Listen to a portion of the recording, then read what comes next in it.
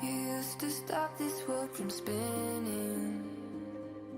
Like Superman, you were the only one to find the strength in all that I was dealing with. This life like kryptonite. And if you keep me close, every minute in this hourglass you hold. Oh, oh, oh, and when I fall too deep, will you be there when I wait to save me? A superhero in your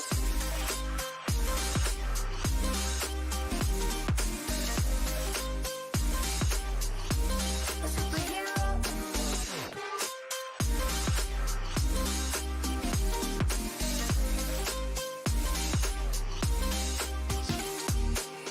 in you called my soul when I was falling. You moved the clouds to stop me from hitting the ground. And every goal there was a meaning. For this love ain't kryptonite. And if you keep me close, every minute in this hourglass you hold. Oh, oh, oh, and when I fall too deep, will you be there when I wait to save me? A superhero in your sleep.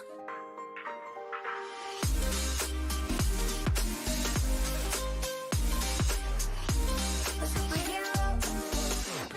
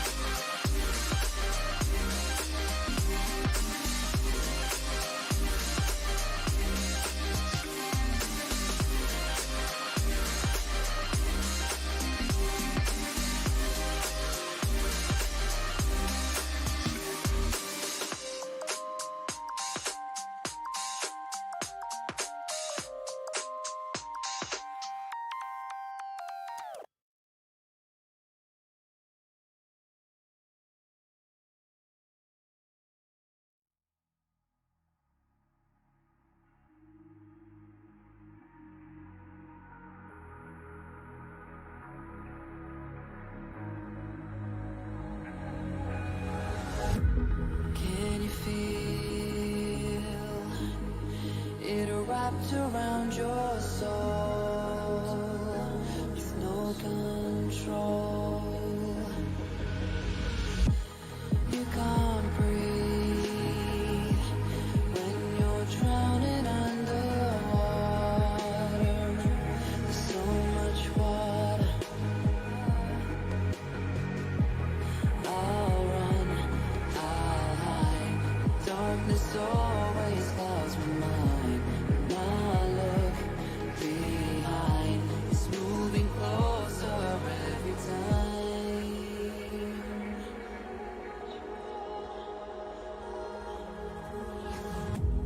I can't pretend that I have a strong defense. Darkness, your friend, get me at the end.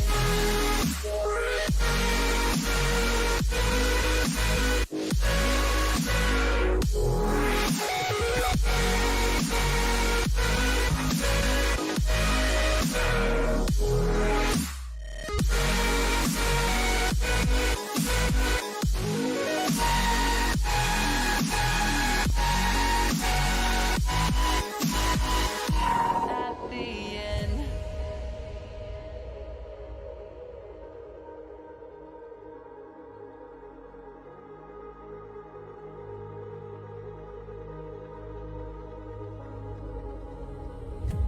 Can you feel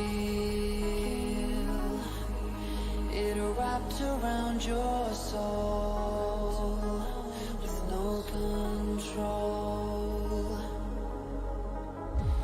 You can't breathe when you're drowning underwater. There's so much water. Ah, I can't pretend that I have a strong defense. Darkness, your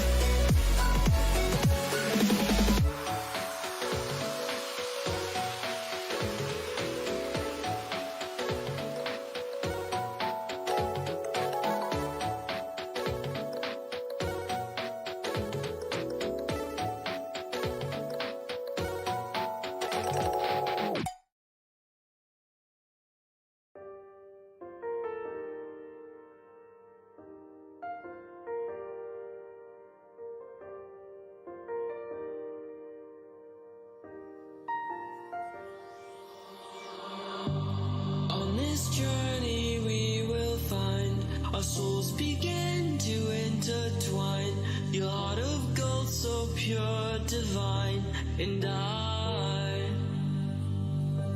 lost myself within the fire, breaking free from my desire. A heart of gold forged to inspire. It's starfire.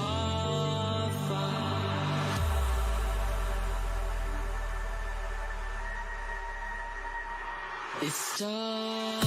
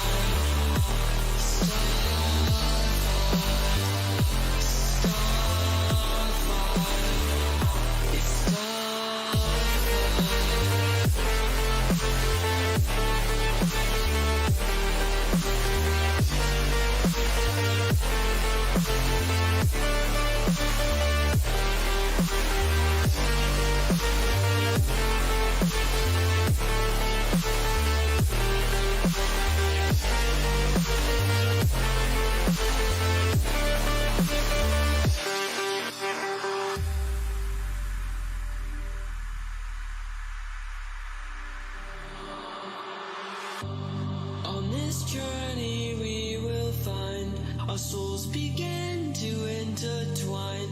Your heart of gold so pure, divine, and I lost myself within the fire, breaking free from my desire. A heart of gold forged to inspire. It's starfire.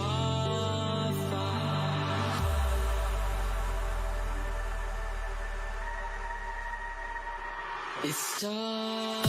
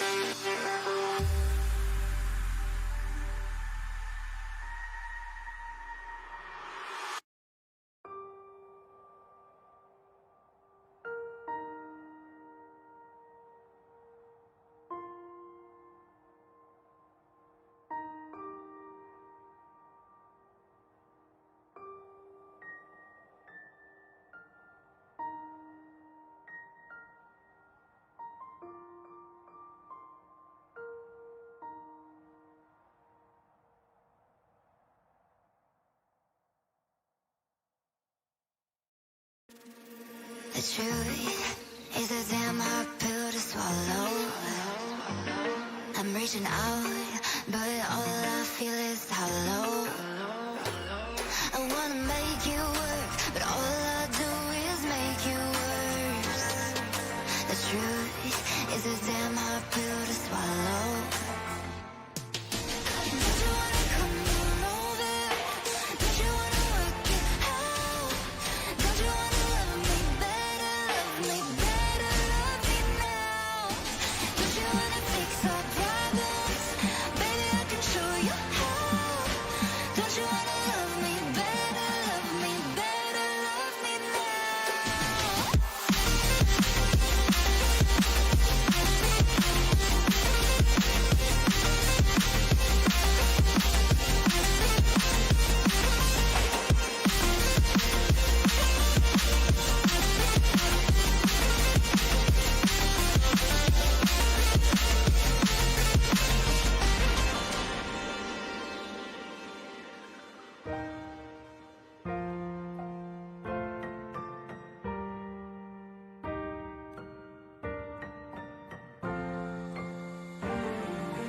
Don't you wanna come on over? Don't you wanna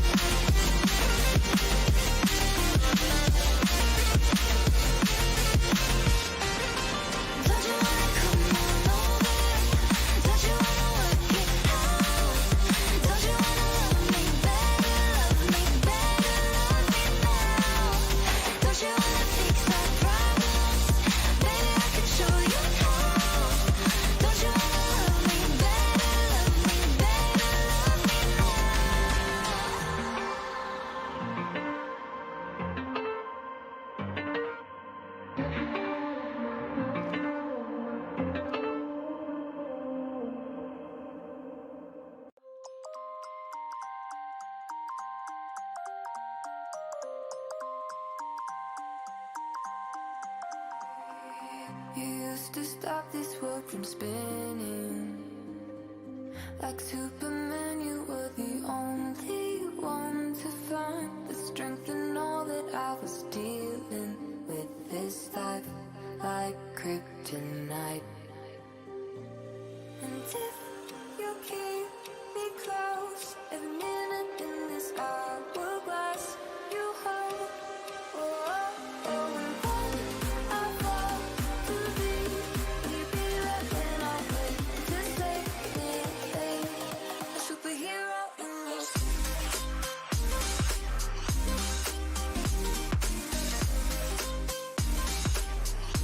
A superhero in your sleep.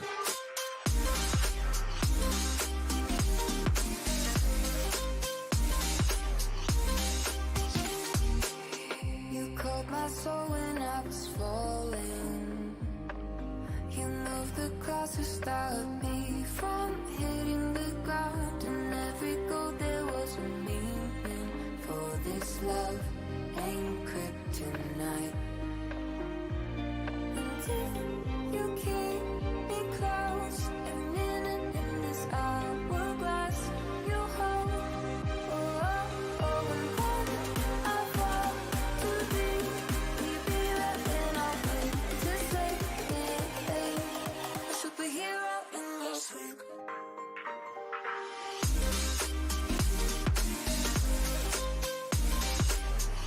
A superhero in your sleep.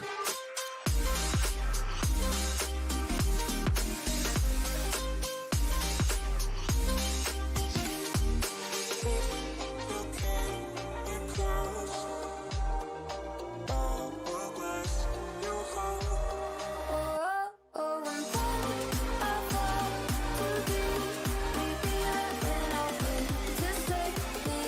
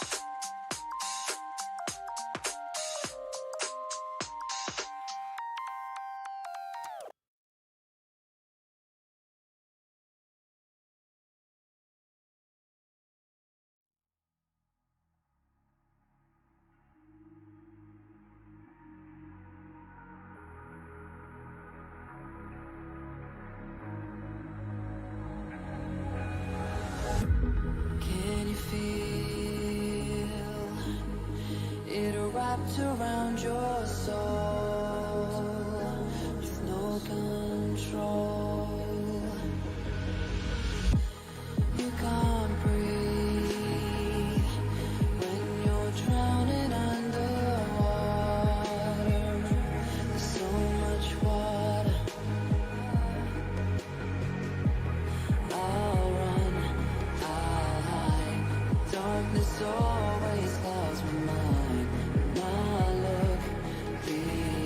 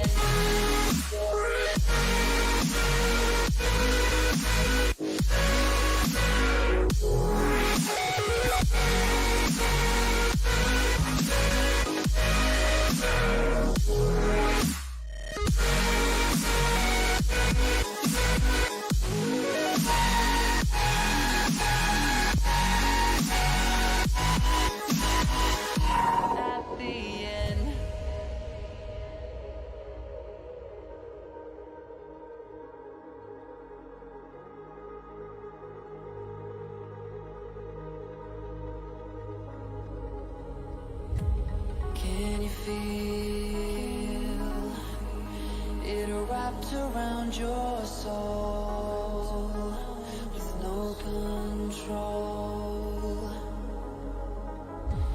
You can't breathe when you're drowning underwater. There's so much water. I can't pretend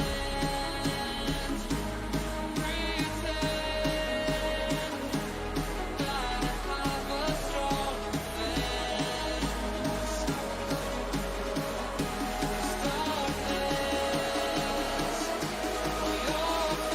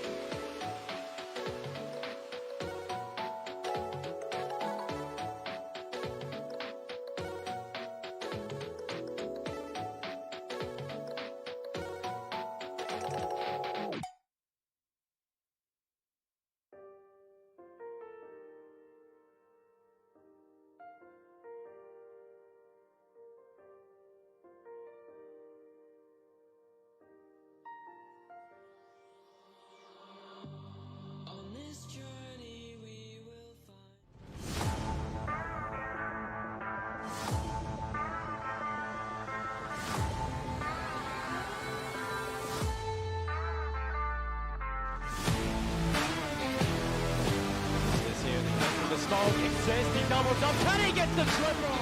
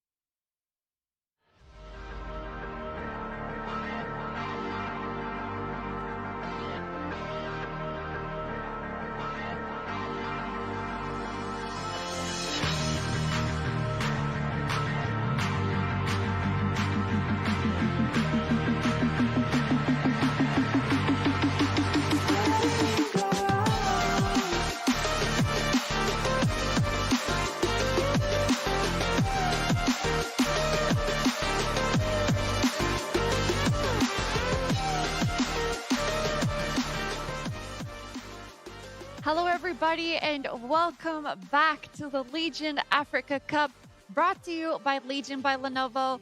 My name is Arshi, and I am the host for this tournament.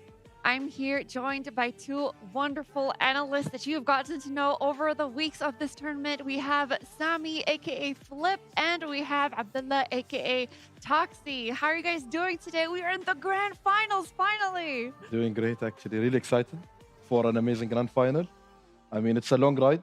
Today, they have to prove they are the best.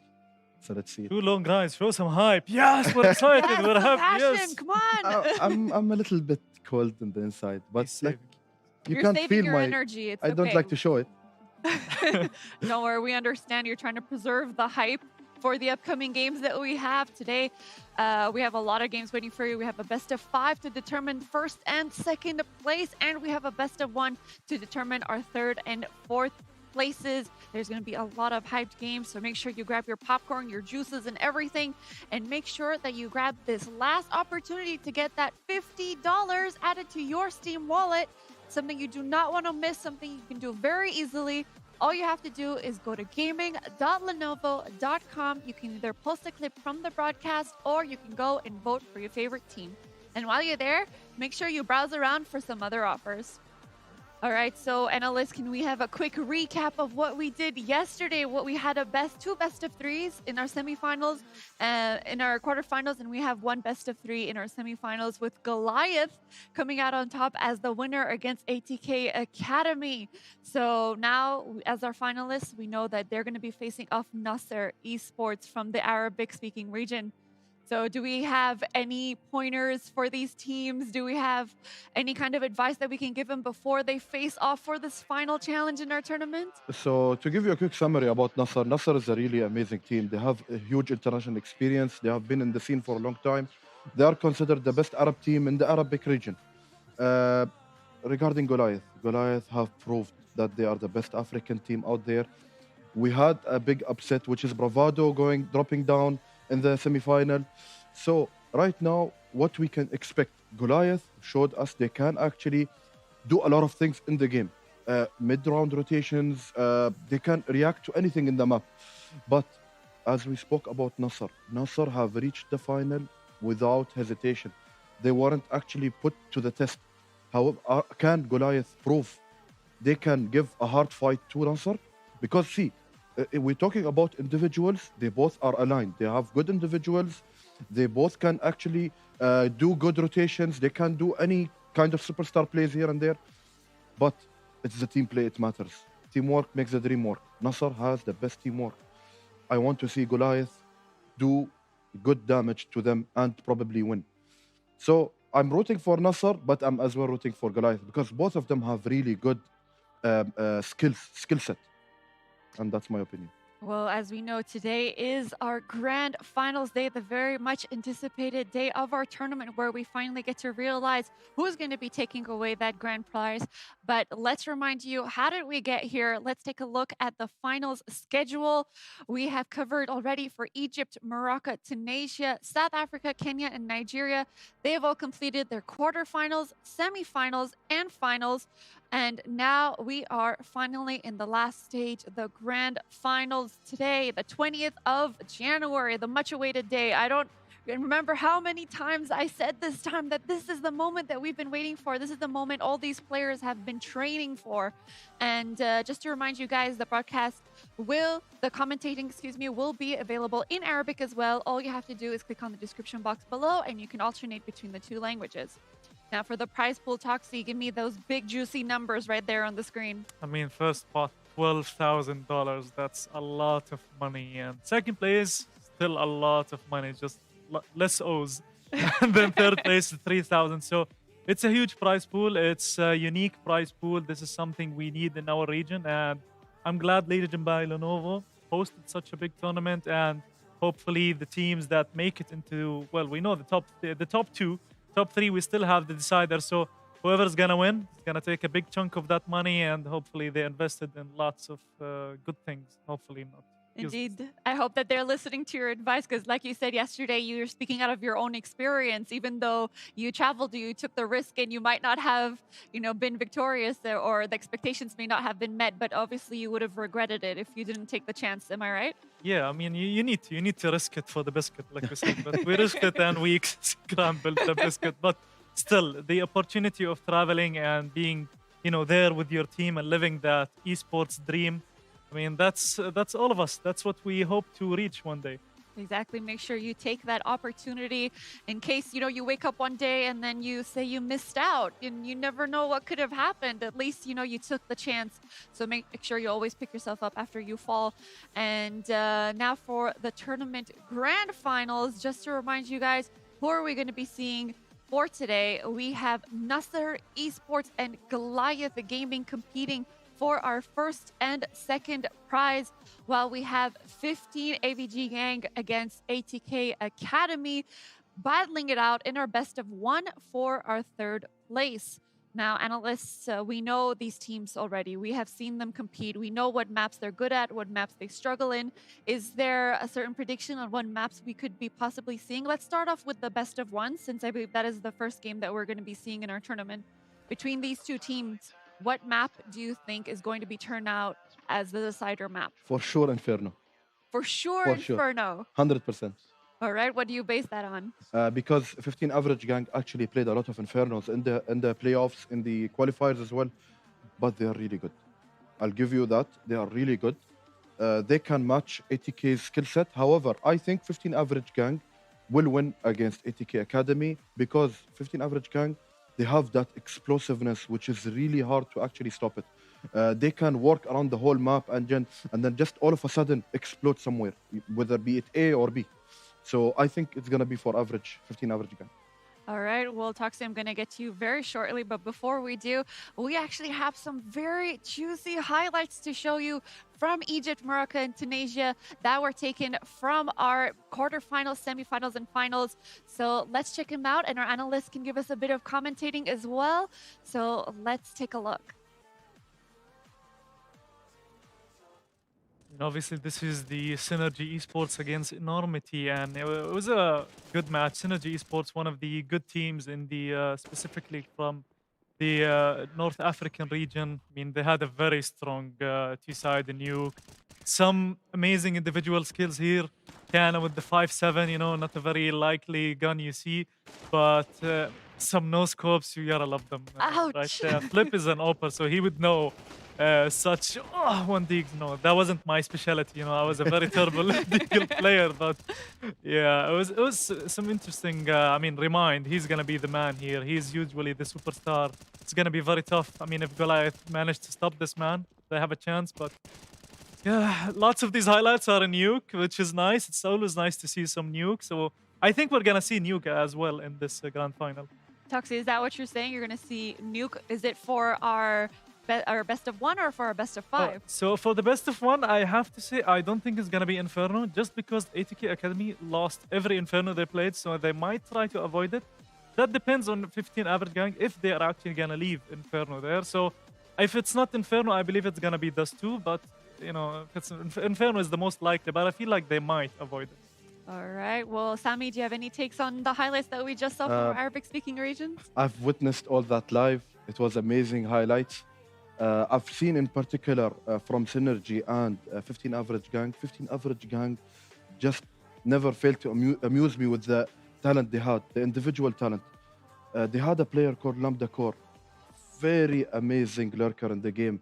It showed how effective a lurker can be in the map, and their op skills were amazing. I mean, 15 Average Gang is not a team to underestimate, especially when you're playing against ATK Academy.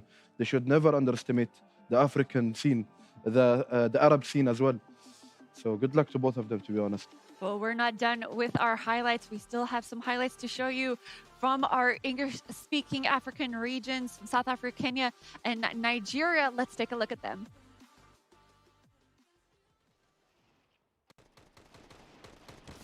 So at this map, I remember it's vibing, Bravado, the upset. Nice action with the 5-7 here. And then in the long with the AK, it was a close map indeed. A big upset. I was predicting Bravado. Yeah, this is the round where actually Bravado made a mistake, if you remember. The 2v1 here. Oh, Sick my clutch God. actually by Oh Custom. my God, very sick clutch. And here Massacre, Goliath versus Wyvern. Yeah, I remember this. The 4-kill Massacre was the catalyst here, if you remember, if I said that. Yeah, I mean, Amazing he kill. played. Clean He's a shot. very strong anchor player in the CT side. That's where he shows out, and it's really nice.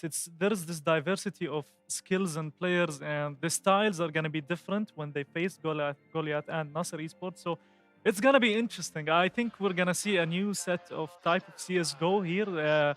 Nasser obviously gonna play their style. Goliath maybe are not very familiar with how Nasser plays, but I mean their demos are out there, so you can actually study them. But I feel like because Goliath played so much in this tournament, they played so many maps, so they've come. I feel like I wouldn't say more prepared, but I would say more revved up. You know, so Nasser had the time. They chilled out. They watched the game. So whoever starts first can get that edge, but it's gonna be tricky. I don't think it's gonna be very one-sided. So hopefully we see a very nice grand final. That's hoping that we see a very, very nice grand final, both in terms of the best of 5 and the best of 1. And speaking of the best of 1, let's check out our teams that we're going to be trying to get that 3rd place prize. We have 15 Average Gang from our Arabic-speaking region and ATK Academy from our English-speaking region. So here we go. Where we love the logos. I'm sure we do. We don't have anything to say based on that. But do we have any predictions based on this? For the maps, you said Inferno. Sami. What about you, Toxie? I said Dust 2. Dust 2.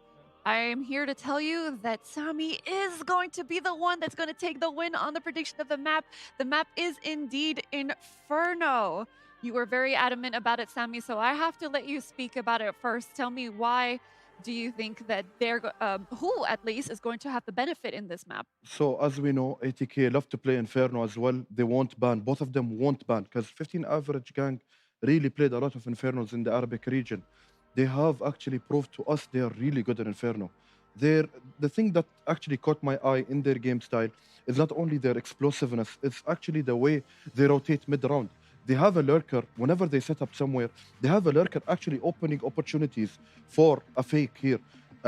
Let's say a fake B, and then they just go A explode when their lurker actually killing 2. So their actually awareness is really high, and it really caught my eye in 15 Average Gang. They have the skill, they have the firepower, they have an oper who actually can do damage and play aggressive. So ATK, we know that they're good, however, they have a bit of lack of creativity in their T-side plans or strategy. Like we saw yesterday, they made a lot of mistakes. They kept going B and dying. And the day before, they had the struggle when to actually go long. They kept going long without any extra utilities. So, can ATK actually stop the explosiveness from 15 Average Gang? It's a big test here for ATK. I would love to see a really tough matchup, like an overtime here. But I believe 15 average gang, they still are really good in Inferno. ATK is gonna have a tough time actually facing them in the third and fourth place. Well, do we have a prediction on how close we're going to be having this game? Are you hoping for overtime or are you predicting overtime? I'm hoping to see an overtime because those games are the best to see. A lot of action, a lot of intensity here. But my prediction is gonna be around 16-8, 16-9. All My right. prediction. All right, Toxie, I'm going to hand it over to you. What do you feel about this map and also include your prediction? I mean, it's Inferno, ATK Academy. We always know that they play Inferno. They always struggle in it, and they are late to do a comeback. So I feel like we might see a similar scenario here, but I feel like this time they will overcome this always the comeback and then losing and then. So I feel like this time ATK, they played so many times Inferno. I mean, by now they should memorize, like they should be dreaming of Inferno. So I'm gonna go with ATK Academy, and I believed in them before and they won, so I believe in you guys again, so make me proud. I do appreciate the loyalty coming out from Toxie for ATK Academy, and I'm sure they appreciate it as well. Do you think that these two teams have been studying each other's matches? Do you think that's an essential thing to do in this point of the tournament? It's really important here for actually 15 average gang and ATK to study each other because they are from different regions here. They have different play style. As we said, the Arab play style have more explosiveness. They have the individual heat in them. About the African scene, they actually more like to play in a tactical way, more strategically. So it's gonna be more of a study, mental warfare here. Yeah. So they should actually be watching the demo. Toxie, do you agree with him? I think 15 average gang had a lot of like Nasser, they were chilling. They had all of the time to watch the the American what the English The English-speaking region. yeah. So, sorry, American. So yeah, so I feel like they had the time to study him, and ATK, like I said, they played Inferno so many times. So by now, 15 average gang should know that this is how they play Inferno, and ATK Academy should use that as an advantage, surprise them. You guys know how we play it. This time we're gonna change it up, switch it up completely, flip it. See what I did there? So hopefully ATK does that. If they keep playing the same way they usually played, I don't think they're gonna win. I do appreciate the fact that you mentioned that it has been a while indeed for our Arabic-speaking region since they finished approximately 2 weeks before Yeah. the English-speaking region did. So you're seeing that as a positive because that gives them more time to do research and to study their opponents. However, isn't it better to be having that experience early on and not to have too much gap between their last professional their professional game compared to the Arabic-speaking region? I mean, you have a point there, but I feel like 15 average gang, they could have played more and more, participated in maybe some mini tournaments until their game. But it's always better when you. It's tough because when you keep playing a lot and you're fixing your mistakes, that's a good point. But ATK kept doing the same mistakes. They haven't improved from, let's say, from quarter to semi to final. They had the same style in Inferno, and that's the problem. Because you should be studying your own mistakes, fixing them, and then improving. So ATK, I feel like, they had their chances. Now it's the final chance. It's $3,000. They need to switch it up. They need to bring out the new strats.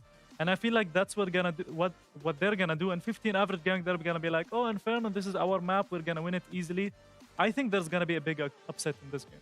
All right, well, let's talk a bit specifically about Inferno. If you were to win the knife round, which side would you be choosing and why? CT, obviously. It's the dominant part here, it's the dominant side. It's a CT map, as we all know. However, it's not gonna matter 15 average gang because they are both actually good in CT and T. The specialty is T, actually. They're really good in actually reading the opponent. They're really good in that department. They can exploit weaknesses within just a round or two.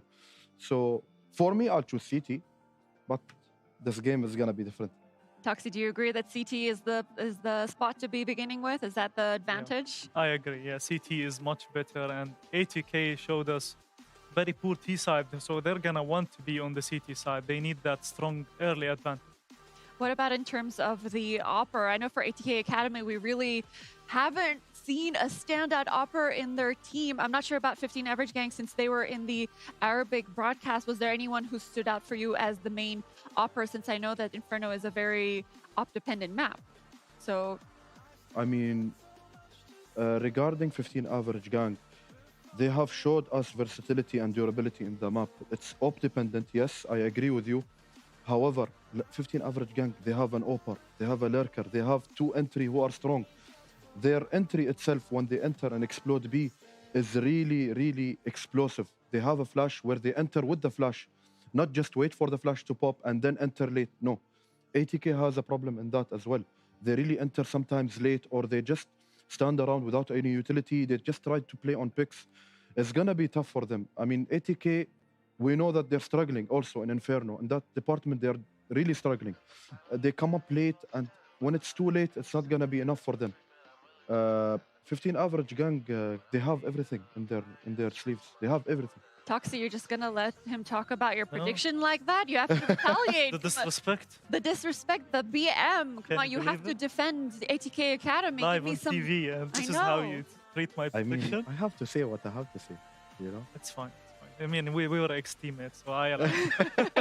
But yeah, I mean, he has a point. I mean, 15 average gun, they play Inferno really well. And it's up to ATK Academy. I feel like this is their game. This is the point where you guys need to step it up. You played so many times Inferno. You obviously know your mistakes. You have to work out them. And if you didn't fix them, ATK Academy, I mean, you're struggling. You need some big changes in the team, because this is do or die. This is it. You know, this is $3,000. It's either $3,000 or it's nothing. So all this time, all these days and tournaments and all these practices, and so it all goes down to this. And you'd hate it, you know, if you lose also in Inferno and you haven't improved. So I feel like ATK, I mean, 15 average gun, they're chilled out. They have the edge, I feel like, here. So ATK Academy, I still believe they're going to do an upset, and you're going to see. But to add a quick note to what Tok said, actually, there is a thing about ATK. They're really experienced. They have a good lineup here. They have Blaze, who's really the Oper, but he's really experienced. Now, it's actually a surprise to me is when you have such a good lineup, they tend to actually start slow on the map. So I hope they don't start slow, and I hope they actually focus from the first round. All right, well, you heard it here from our analyst desk. No pressure whatsoever on ATK Academy or 15 average gang. You heard it here.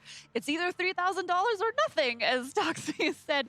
So make sure that these teams bring their all, and the game is indeed ready. Just to remind you guys, the commentating will be available both in English and in Arabic. So for English, you can watch Goals in a Lighter, and for Arabic, you have to just click the link in the description below with Legend and Moro. Good luck to you guys. Hello, it is us with the Legion African Cup Grand Final goals. But before that, we got the third, fourth playoff. And goals, any predictions for now? I mean, I got to go for my local team. I got to go for the South African boys, ATK Academy, of course. I think they're going to bring it home. It is $3,000 or nothing, Tools, and this is the final chance to get our predictions in. So you got to make sure they're accurate here. This is the last game win. So I'm going to go for ATK 16-12.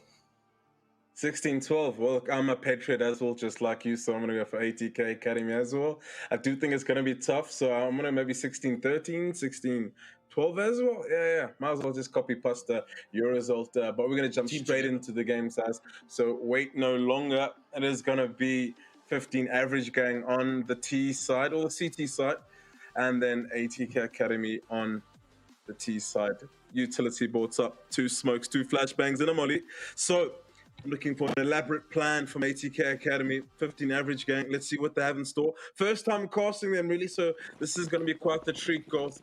ATK barreling up Banana with the haste. They got the utility needed. There's only one member here, so he's going to need to stand strong, maybe control backstage, maybe get a few pot shots through the smoke. Nothing as yet. Bam exercising some discipline, not crossing that smoke too early. And all right, so they've set the scenery for us. 2 players barreling up Banana from the side of 15 average gang.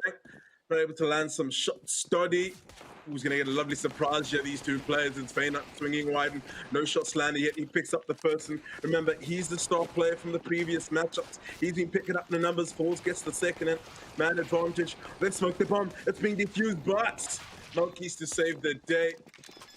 Lambo Decor, he's getting on the bomb. He's got the kit. Oh, no, not like this. Not like this. Oh, they get the balls, gets the cash dollar to Golzy. What a robust pistol.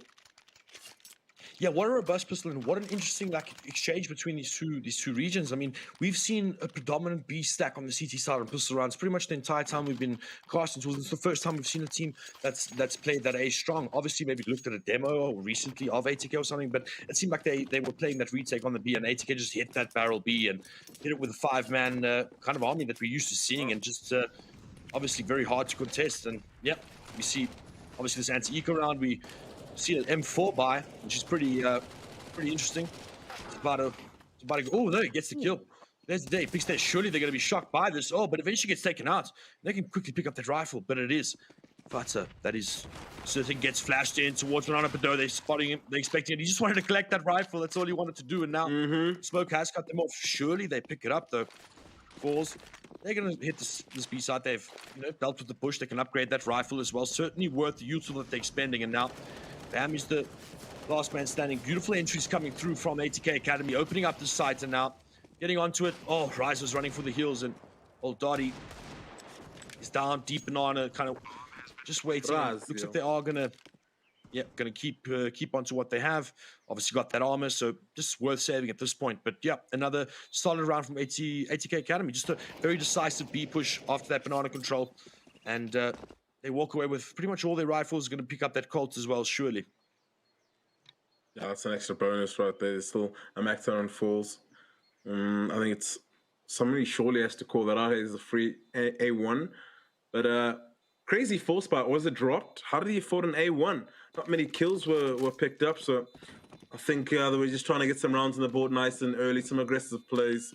Just to match the aggression of ATK, we saw pistol round back-to-back B hits. And nothing towards the end. That's the second round for ATK Academy. They retain 4 players alive, so the economy looking in good standing for now. Balance sheets are looking good. Not for the side of 15 average gang. Certainly going to be saving here, Toolsy. Got a couple of Eagles. Obviously got that nade and that smoke that they can use.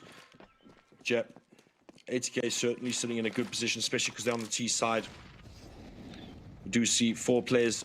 Well, no, excuse me, 3 players are moving towards the second mid area. Seems quite, again, convinced of the strategy that they have here. Barreling up middle here.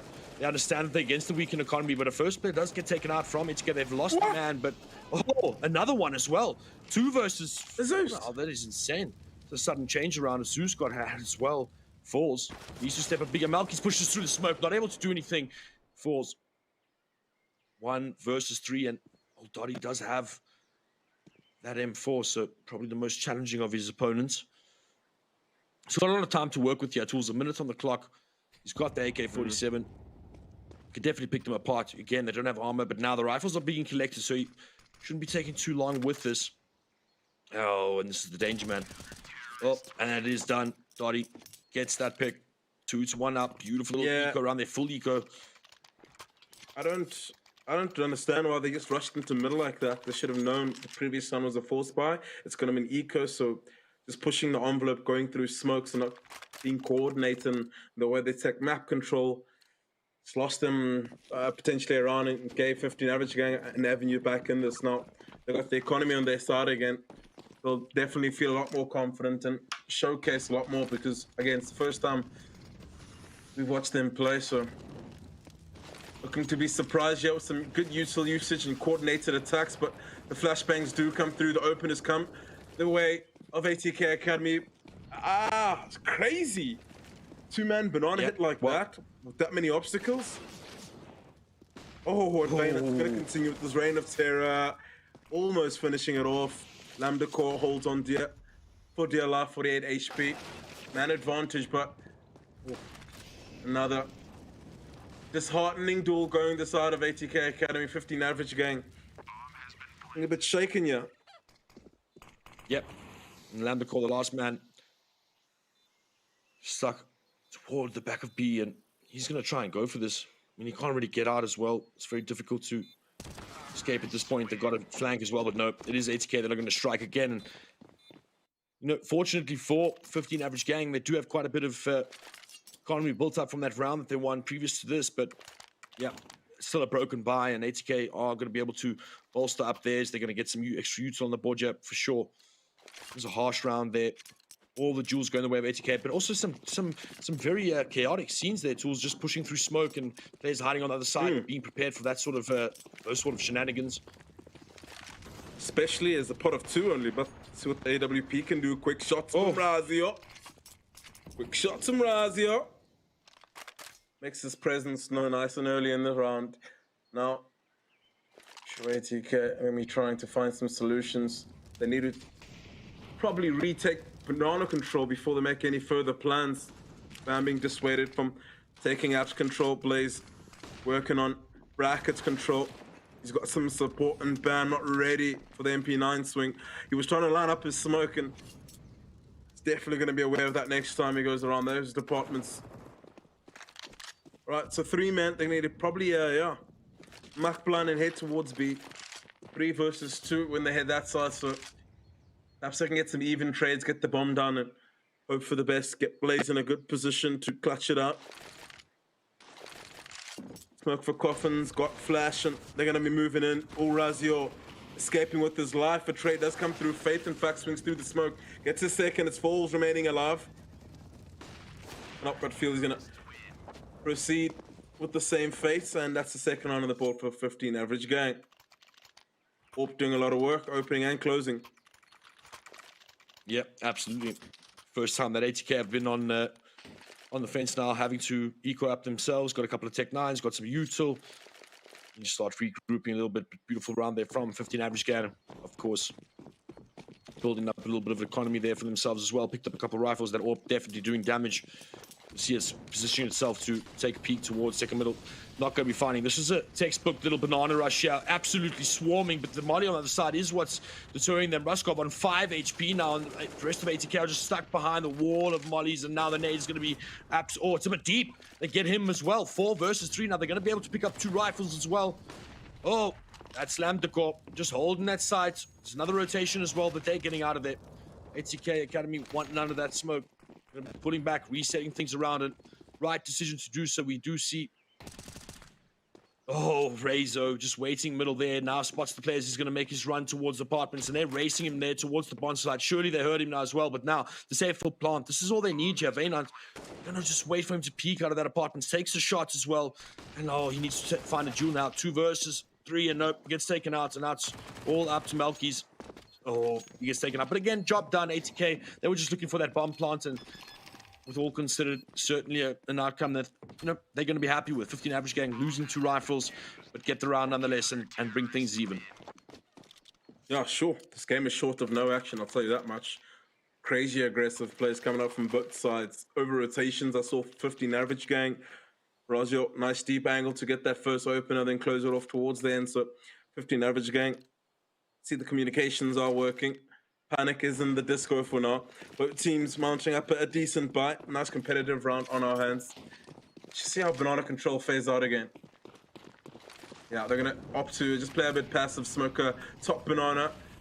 Both teams have to respect that each other's smoke. So Mexican standoff for now, but no Faith. Is he choosing to go through it? Oh, Nade's going to do a bit of punishment, and he's going to return with the Caliver zone on Vaynant. Vaynant was trying to get out of there. Yeah, I think he looks like a quad out. It sucks. Yeah, and I mean, I think he saw the trajectory of that nade and ultimately just, spammed right off the back of it. But early round advantage to 15 average gang. And now ATK to reset to look at what their options are. They are going to retake this banana area. Kind of a good call. Oh, he gets spotted, but he gets taken out as well. That's a beautiful spot. Surely they understand that the posture is that player was spotting for information. Killing him so quickly allows them to get into the side for absolutely free. Ruskov spamming through the smoke desperately, but not going to catch any players on the other side. This gives them time to get inside, plant the bomb, and the retake will commence. No players coming from bananas. Well, going to make this attack, this retake rather, a little bit one-dimensional. But they still have quite a bit of util to work with. Can certainly push out the players. Oh, that molly is going to become... It's spread. It's going to spread. To push through it. Surely. Spot him. Oh, he gets the success as well. Now that the retake begins, he's going to get... Oh, he gets taken out now. All 3 players moving through the CT side. Molly goes down and Riser deals with that threat. Now they need to clear banana. What? Beautiful little shot through the smoke. That is insane. Bam. The last man remaining. He's going to spam. He runs for cover. Beautiful from him. Bomb gets defused as well. He knows that he's off the bomb. There's no time left. Bam. Going to clutch it out. Spots him going through CT. The round is won. ATK Academy Bring it through. The rifle gets taken care of as well. Full reset economically for 15 average gang. That's got to hurt. 8 Academy, huge round to win. Huge. At the end of the day, everybody dies, but fantastic run from ATK, pulling a rabbit out its hat. They had that man advantage, and sure, that top banana opener there to give them access. And you mentioned it, the body posture just meant he was solo towards Blaze immediately. Good reaction, and eventually, yeah, man advantage worked out towards the end. Bam. Fantastic clutch to keep the minute, man. And round advantage. All right. Once again, Raz, you're back on that AVP. I like 15 average gang, though, how aggressive in terms of the rotation they are. Because ATK Academy, they really do commit when they have the numbers, right? So making the good judgment there, but the roast and post for Malkies. That sucks. These guys are way too aggressive at B. I'm actually just noticing with 2 players only. It's Lambda always rotates. He gets 2. Lambda. Oh man, we're just trying to set up Usil. That's Falls to push in and complete the food of Malkies. The bomb should go down, and here we go. Blaze is going to set himself up for an aggressive post plant, but let's see if Doddy has that game sense going. Oh, and a deeper smoke comes through. I like the 2-prong retake approach. Razio coming through banana. Dario having to respect the smoke. There's a flash if Dario wants to set his teammate up, and there we go. The flash does come through. Razio swings and falls and co team up, and I'm not too sure they haven't noticed Razio just yet. He's gonna go for the full stick. He's got a kit on him. Falls, it's on you. Whew. By the grace of God, he completes that kill. 5 rounds on the board. Yeah, ATK just weren't aware of where the final player was, but as soon as he taps that bomb, you know, it's obviously made well away. He could have potentially taken those both jewels. They weren't sure where he was coming from, but ATK put it on the board. 5-3 now, and that's going to force 15 average gang onto very, very budget-friendly save here. Not really investing much at all. Earlier we saw them with a couple pieces of util, but now it's all up to ATK now to convert this and extend their lead. 5 rounds already on the T side. They're certainly going to be happy with this as a start. Yeah, I mean, the 6th is on the horizon. As your aggressive stance and Blaze falling down, but to his grace, to be honest. I think if he landed on there, would have been maybe a double dink. You never know with that piece of 50. Bam. Right around Dotty. Does he get Zeused again now? Yo. You could just see that all day has been pre-aimed because back-to-back Zeuses, that's not good on the CV goals. Yeah, certainly. Especially when you point it like that, Tools. Jack, at the end of the day. Whoa, gets caught out with a little net in his hand, but other picks are happening towards that middle side, and now Razor gonna need to go big for his team here for 15 average gang. Jumps smoothly, gets caught out there. Blaze holding that angle. A little bit surprised, but gets the job done. Now it's all up to the Ruskov. Got the Deagle in hand, but his Falls and Blaze needs to deal with. Oh, a kill towards that. I think the B side of the map now. Ruskov, this reaggression might pay dividends. I don't think they're going to expect he's going to spot him. Oh, up to Will takes the shot. No, now they have to deal with him. Kills one, hides behind the wall, gets tagged with the Deagle, but now it's all up to Lambda Core. We saw superb rifle control from him earlier. Let's see if he can do that again here. 1 versus 2. Not too sure. Yeah, he's got some armor on him, so there's a bit of hope. Some time. The bomb just went down. But there's a crossfire. Really good one at that fall. Seems to be the player who needs to finish it off, and no head armor. AIDS Falls with the headshot with the Mackie, even upgrade. That's the 6th round on the board. Remember, this is the T side, so they should be happy about this. It's 15 average gang who should be sweating bullets. Right. MP9. If only had one proper buy round with complete utility and proper riflery, 15 average gang, and it's due to how much damage they're doing in the gun rounds. As you can see, they're chasing the economy. 80k pretty much have no money. Each round is for pretty much equals to 2 at this point. Yep. Things have slowed down now. We had some chaotic buy rounds where very early on in the round the outcome was pretty much determined, but now a defensive posture from the players in B. I think that's the biggest or the most notable difference. Still a little bit of mid control being held by 15 average gang. Haven't been pushed back just yet. ATK only establishing control towards that banana area now. Mollies are preventing them from moving any further, but they are going to be pulled back. They are going to look to hit this middle. They already have players up. Lambdacor holding things on, but gets traded instantly.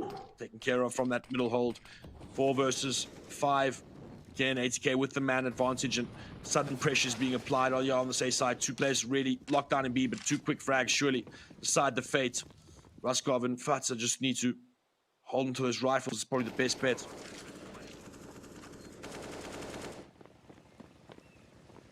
ATK showing some real class here. Remaining 5 players alive, good slow methodical default, apt control, mid control. A bit of pressure towards Banana, force them to respect it. And it's due to the conditioning. I think the last couple of Banana fights have gone the way of ATK. So you can understand the passive stance they have currently in the B side. Looking to take those weapons into the next round. It won't be as competitive as I'd like, but it's something. Yeah, well, I mean, there's not much to do at this point. I mean, you lose all your opening duels. You really have a hard time retaking that side. You've got to think about the rounds to come, right? Like, you already had a 7, ATK on 7 rounds on the T side. You need to start building up some rounds of your own. And just give yourself something to work for on that T side when you change over. But now, you do see that timeout come out. And again, just speaks to the importance of the rounds to come. This is where they need to get a couple of rounds together so that they can actually, get back on their feet and make this competitive. But right now, it's 7 rounds already. ATK are really looking good here. Stellar performance from them in this first half of Inferno. 100%. And you look at the T side of 15 average, you're going, there's no information to work with. So ATK, they're pleased about this. They don't know if it's probably the strongest CT side in the world or the worst.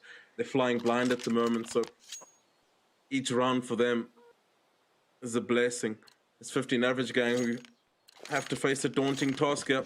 They continue to reinvest in such rounds with little to no money. They don't give themselves a proper opportunity in the gun rounds to have the AWPs and all the utility. It's always a scrap battle that they have to force. And easiest way is to force one in Banana. Racy, it's Ruskov playing by sandbags, just anticipating a fast rush. And ATK have opted to lean the attack and land with the core. Beautiful headshot. Bam. Not doing his due diligence there with some util usage. Smelkies and Co to establish Banana control. They have that working for them. Much util is left on the B players. All right, they got a full bolt on Faith and nade and a flash on Riskov. So they save for the next, I think, 50 seconds. The util gets used, and does he smoke off the choke point? I thought he was going to set it up as per usual. Riskov, good, decent grenade, and was finding his prey, and eventually opens up with Vayne and isolated at that. And Melky's, well, felt he could have peeked him. Oh, too many options. He does. Finds one at least. Yeah, Man advantage still on the side of 15 gang. Yeah, now the bodies come through, and now, Fatsa pushes through. She's going to get dealt with as well. Lambdacor popping in as well. Another frag. Surely he knows this towards. The apps falls. The last man standing. As you said, tools. Too many options to look at. Couldn't actually trade effectively at all. And ultimately, 15 average gang. Again, on another round, they had no business in winning. They pulled it through. And this is going to definitely supplement their economy here. They're going to fully purchase, and it's a bit of a weekend buy from ATK. So that was a very, very important round, and a real big potential for 15 average gang to pull this back. Winning the half is still on the table, tools. 100%. ATK investing a little bits and pieces here, enough to put together an attack, whether say all the B side. 15 average gang have established firm control of Banana. Pretty much rotate towards the A side and bulk that defense up a little. Story pushing up middle with an AVP. Razio, meaty grenade onto Bam and Co naps. They're looking to do a bulk boost. Razio's in a perfect position to mow them all down if need be. Oh, but I think he's fallen off apps and he's moving towards, but that's the flash. It might even catch him. His teammates inside, they're up the choke point. Oh, it's become mayhem right now. Razio needs to land some shots. He's been dinked and run down. It's just too many man for him, overwhelmed at numbers. The bulk burst once again prevails for ATK Academy. We've seen it in the past, and very simple and potent setup. And bam, you absolute animal. Audacious plays works out for him. Ruskov, that's going to send Ruskov. Save the AWP and run for the hills. That's wild. Yeah, absolutely huge. side take there from 80k, and that's going to just again further put pressure onto the economy of 15 average gang. I mean, 80k win the half as Ruskov chooses to save this AWP. Fair enough. Take him to the next round. It's been impactful so far, so it's important they conserve that weapon.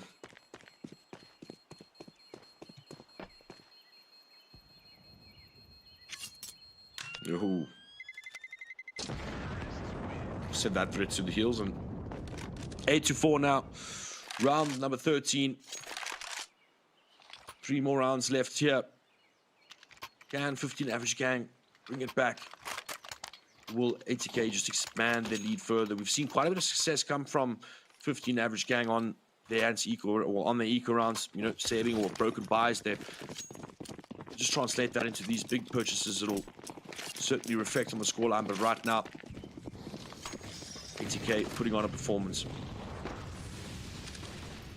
Let's go for like the boost. He finds the opener. Nice innovation works out. Love to see it. Love to see it. This is a good start for them. They can try to get 7 rounds out of this. It doesn't look like a bad off after all. Once again, they're setting up for a mini bulk burst. Bam. Looks to open up. Molly for the pit, and the flashes do pop out. First to entry. Sizzling alive as a player in pit, and that's crazy. You open yourself up to a bulk burst back to back, bros. I don't know. Yeah, I mean, just one player there, and also, like, you got to assume he's in the pit, right? Like, bam, beautiful little sequence, throws the molly and just completely strafes out. That's the only angle that can, like, jeopardize that. And while the rest of the team peeks after him and ultimately gets that frag, and you really put yourself in a tough position here by 15 average gang, because, like, someone like Melky's can just come and flank you, and now Fights are looking to trade that out. 3 versus 3 now. They can still take this. Now he's peeking towards that ditch area, but 80k can just tuck in. They're tucking into the sights, and again, they are desperate. They need to keep these rifles for the next round. Nope. Dottie goes down. Bayonon takes care of that. The 2 players with the rifles are able to save them, and 80k are looking to put a 9th on the board here. Perhaps double digits before the first half's end, and certainly going to be happy with that on Inferno. That's for sure. That's for sure. I could pretty much sit back and relax and enjoy the ride from your 9 rounds on the T half. It should be ecstatic. And most of the rounds have looked like, 80k are dominating. Nothing's proved otherwise. All the 4 rounds on the board you see in 15 average gang have pretty much been scrappy. Yep. Really thriving in chaos. That's what they need to cause if that's the case. 100% tools, and it seems like right now they are taking an aggressive posture again towards that banana area. But they're taking the brunt of the usual damage here. Vaynon gets spot flashed through the smoke and really abuses that entry and spamming, expecting another player to beat it. Ruskov holding the angle and eventually going to get dividends. Takes one back for his team. 3 versus 4 now, and that's going to push the rest of the 80k team to hit or to poke and prod towards the side. Bam again with this critical apps position. Not necessarily going to find Riser in the same spot though. He's playing on this bulk. This will be a slightly different position than normal, but no, Bam's got the better of him. But he is there for the trade. Is Dotto gets 2 for his troubles as well, but it is Melky's that opens things up. Gets that bomb down, and now it's all up to Ruskov with that AWP to clutch on this A side. And from what we've seen so far, 80k Academy have been pretty tight or pretty certain on these these post-plant positions, and haven't really given away, made many mistakes once they get into this position. Melky's and Falls. Perfect little crossfire. Falls just ready to peek on Melky's contact, and this is how you play a textbook, and it looks like a 10th to me. For 80k, Ruskov going to have no option but to take that AWP into the next round and hopefully have some more impact with it. Yeah, brilliant. Put together quite nicely and bone a ribbon towards the end. 10 rounds on the board. Best of 1, so oof. I don't know what the psychology is around the 15 average gang. Anxiety must be at an all-time high. This is a must-win round, I'd say.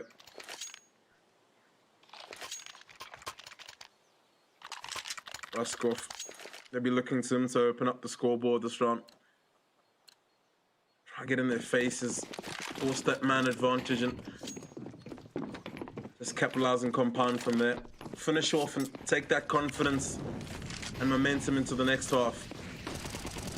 This is the aggression we're looking for. Lambert, assisted by the flash, picks up 2. And immediately the right arm of the attack has been taken out, so it's going to force them to really put some aggression towards B. Maybe even smoke off this molly. The more time that they take, the faster the rotations coming in. What? Ruskov in the middle of no man's land? It's Faith with an MP9, so he needs to go big. There are no flashes yet, and he's waiting for the flash, I think, or they want to just opt and pick up the boost, but falls wiser to it. 3 versus 3, they've changed it immediately. In fact, man advantage. Lambro brings it back 2 versus 2. The utility's there. 15 gate need to put it together. Mulkeys. Good post plant outside looking at their positions, but the utility is going to be quite widening and giving some space to Lamb Decor. The flash gets him, in fact, and forces a low HP. He goes down. In fact, it's Mulkeys falls. Playing by family, they know where he is. They needs to put on his dancing shoes and find these one-on-one engagements. 1 versus 1, and he closes it out, and that's 11 rounds on the board. 21 kills, top of the server, top of the world. Yeah, 3 KD. $3,000. 3 KD, $3,000. All he sees is money goals. That's blinded. 100%. 100%. But ultimately, ATK Academy pulling 11 rounds there. That's a really solid performance on the T side. They've got to be happy with that. They've certainly had strong CT sides in pretty much all their maps, so they're certainly going to feel confident. 15 average gang needs to pull something out here on the pistol round. Let's see what they decide to go with. It doesn't look like they're posturing towards that B site. Going to start instantly by taking possession, but ATK in response got that peak and are looking to take some sort of jewels here towards the banana area. Eventually get flashed off and pushed back, but there aren't any numbers ready to challenge them. All the util being used already by the side of 15 average gang. Oh, first clock. Oh! Early fadeaway shot there. 3 versus 3 now. 15 average gang are forced to rethink.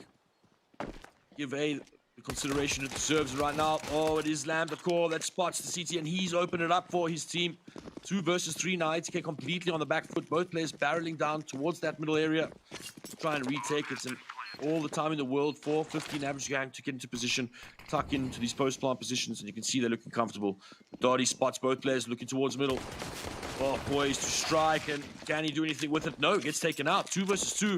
This is very doable for ATK Academy. They are moving in. Now, 1 player pit.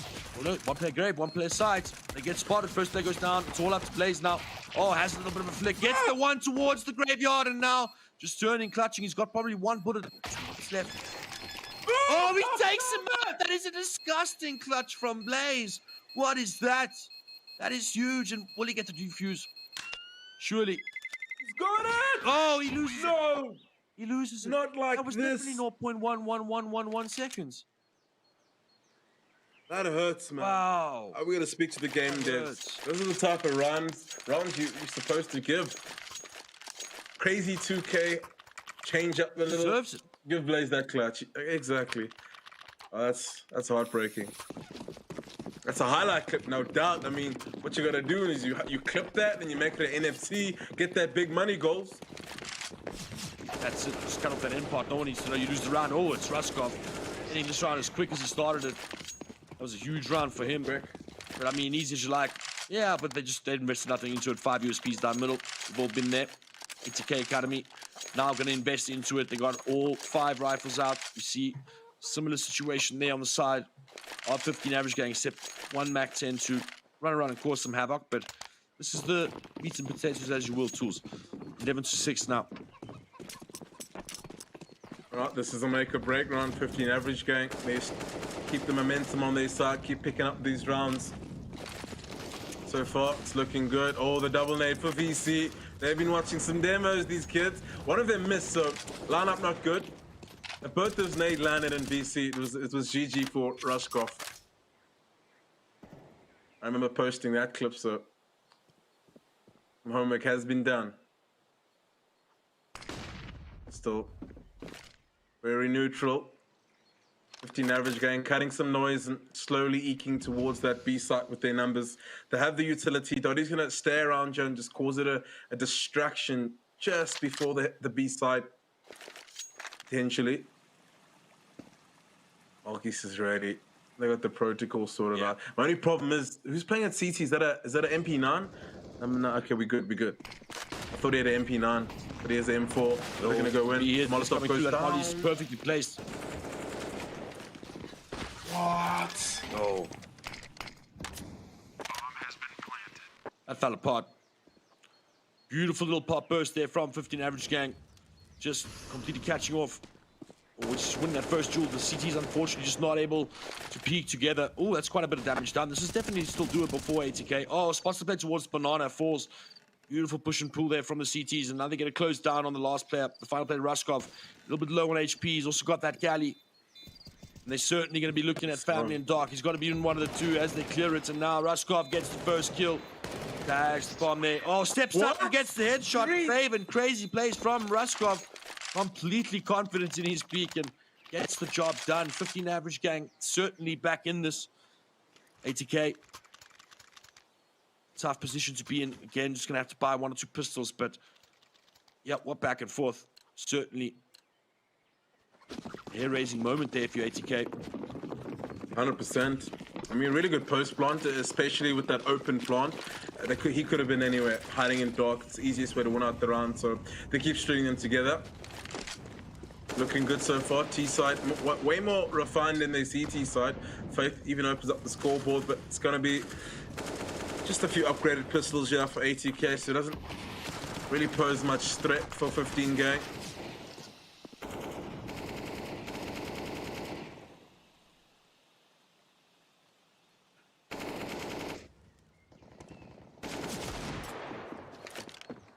Oh! Lays with the frag. Brings things back a little bit. 4 versus 3 now. But they do look like they want to collect towards Banana. Is 15 average gang. Gonna start peeking, poking, prodding. 2 CTs await on the other side. Oh, Dodie deals with the threat towards A. Now can go get some real estate. They don't have to. Oh, Ruskov. Man's on point. Certainly starting to heat up here. 8 to 11 now. All right. Much more competitive than we expected. T-side, like I said, could be good, could be bad. It's showing us they got some prospects that's looking bright so far. Some light at the end of the tunnel for 15 average gang. Ruskov, no AWP. Wasn't too bad on the CT side with it. I'd like to see a bit more on the T side. Falls. Wielding the CT orb. He's going to jump off Absent. It's a really good way to open up around with the CT side. Long, easy angle. Small choke point Blaze. A bit of pressure lay down on him. Force does indeed open it up, and that's going to prompt them to move towards lane. And it's just 2 versus 4 moving in towards this A site, and the utility is just slowing 15 average gang down, but they're going to move forward, open up Fate, and that Blaze left alone in the site. And Malkis comes in with aid. It's not enough. Blaze goes down, and bam, remaining alive. 2 versus 1. Yeah, bam, with all the work to do, he has spots to play towards Pitts, and that's all he needs. Now he can just smoke it off and take this fight. He's just running wide peak. Does he spot him? Incorrect! The crouch pawn adjust, reverse from Bam. Gets the job done. Beautiful little clutch from him. Perhaps a little too complacent with 15 average gang, just getting into their post-plant positions, not expecting the CT to be that close, but bam, again. You know, 11 kills on the board there, not necessarily positive, but he's really come up with some impact rounds tools. 100%. Did he jump throw the flash, the smoke as the flash? Could that have worked? So, God damn, Bam. Bam, bam. That's what it is. Production's also having a jewel there, though. I got it. Goes, I got the mosquito. Harassing me the whole evening. yeah, that's the one. Well played. Yeah. Certainly would have bothered you the entire evening, so got to get rid of those guys. Back into the game here. Ooh, 1 kill apiece. Oh, another frag goes away.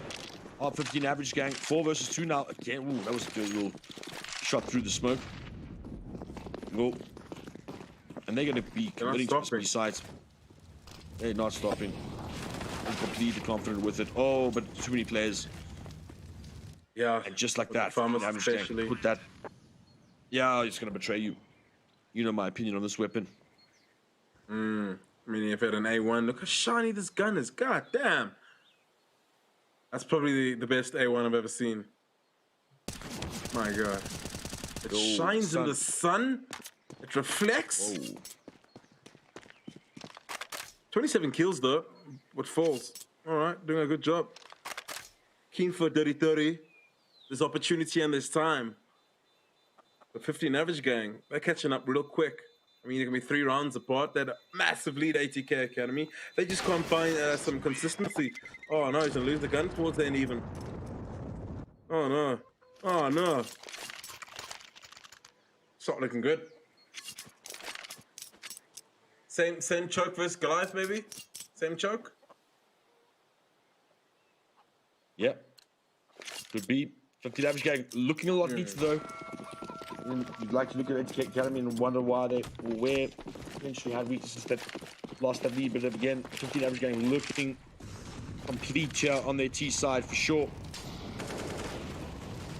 It's a lot of util. It's a lot of util. It's a lot of bodies and a lot of bullets too. Man, that's gonna be a free A side. They're gonna go through it. Oh, free kills for Roscoff. Nope, he only gets 1. Okay, there's an AK in our hands. It's looking competitive. If they can just make things a bit more scruffy and pick up 1 kill here or there, get a trade somewhere, land a core, trying to stop the bleedies and a back off and mollies and smokes to try to give them some cover.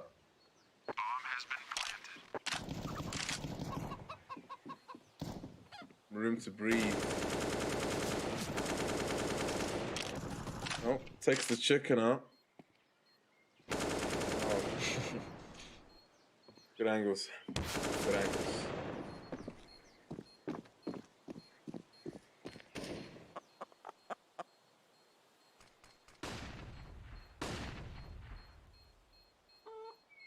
I mean, Bam surely saves this into the next round. That'll be nice. Yeah. Especially for Malkis. He's low. In fact, most of them are low. Bam can get an AWP for drop an LBP as well. Yeah. See, everyone's got cash. They flush.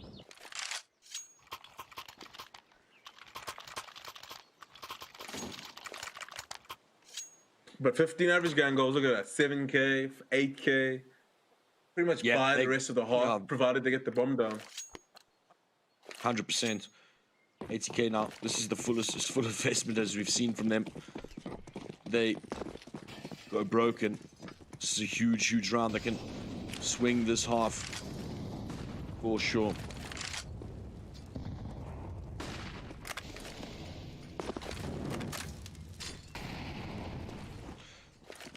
Slightly less chaos here coming out of 15 average gang. Not really finding any sort of jewels early on. 80k not getting aggressive either. Falls, just holding this AWP. Gets flashed off the angle. He's just holding it the whole time. Gets a frag as well. That was very brave indeed. Gets traded out. Certainly favors the T side. They're going to be able to wrap on this B bomb side now. Each player under pressure. One towards side. The Ditch is going to push him out. Faith just going to... Fatsa, just going to push through. Daze does have some success towards that position. Still holding it down. Gets another frag for his troubles and bam! Adjusts as well. It's all up to Ruskov now. 1 versus 3. Going to be looking for that there towards side. But all of these smokes and all of the shoots is just making things really difficult. Seems like the CT have a good inkling of where they are. All 3 players moving really France. They mustn't get through over Selisha. Marty goes in, doesn't spot them come through, and but his 80k Academy that strike back, and now no bomb down. But again, did mention it, 15 average gang, quite a bit of bucks in the bank. They can certainly purchase up some weapons for the next round or two. But 80k Academy ultimately 3 away now, able to build a little bit of a cushion for themselves as well. Extend their lead, 13 to 10 tools. Splashing their cash. Average guy that reacted well. The wrap was on the cards. It was just a bit too dispersed out, and bam. Especially Blaze surviving that long in sight and moving around, even picking up a kill throughout that chaos. It's kind of the linchpin in all of that. But they're going to turn back to the B control. Oof, what a scoff. He took that to the chest. To the chest. It's Razio on a really good spot, and I don't think they know he's there. So, could it be the ace up the sleeve for 15 average gang to bring it back? And remember, ATK Academy's his cash dollar's not looking too good. They'll be back to an eco, 11, 13, potentially even 12, a double save. But they're gonna go 3-man setup ATK. One's gonna be bouncing back, and I think Lazio, if he just stayed a bit more patient, this could have worked out, but it's going to be a 3 versus 4. They're going to be moving into this B side. Got Flash being popped off, and looks like a good setup so far. Molly towards Brian. Rusty's going to have to push through the smoke, and he's going to try and look for the timing. It doesn't work out. Vaynon smells a rat, and there we go. Mulkey has stood strong, but Duty gets the second kill on the site in the trade.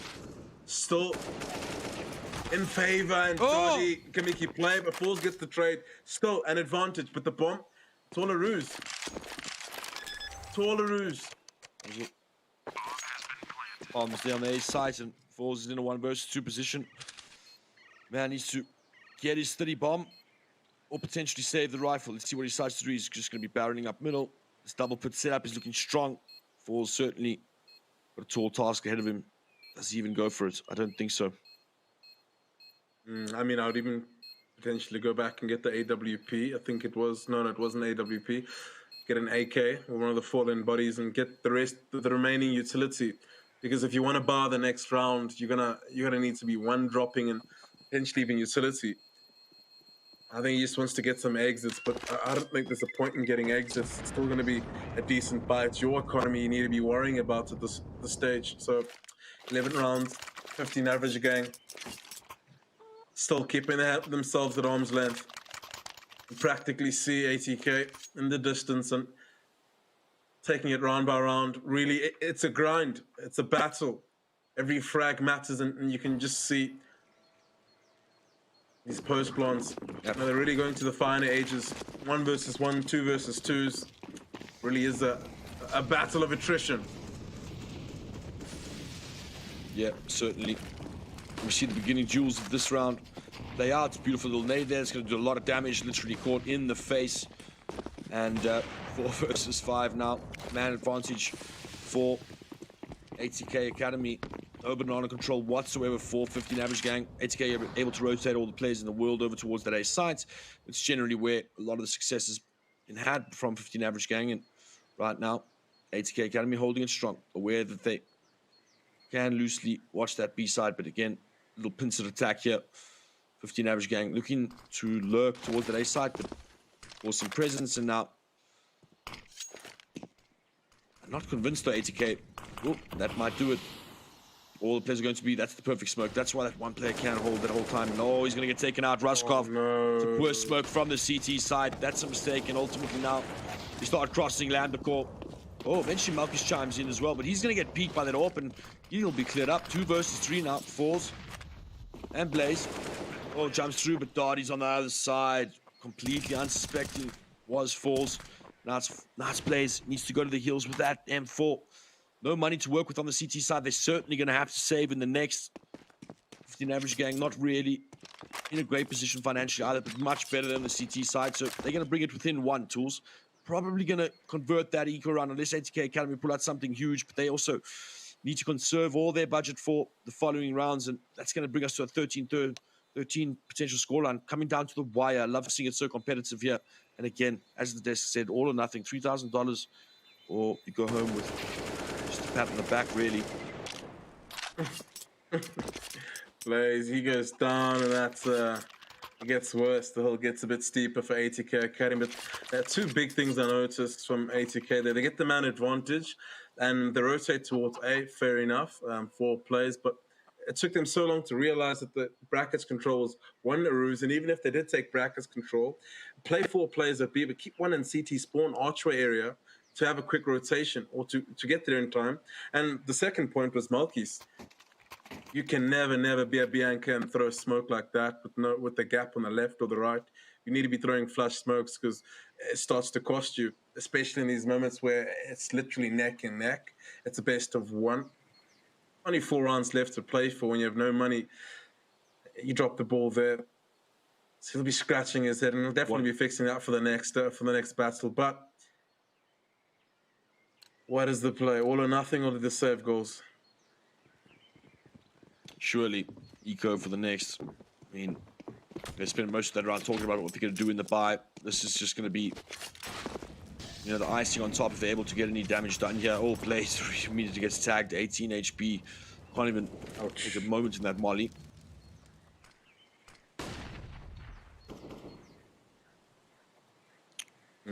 Big nade here. Going very. That's going to be a good nade. That's be a chunky nade, 50 damage on the corp. Ooh. That was a decent nade. nade. One more sound cue. Enjoyed that. Yeah, double nade. Just waiting for the perfect time. Yeah, absolutely. Oh, there's it there. Now. This is the time. Now. This is the time. Oh, he is. Oh, no. Okay, boom. Kills him. Deals with the threat. And that's just one player, but they're stacking towards the side. They don't have any sort of information. Now, 2 players towards that A side on the side of 80K Academy. They're going to expect some company shortly. 3 players from 15 average gang moving up towards middle. 50 seconds left on the clock and quite a bit of util to work with, but they don't seem to be very keen on announcing their presence. They're just slowly walking, just slowly making their way, and now they will finally contact. They are spilling towards that B area. Doty gets the frag and starts to want to open up, but they are going to look towards B. This could be to the detriment of 15 average gang. They're still too strong towards that B site and too stuck on that A site. There seems to be a conversion. Oh, that's over now. Do have 1 player only remaining, 20 seconds left. Oh, deals with that threat very, very quickly. No one Doty. Spots the last, one of the last players towards middle, and Falls is left. 30 bomb here. Oh, such a nice T round from 15 average gang. The patience that they exercised, the way they moved up towards the middle. I mean, HK also, I thought, played it around quite nicely with the nades, the double nade towards Carl. And that's the work you need to be putting on the CT side to get those lineups and getting those timings out. But how they dealt with it, even splitting towards the B side, carrying one or keeping one player towards A in archers, causing a distraction, throwing util, keeping them there, actually forcing the B rotator to leave backstage, and it all fell apart there for ATK Academy. So showing a bit of tactical depth, 15 average gang, or just good communication. Either way, it's working out.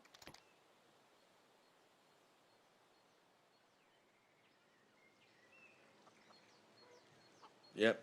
And now that clock is ticking. 13 to 13. 15 average gang. Oh, they bring out a clutch little pause there. Little follow up. Back-to-back pause. I believe so. This is tight. I mean, This is sure.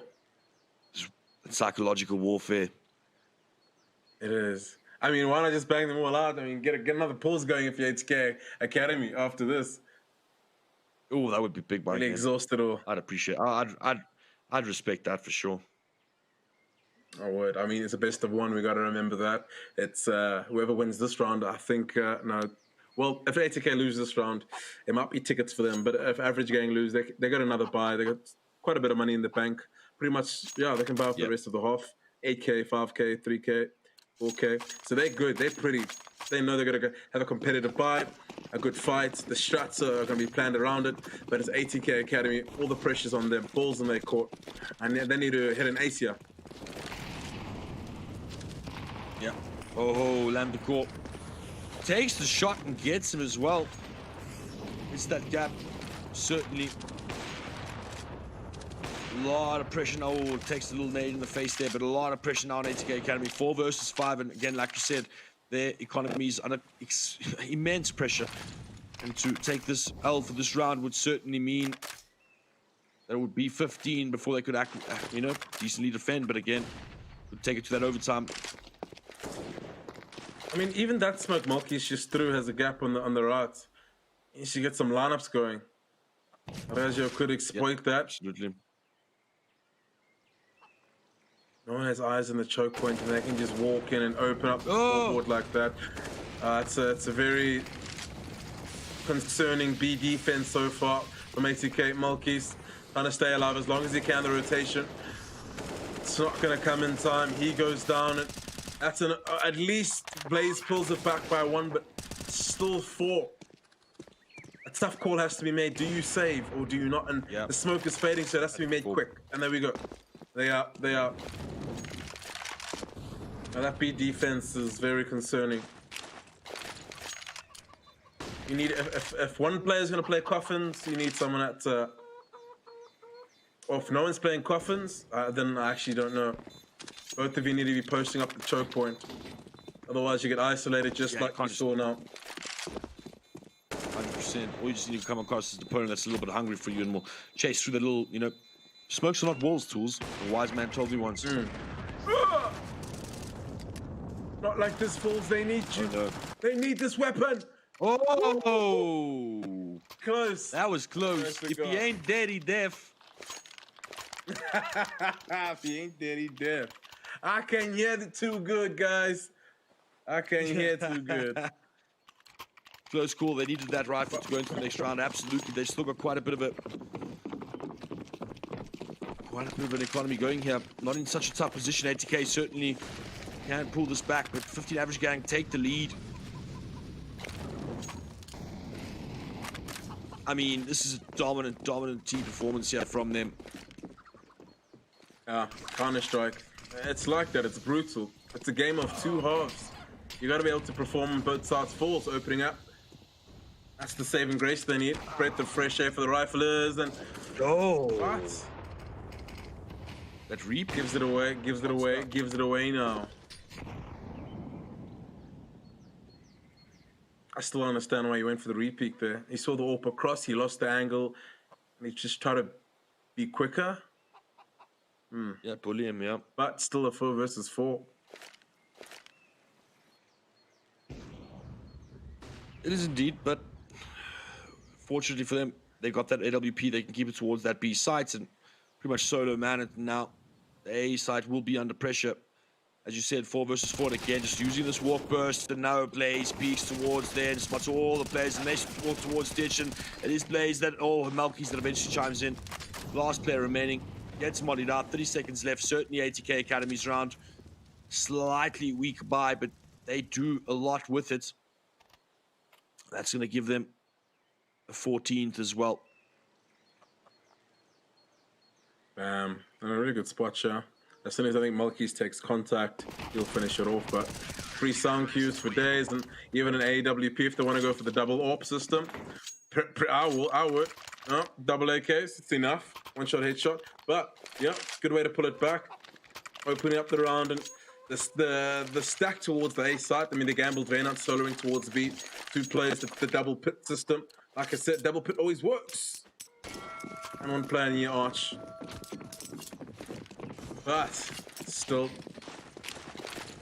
2 rounds remaining to play for. Things are getting quite prickly here.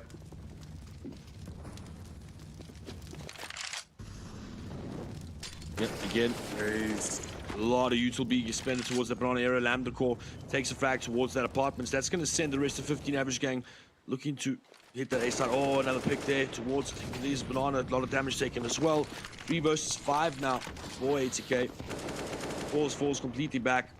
Really expects them to be pushing off the back of these frags. Be patient as you like. 15 average gang are just going to take it easy.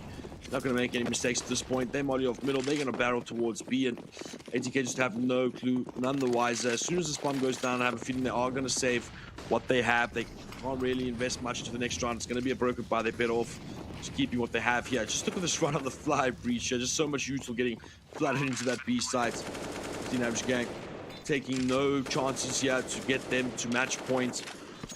And what a comeback it's been. It looked all done and dusted, but this T side has been absolutely ludicrous. Only 3 rounds for ATK Academy, I believe.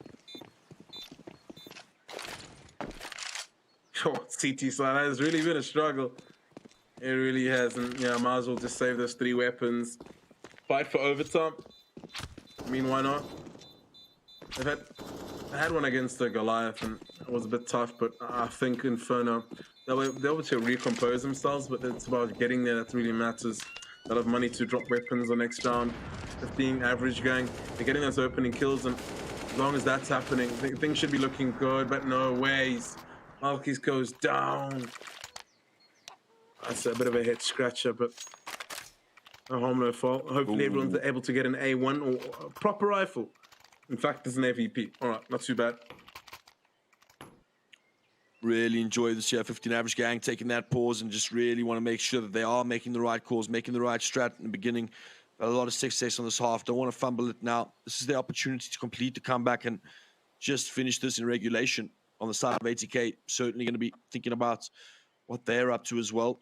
But now, 5 seconds left, and I hope this is setting the stage for what's to come in the grand final here and for the 3rd place playoff. It's been a really magical scene of CS here. Really enjoying this battle of the Middle East, battle of the Africa as well. And man, oh man, couldn't be closer. 15 to 14, average gang in front. Started doing some big damage. He's sitting at 24 kills. Didn't really notice that till now. I like to see it. Wow. But it almost feels like most of the players are adding value, and each individual picking up rounds here and there, where there's an important kill or it's a sequence of events. It's not looking too bad. And the utility being tossed back and forth. And no real control just yet from either team on Banana. No middle. It's just Apps that's being slowly encroached now from a Lambda core. Falls not there this time with that AVP. Was posting it up the previous round. Brackets control. It's going to be the call for now.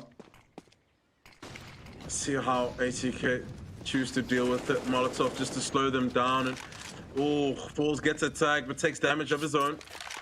He needs to put himself in probably a one and done later on, or just an angle where he just can get a shot and get out. But enough pressure's been put to force them back to a neutral defense. That means now they can pretty much exec upon the B side, and you know the rotations will be at arm's length, which is exactly what they want to be doing. Oh, smoke goes down now. 35 seconds left on the clock. They get a barrel or burst towards this. Smoke comes out. Oh, all three Ts are moving. They eventually got two players towards the A side. Rotations are coming thick and fast through CT. 25 seconds left remain. And will this be a late little A burst? It does look like it. They look at ATK. They're holding strong. They're holding strong. They're not committing to it at all. It's 15 seconds left. They're not even sure what sides is moving. Now, they do have that extra rotation, but it is going to be the A side that is going to get attacked. No, the bomb goes down there towards B. Now, both players are absolutely useless there towards the A side. And he's able to bring it out. He gets it. Oh, he's got it. He's got it. He's going to get it down. Oh, he gets it. Gets tagged though, but bam, he's to take it. Oh, no. 16 to 14. That's crazy. Average gang. They come in clutch towards the end. It looked like there was such a messy situation.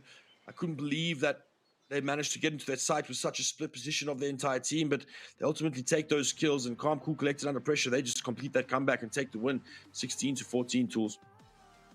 Yeah, it's the second important round that they've won in that fashion. I think the first was earlier on in the half versus Eco, where it got a bit deadly. Time was of the essence, and now literally fractions, 1 second separated this between an overtime. And the 16-14 third place. So congratulations to them and commiserations to ATK. It was hard fought. It was back and forth. We got some good frags, some highlight frags, and it sets the scene for the grand final goals, which I'm extremely excited for. Yeah, absolutely. I couldn't agree more, and I'm really looking forward to that. So, yeah, I think let's just throw it over to the desk now and let them break that down, and most importantly, look forward to the grand final. Thank you so much, Goals and Lighter, as well as Moro and Legends, forecasting that best of one. And we seem to find ourselves in a very confusing situation because ATK Academy seemed to be getting the win initially, and then the comeback was real. That is what you said, Sammy, as we were watching the game. They Average Gaming managed to take the win after ATK tried so hard to win it in the start, but I believe there were some rookie mistakes on ATK Academy's side, which I'm sure you guys want to elaborate on. But before we do, let me remind you guys about the $50 that is up for grabs to be added to your Steam wallet.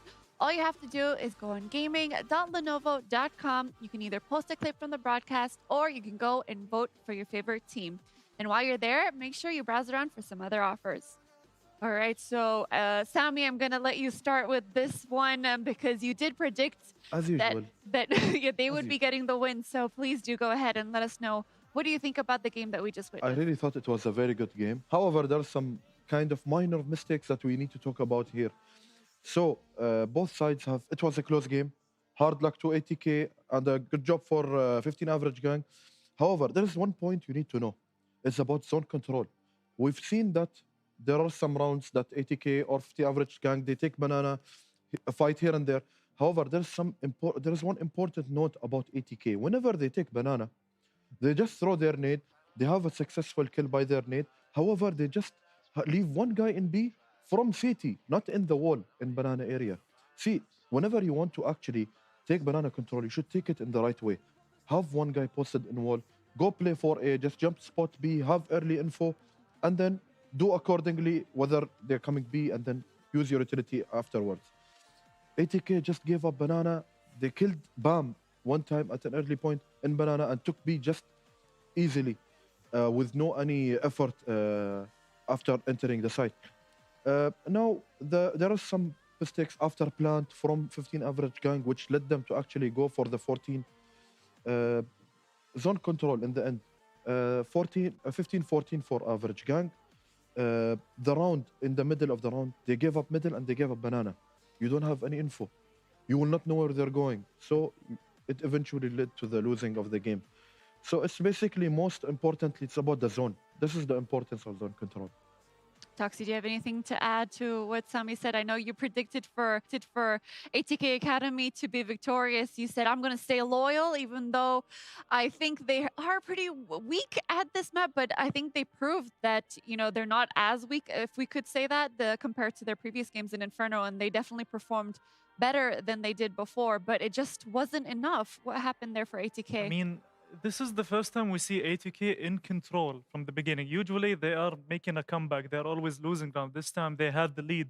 They had a very strong lead in the T side. Their T side was really amazing. We saw a different ATK Academy. We saw adaptations. We saw strats. We saw like entering together. We saw a lot of great stuff in the T side. Then they went to the CT side and it was completely gone. It's like they forgot what is CS. They were giving up banana, they were giving up mid, they were giving up abs, they were giving up everything. It's like they wanted to lose. And I was shocked by that. They were giving so much control to 15 average. They had banana every round, and then their execution was always on point for a 15 average. That last round, I mean, it all got down to last second. I mean, if he managed to survive just maybe half a second, they would have won the round. They would have went to OT, and then they could have had another chance. But I mean, props to a 15 average game. I mean, gang, the guy, Dodi, he was always in apps, apartments, boilers. He was the lurker. He always gave out info to his team, and that helped them so much. Even though he didn't get too many kills, he was positioned and smartly, and I feel like a lot of credit should go to that player, even though looking at the scoreboard, he didn't get too many kills, but I mean, Lambda Core, he was insane. I mean, he's been the MVP throughout the whole tournament, not just this third place decider. And on the other side, I mean, Falls had an amazing game. He was really like, he stepped up huge. But I mean, kills don't matter much here. It's all about the little mistakes, like Sami mentioned. Even though I was really impressed by ATK, how well they used their grenades. They always had a kill from B-bomb site onto banana. So we saw a lot of great stuff from ATK. They fell short that just one round, and ATK, they really stepped it up, but it wasn't enough. 15 average, congratulations. That's $3,000. I mean, enjoy it. Indeed, $3,000 is not something to joke about, something to be proud of. Coming in third place in our tournament is definitely something to brag about. So good job to 15 average gang. And we also commend ATK Academy for improving on their game in Inferno. But unfortunately, it just wasn't enough. Sami, is there anything you can add based on the scoreboard that we can see here? I know that ATK Academy, they don't really seem to be consistent with their top fraggers, their bottom fragger. I feel like every time we see very randomly skewed results from them. How come every time we see a different play style? So basically, in this game, one of the hardest things is to be consistent in this game, to be actually in the top of the leaderboard. So ATK they were not lucky enough, maybe. However, there is one important point about 15 average gang, is that they switched their lurker. It was Lambda Core, now it's Dodi. So they have made a good use of Lambda Core to go as entry and to actually create opportunities in the game. Because as we know, there was a lot of spaces given by ATK in the map. A lot of, like, given banana, given middle, given the apps. They were getting entered almost every round, getting that opportunity. And Lambda Core made sure to actually make use of him. Props up to a 15 average gang for doing such an effort. It was a really smart idea. Indeed, props to both teams. And I just want to take this moment, since we've been praising 15 Average Gang for their win, we also have to praise ATK Academy for getting to the tournament thus far. Is there any advice that you can give them for future tournaments, since they've come to place so far into this current one? Both teams really had a great showing. Obviously, if they are going to assess their mistakes, they're going to rewatch the demo. Going on to the future, I think they really have potential, both teams. I really want to advise, especially to a 15 average gang, to keep practicing. They really have a strong potential. They have shown us really great game of CS in the Arab region. They have lost, yet they are actually really good. They have more potential to prove to the Arab region and internationally, and wish them both good luck in the future. Both teams are really good. Good luck to all our teams that are participating here today. And as you know, we only have 2 teams left to see their games. We have a best of 5 upcoming very shortly. And the winner will take that first place prize home. And the second, they're not going to go empty handed either. They're going to be having a significant amount of prize pool as well. So we're just waiting to see how well they're going to be performing. Are we expecting to see a very close game? Maybe, 2. What are our quick predictions? No, I don't think it's gonna be a close game. I think Nasser is gonna win 3-0. Straightforward. Oh, just like that. Just like that. I do believe Goliath is a really amazing team and they showed great potential, but Nasser are very consistent team. They are the team that in the Arab region has been performing so well, whether any league or tournament they participate in it, they always have good results. And their players have been, they're used to each other. They've been playing a very long time together.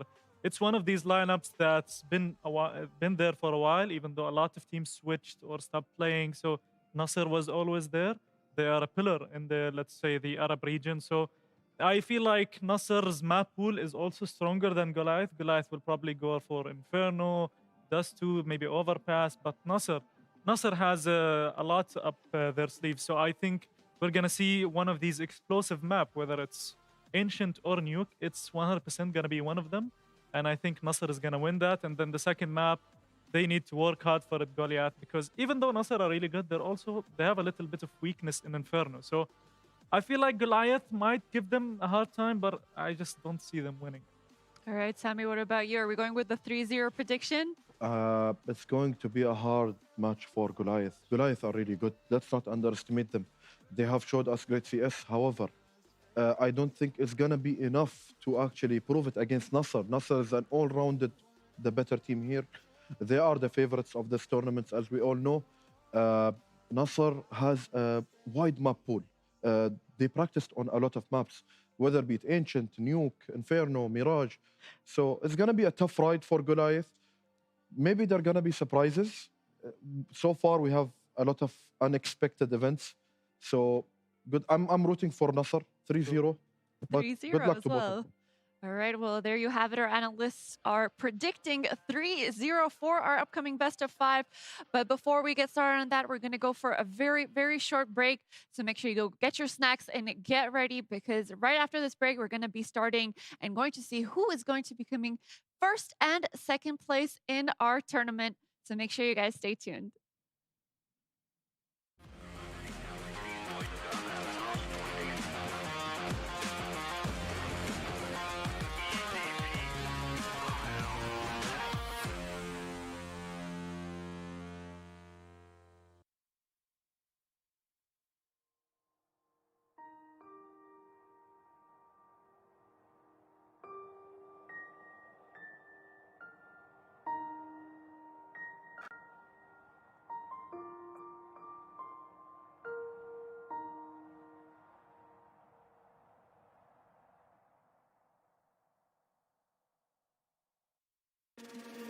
The truth is a damn hard pill to swallow. I'm reaching out, but all I feel is hollow. I wanna make you work, but all I do is make you worse. The truth is a damn hard pill to swallow. Don't you wanna come on over? Don't you wanna work it out? Don't you wanna love me better, love me now? Don't you wanna fix our problems?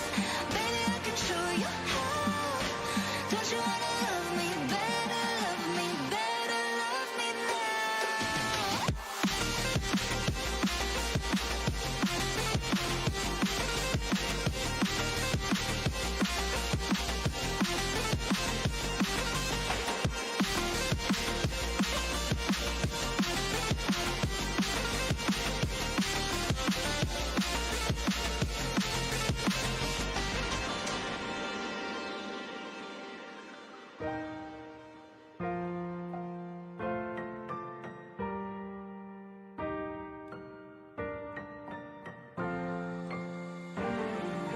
Don't you wanna come on over?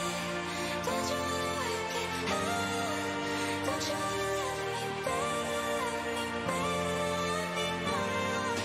Don't you wanna fix our problems? Baby, I can show you how. Don't you wanna love me better, love me better, love me now?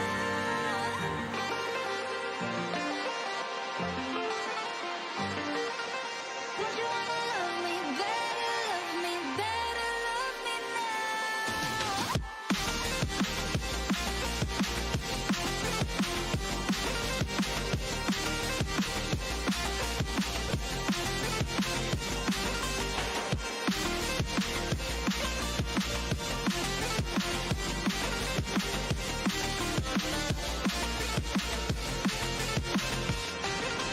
Don't you wanna come on over? Don't you wanna work it out? Don't you wanna love me better, love me better, love me now? Don't you wanna fix our problems? Baby, I can show you how. Don't you wanna love me better, love me better, love me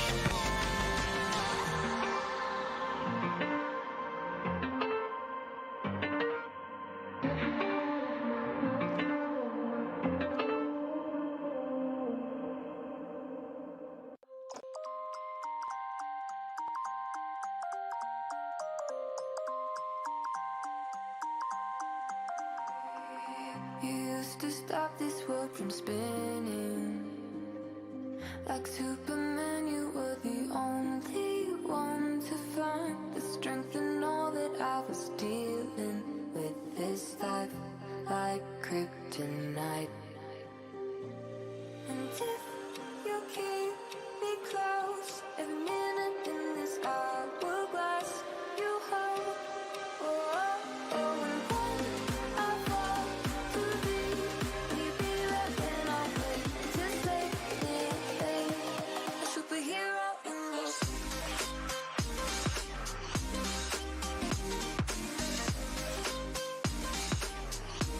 a superhero in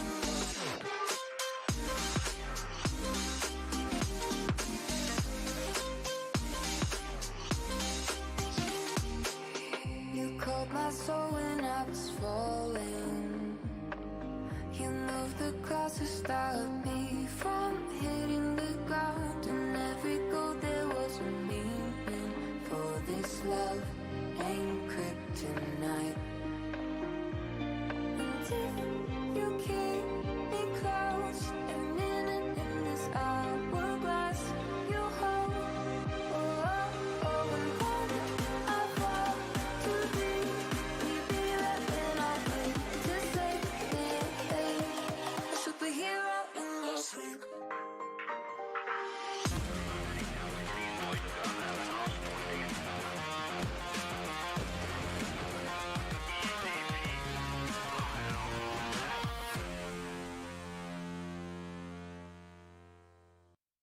Welcome back to the Legion Africa Cup. I hope that you guys brought your refreshments because we are here to stay for our best of 5 Goliath against Nasser Esports. Two monster teams, two teams that we have heard a lot about and seen a lot of good CS from. And before we go on, let me remind you guys about the $50 that you can have added to your Steam wallet. All you have to do is go on gaming.lenovo.com. You can either post a clip from the broadcast or you can go and vote for your favorite team. And while you're there, make sure you browse around for some other offers. All right, so we just witnessed before the break a best of 1 for third place. 15 average gang coming in superior to ATK Academy, even though ATK Academy really strived to have their redemption map. As you said, they weren't doing so great in Inferno in their past games, but this time they definitely improved. But like you said, every single second counted, and they were just, that close. They were that close, but still commendable performance from both teams. And now we have the battle for first and second place. So I really do want to talk about the maps. We already talked about our predictions, and you both think 3-0 for Nasser Esports. Are we still going with that? 3-0. I'm locking in. Locking in Doxy 3-0. Yeah, I want to give a map, but I'm not. I don't know. I feel like you're always rooting for the underdog, but this time it seems like you're not going to budge. Is Yeah, that I need true? to be straight faced now. It's serious time. Like, this is the grand final, so I think Goliath might take a map, but it's very tough to see them win. I really hope they prove me wrong. Like, I really want them to look me in the eye and tell me, no, we're gonna prove you wrong. You're gonna see. But looking at the teams, looking at the lineups, looking at the history, I feel like Nasser might. Well, they should have an edge here, unless Nasser is having the absolute worst day. Maybe they broke up with their girlfriend or something like that. But yeah, I think I'm still going with 3-0. All right. Well, hopefully no personal problems will come into the way of this best of fives because we want to see them at their highest potential. We want to see their gameplay without anything coming in between the lines. No excuses. This is the grand finals. There's no time for excuses. No No bad time days. for broken relationships. Hey, Sammy. So we definitely want to see them bring their A game to this best of five. They were expecting nothing less than that. Let's go ahead and talk about potential maps that we could be seeing from Goliath and Nasser Esports. So you've seen both of these teams play multiple maps. What can you predict based on their performance on those maps that we've seen throughout the tournament? For sure that Nasser's top maps are Nuke and Mirage.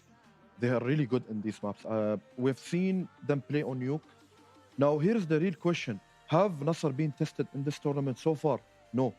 They were having easy games. They were just dominating the whole tournament so far, reaching to the grand final.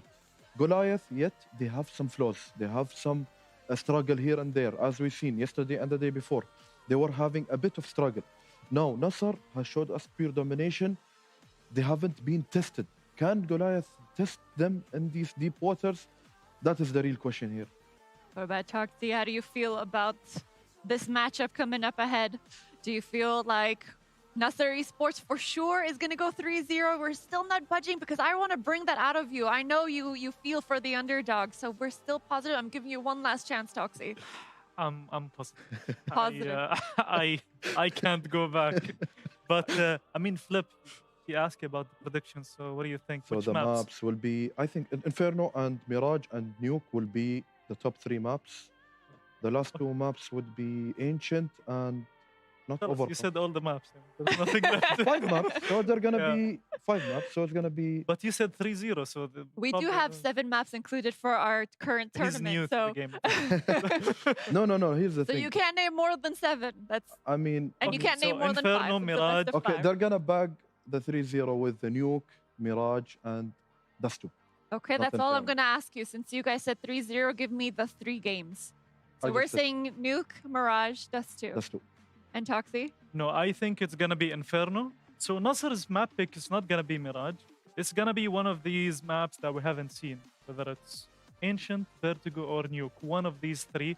And I think because this is, it might not be their strongest map, but it's also gonna be the weakest map for Goliath. So they will use that.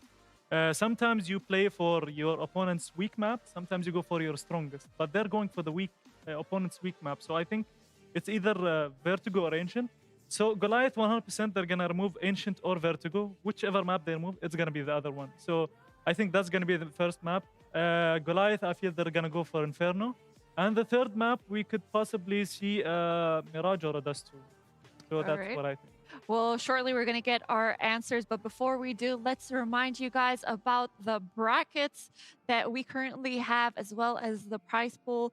So as we know, the 15 average gang played against Nasser Esports, and Nasser Esports went 2-0, while for ATK Academy, they went 2-0 against Goliath. So, Sammy, can you read me who's in the grand finals right now? Nasser Esports versus Goliath Gaming. Amazing teams. And Toxie, what happened in our 3rd place match, best of 1? I mean, 15 average gang managed to win against ATK Academy. All right. Well, I don't know. The way you said it just sounds so disheartening. I feel bad making you read it. Let's go ahead and talk about the prize pool, a happier subject. We can talk about the $12,000 that is up for grabs for first place and $5,000 for second place. So this could be, these 2 numbers belong to our top 2 contenders, to Goliath and Nasser. And we found out that poor ATK Academy walked away with nothing, like Toxie said. But you know what? They earned our respect. They regained their dignity. And that's all we could ask for. That's what we wanted, to show improvement, to show progress from them. And that's what they gave us. So we really do have to respect their effort there. And we're still waiting on actually, never mind. We have the maps ready. And we're going to be told the maps right now. First map is picked by Nasser Esports, and it is going to be Mirage. I'm surprised here. You're surprised. I'm surprised, yeah. Well, before you... Because Goliath picked Nuke as the second map. Like the fourth map is Nuke. I expected You're Nasser. doing my job. Hold on. Give me a second. I'm getting to that. Okay, let me say it quickly because our analysts want to comment about it really quick. So second map is picked by Goliath and is indeed going to be Inferno, which Toxie had predicted. Third map is picked by Nasser Esports as Dust 2. Our fourth map is Nuke, selected by Goliath Gaming. And our decider map is going to be Vertigo. So... Sammy, you're disappointed, you're shocked. Talk me through that. Well, I actually expected Nasser to pick Nuke. It's their strongest map, I think, so far. But, I mean, Goliath picked a really tough map for Nasser, for them to play on. That's what shocked me, actually. Because if it goes 2-2 or 2-1, and Goliath plays on Nuke, it's gonna be really a different story here. Nuke is a different scenario here for Nasser. So that's why I was shocked. And what about Toxie? You told me that Mirage is a map that none of these players have really shown us that they really know how to play, or at least is a map that they find difficulty on. How come we're seeing it as a selective pick right now as our first game? So Flip mentioned that Mirage is one of Nasser's strongest map, and I agree with that. They are really strong in Mirage, but I would have expected they would go for a safer option. Even though I feel like they also went for Mirage because Goliath actually struggled in Mirage. We've seen their past map. They won 16-13. It was close in the semi-final, I think. Side. Yeah, they have a good city side, but they also struggle in Mirage. So it also could play out well for Nasser Esports. If it goes to a fourth map, which is Nuke, I feel like Nasser is going to take that. So this is tough, but this is a good... matchup here for Goliath. These maps are actually good for Goliath. Nasser Esports, I would have predicted they would go for a much riskier, I would say, map picks, but they went for the safe options, and I feel like that could eventually backfire. But I mean, it's all up to Goliath. Well, we have always been praising the Arab region for being the ones who are aggressive, who showcase their skill and their aim. While for the English-speaking region, we've always said it was more of a tactful kind of gameplay, more of mind games. So, Toxie, the fact that you mentioned that Nasser Esports would be picking their opponent's weakest map, that's a mind game. So we shouldn't be expecting that kind of thing from Nasser Esports, right? So the fact that they went the opposite kind of, encourages our predictions and the gameplay that they were playing, that they are indeed there for their skills. They're going to play their best maps, and hopefully Goliath will not outskill them in their maps. And Sammy, since you are disappointed and shocked with these current maps, are you still going with that 3-0, knowing the order of the maps that we have the now? order now, I don't think it's going to be 3-0. Because we have Mirage. Now, Mirage is a good map for Goliath as well. They showed us yesterday when they played Mirage against ATK Academy. It was 11-4 for them in the city. Actually, they were underestimating ATK in the T side. So it's going to be a tough fight, a tough battle here for Nasser. I'm sure of it in Mirage. So I need to get an updated prediction if you're not going to go with a 3-0. Never trust an analyst that changes his mind. You're still going with the 3-0, Toxie. I'm changing. So let's look in 3-1. Okay. Because actually Nasser might, if they lose this map, the rest three maps, they're not going to lose it for sure. I think this is going to be a battle here. 3-1 for sure. I'm going to put you on the spot, and I want to know the orders of the wins and losses. The first map, Nasser loses, then they won the rest three. So Mirage is the map that you feel is Nasser's kryptonite. Maybe. Because Goliath is really good in Mirage. They can exploit such kind of weaknesses here and there. If they know how to actually counter that mid-take by Nasser. Let's say Nasser, they start a city, and they actually focus more players on the mid area. If Goliath can actually know how to play it passively during that time and do their splits after Nasser goes back, then I think Goliath will have the upper hand here. It's all about knowing and playing in the right timing in this scenario. Nasser are known to be actually good in the offensive and the passive take here. So if Goliath have showed us they can showcase a good CS level here, I hope they can show it against Nasser here. I mean, it's really a tool test.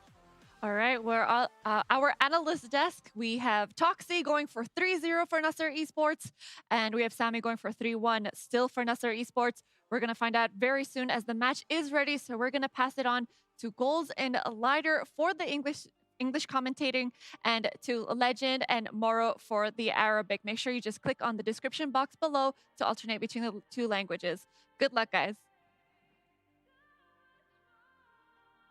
We are back once again. It's myself and Goals. We'll be taking you through the action in the Legion African Cup Grand Finals. It is the best of 3 goals. God damn, I'm expecting fireworks.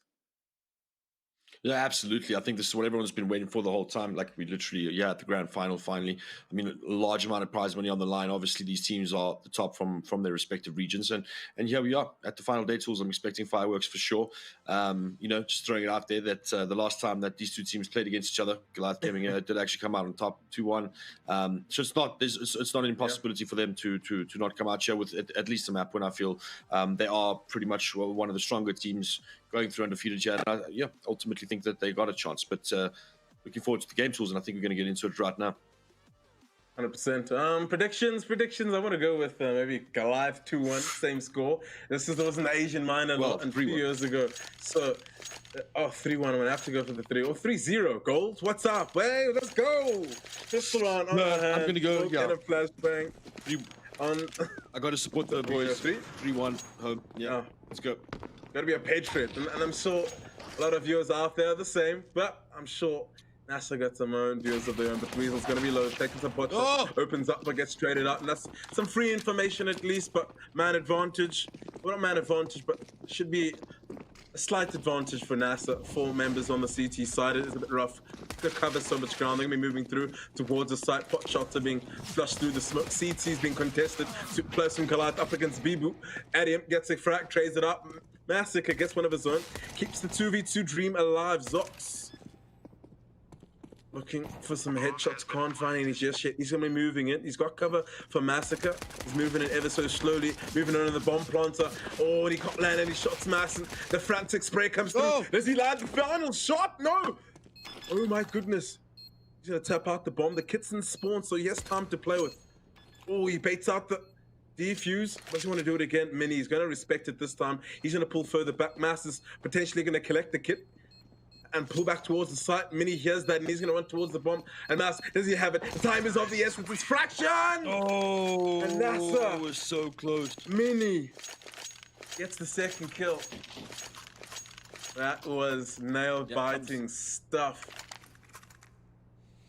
Oh, so excited, man. Can't wait for this. It's literally down to the wire here. And lots on the line. It's so sick to see a championship match like this so early on in the year for teams like this across regions, really. Great concept. And ultimately, you're here for good CS, Toolsy. And Goliath are going to force behind this. That's a full rifle purchase here. Whatever respect. Triton gets one through the smoke towards Cat. That is a big little man advantage there. One for the team out, but reminds that you can't be stepping those sorts of angles here. Brings things level 4 versus 4 now. Bibu, Feel so excited. captain of Nasser, moving in towards the site, and Remind's gonna keep pressing the envelope towards this A site. Bibu's got the B site, so split the bombs and spawn, so still much to play for. Oh, Zox opens up with a fantastic headshot. Master's got your sound cues to work with, so he can correlate that towards his teammate, but they're getting flanked. Oh, and Bibu takes up Zox and spawn, and that's the frag to essentially close it all up. We're gonna need some heroics for Massacre, if anything. He does have information as to where 2 players are, though. he's going to creep forward. Does he find a headshot here? He smells a rat around the corner. Good headshot angle. Oh. And unfortunately, Bibu reacts a bit quicker on the trigger. 3 players remaining for NASA, so they'll be happy about that. Goliath have to, bend a knee and have a save this round. Yeah, absolutely. Weren't able to get damage done there. Close in certain scenarios, but ultimately it's NASA that come out on top, and a little bit of a couple little deagles here, but it's a rush B that is going to be the call from NASA. Instant smokes, but there's a stack B as well. Oh, it comes in. Numbers coming in through. Goliath have got this completely stacked here. What's happening? Players are spotted running away, and that's perhaps an early duel there. Yep, all 4 players gonna get. ADM gets 1, but now Remind gets an diesel as well. Stack is working somewhat. Considering this is not much invested into this round already, having taken 2 rifles is quite significant, but now Boris settled things down. Last player's massacre now. It's been found out. Remind's gonna hunt him with that SMG, and he gets the job done. 3-0 here for NASA Esports.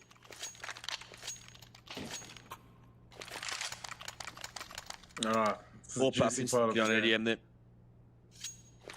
Expecting some fireworks, big things, double off in setup. fact, so they're not playing any games, goals.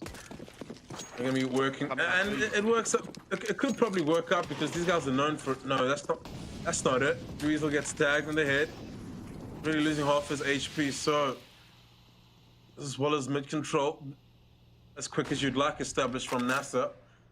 Partly over at Zox, take up an aggressive stance. There's an angle towards benches. It will be called out, and that's quite an obscure smoke, and it's going to allow, I think, Remind lurking towards this Bibu, actually. Bibu in connector. He finds one, but I think there's another there.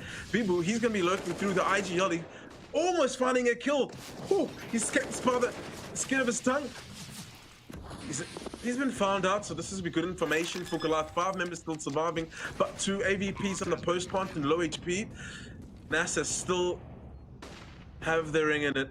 They still have the hats in the ring goals. And Bibu, he's been doing some good work on the lurk. It's just how it works out, and that flash is excellent. This is actually a team flash. That tucks a bit, and he's going to continue. Does he get a double? No, he reloads just in time, and it's all falling apart from Goliath goals. It's just Massacre once again remaining alive. 2 versus 1 clutch. Does he make the mature decision? Does he want to save? It's touch and go from this point and on. I think he should maybe just get some exits, but yeah, I think it's all said and done from here. And that's good enough for now. It's been competitive. 1 player remaining alive. NASA not out of the woods just yet, but it's the score goal that's running away from Goliath. Yeah, absolutely. And on the CT side, you only get that opportunity every second time. Oh, there's an AWP coming out there that could have some impact this round, but ultimately they've got to be conservative with their cash spend. Yeah, they certainly need to put a stop to this the steamroller that is NASA Esports. Nice early smoke. Spawn smokes. People are innovative these days. As you spawn, you can just jump through. The smoke allows you early access, and it's going to be a bit of an investment from Goliath. Still potent and as fast as you'd like. This is the style of NASA. Sheer aggression and pace. Catch them on the back foot or catch them just transitioning into space. Utility being bombarded into connecting. Oh! Boros. Dirty headshot there through the smoke. Zox is going to be left scratching his head, and Remind's going to be working up towards Gatton. Oh! And a flurry. Boros, how is he alive with 4 HP golds? Yeah, this is such superb headshot set. 3 versus 5 now. This slowly picking Goliath apart, of course. Nothing really invested into this round, but 2 players remain. Both got rifles, so it's important to try and get those through the next round. There's so much time left. Nassan settling. Oh, Masker gets the first frag. With that Famas, 4 versus 2, but Remind is going to go for the peak, and no, he gets taken up by Masker again. Oh, but he doesn't expect a third. He picks up the AK, gets out the way. Dweezil takes a frag as well. 2 versus 2 now. NASA forced to rush to the spot. No more silly buggers. They're going to go plant the bomb. And now Bibu waiting. Oh, surely they don't expect this. Absolutely not. Very, very deep there. Expected the players to be a lot more close together, but his Massacre's got 2 for the round so far. Going to look for 4 if he's going to have anything to say with this result, but it is Aza. Pulls out, steps at the right time. 5-0 to NASA, but this is now where the buy needs to come out. for the side of Goliath Gaming. 5-0. They need to answer. But I mean, superb play coming out of NASA Esports. Yeah, 100%. I'm expecting Goliath, if they do drop this round, to hit attack pause and figure out how to deal with the pace. But it's back to the AWPs, looking towards that again to open up the rounds. They had a bit of success in the previous gun round, but it just came down to the wire. Unfortunately, it didn't work. And Dweezil losing out on his life towards the middle.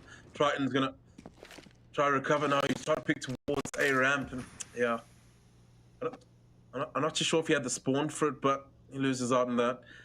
Regardless, good opener for NASA. Now they're going to just gather towards this midsection of the map, maybe try to do a B split if need be. They already have a bit of pressure on that A side, so it's being preoccupied goal, so it's time to recover. Information is needed from Goliath.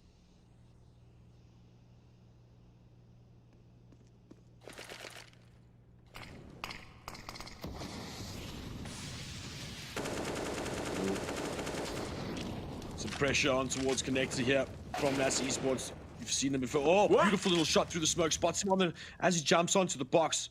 That's an insane opening frag, and that's certainly going to weaken this A side. But ramp control is being maintained. Slowly moving back towards that CT and B side, but NASA's got so much space to work with. Pop flashing there towards B, but now they're going to hit A. Smoke just to cover things. B, we're going to fake that towards A. But I think Goliath know that this is coming. Oh, peeks out, does Zox. Gets a frag towards that ramp, and is he going to look for another? He does. Gets picked off there, perhaps a little bit early, but ADM. Oh, gets the shot. He tries to jiggle, but unsuccessful. 2 versus 3 now. Oh, gets another frag, ADM. Looking behind him, expecting that look, but that is forced to go towards that bend, and now ADM, that is disgusting stuff. What is going on here? This man is just on point. The final player remaining towards that area. 10 seconds left. Oh, it's all our team. He still needs to collect the bomb. He goes for the peak. Oh, ADM spots him. Oh, he starts planting the bomb. Oh, he's low.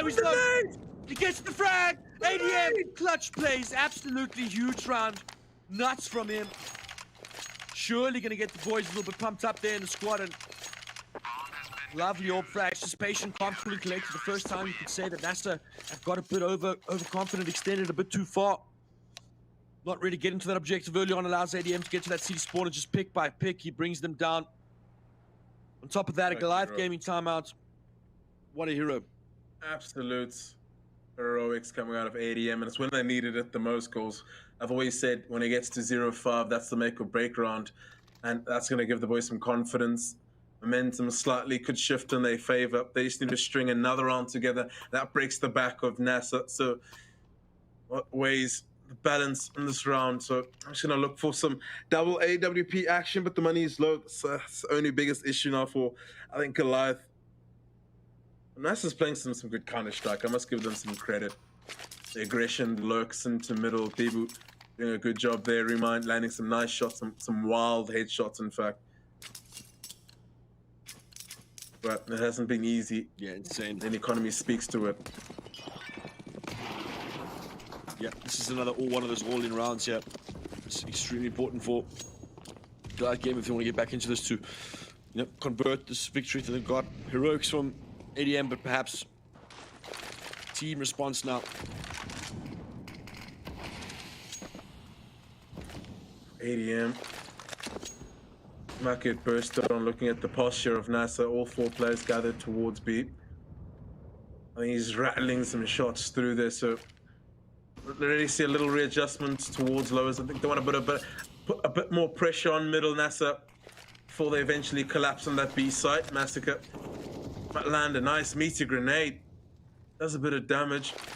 Aids the Farmasters, but the flashes are going to be popping through, and ADM misses the first shot, needs to land the second. Massacre gets overwhelmed, and they're wrapping him.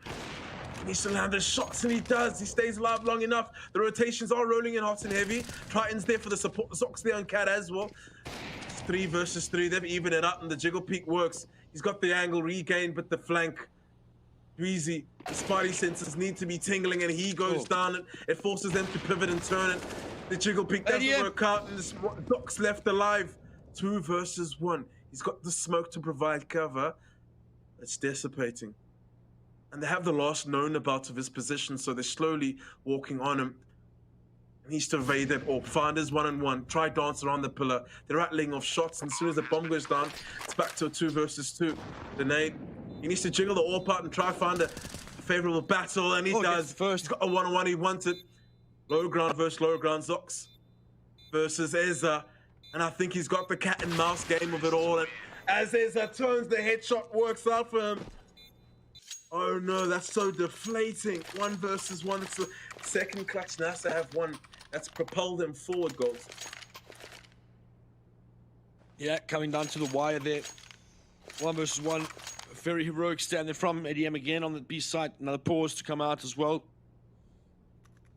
Figure out what the plan is. We are forcing behind this, says the team, and ultimately really, really tough and close. I mean, look at the economy. I mean, you know, with a 6-1 lead, NASA not sitting with too much in the bank, only 2,000, 3,000. They can, if Goliath just need to get 2 or 3 rounds together here, but right now it's been a tough puzzle to solve, and it has come down to the wire based on individual kind of prowess. You know, perhaps they need to just change something up tactically and can pull some rounds together here. But NASA Esports again putting on a clinic and really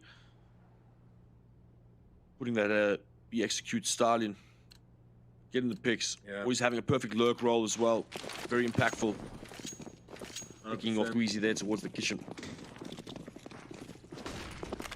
It was close. I mean, you couldn't tell who was going to win that round. Triton barreling up middle. Oof. Solo didn't have any assistance there, which is quite obscure. Zox gets the trade. I don't think they went for a double lowest push, but the trades prevail in Goliath's favor, as well as the bomb. So Massa can get them some porcher. ADM isn't high ground. That smoke actually aids Minion a little. He just get his one-on-one engagements. He finds the first Weezy. He's lurking around still, and he's going to run towards B. So he's got the edge. He's got the upper hand. ADM. Oof, I think he was ready for that. It was dodgy. That MP9 can betray, but he's going to upgrade some rifles, and it's down to remind one of the star players for NASA. Yeah, but Goliath, they understand the bomb is down towards their lowest area. Just need to try and get some sort of information early on. They're both upgraded. They, got decent weapons. No longer the MP9, but Rewind is certainly a danger on his own. He has got 2 flashes to work with, but he's going to be quietly itching his way towards the apartments. You can see Goliath just employing that, hold each other's back, stand each other's ground, and see where he comes from. ADM spots him down and gets him done. All right. Not bad. The force works out. Not bad at all. Nice. That was a good spanner. I mean, trying through a spanner there, pushing up middle. And maybe just to create a diversion for the players lowest to win out those trades, and they did. It was huge. As soon as that bomb went down, I'm sure. And getting the bomb, yeah. And NASA, I saw NASA over a deep breath and realize how much danger they're actually in. They're going to go for a fourth of their own. They're going to play cat and mouse with the economy. If they lose this is going to be 4 rounds for Goliath, so lies here. And the flashbang, a team flash? Beautiful flash. Yeah. It was a team flash. Oh, it was a team flash. What? It was a team flash. Oh. I think Dweezil peaked a bit too early.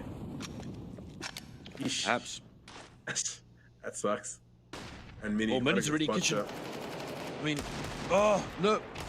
They come with the eagle, he doesn't get it. Oh, he takes down Triton. Big flank, and no, gets dealt with by Zox. Complete control. Oh, ADM looking up towards that connector. He's about to get rattled as well. The timing is insane. Boom. Barrow steps out of apps as well. Perfectly worked here. NASA Esports just really abusing all of this space, all of the ground that they gain as a unit, and this is Massacre 1 versus 3 now. Does have a feeling there's a player close to him at his remind. Oh, boom, Deagle to the face, and NASA Esports certainly sounding strong here. Another timeout coming out of Goliath Gaming. I think using all their timeouts, so they're going to need some for the T side. But I guess it makes sense. You're not going to have a T side if you can't put anything on the board on the CT side.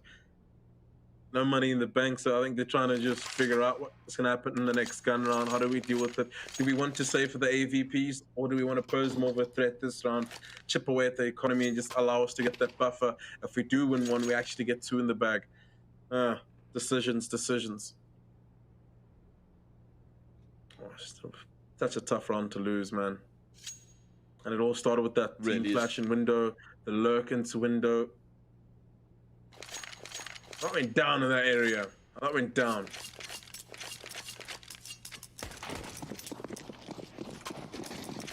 Yeah, but that was what Okay. Counter-Strike is about, just these little moments. But yeah, straight up A execute coming out of NASA Esports, yeah. Setting up, not messing around at all. Do have one player moving towards the apartments. The entire of Goliath is pushing that cat, so once these smokes get thrown, they will know that it's there, but they're all going to come from a very expected angle. There comes the executes. All the smokes and bodies are landing. And Goliath are now aware. Boris moving onto the side, probably going to be the first to contact. Everywhere is smoked. Execute is successful. They will get the bomb down. Oh, first taking a little kill there from Triton. Oh, deep nade. That's some damage, but ultimately it is a 5 versus 4, but weapons again, it's really nothing they could do. That was probably one of the taking these jewels even. I was gonna say it's probably one of the cleanest executes I have ever seen. The mollies, the smoke, definitely. the flashbangs, everything was looking good, but saw the kills, NASA. What I say if Goliath can get one more, it'd be looking pretty, but 8th round on the board. They've completed the W in the half. Anything after this is gravy. Buy round is on our hands. Yep. AVPs. You'll have to see it. Yeah, very clean execute indeed. I was just say straight up set up. Ghosted many times, you can see that.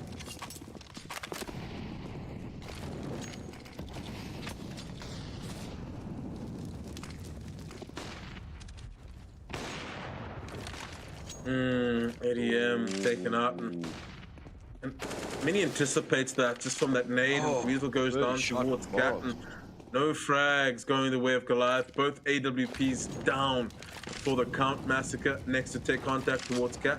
Forest, maybe want to do something audacious there. I think both players and all that smoke want to do something audacious, but they're going to respect it. And Forest sees the shoulder of Massacre, deletes his forehead. That's the side open and all the frags. Yeah. Goliath catching no break here. Not at all. Triton gets a double. Makes it a bit competitive. I mean, if they want to feed the beast, so be it. It's pretty good at the game. Yeah, so one of the up-and-comers, but eventually gets peeked out. It's reacting time, and that's at 9 on the board now. 2 Goliaths, 2. Such a tough position. Those first 2 jewels just don't go away. The both hoppers go down. It's pretty much a part of the risk that you take when you go for such a play. But yeah, either of those go different and may have a chance. But again, that's Esports looking clean, taking those jewels, winning them out, drawing the Goliath Gaming players out after getting those picks and just making it easy. Boros. Might have a field day in front of him. Triton gets the trade back. All right. They're taking some damage. If they can keep it like this and force the 1 versus 1 maybe, or until that it could work out. Breezel's in a really good position, yeah, if they keep taking their time, but Massacre gets taken out with that scout. I'm sure he had something to say about that. Breezel, last replay remaining. He had space to work with, but Mini good instincts to turn around and check that point, and 10 rounds on the board. Goliath really swimming in deep waters and they're struggling. Back to the AVP's goals. 10 on the board already. You know, you gotta keep to your guns tools really. You know, again, if you just win those 2 opening jewels, suddenly a very different round. But ultimately, this is NASA's pick. Let's look at the bright side. Oh, there we go. And it's shot. Oh, it's a beautiful little just burst out to ramp, and Goliath are completely out of position here. Got no business defending the side. Boris spots a play towards Connector, certainly posting that like an absolute hawk. Sprays down as well. ADM's going to be able to peek here towards this A site, but they are planting safely for it. They got the steep jungle control. Zox steals with another. 4 versus 3 now. Goliath can come and execute. They got quite a bit of util to work with, but no. Aza picks towards ADM, and Triton gonna eventually pick up a player through the smoke. 2 versus 2 now. Being effective. Aza's gonna pop that nade. Will wreck Titan in his pockets, and a little bit of spam damage done. Not enough though. Zox to get rid of his util towards the ramp, but he's not gonna be able to hold it. They spot Aza. He's really, really low. Know that he's there. Beautiful little nade comes through. He's taking care of Zox. Stick it! Minnie is gonna hold it. So close, yet so far. Oh, and he takes That the L sucks. as well.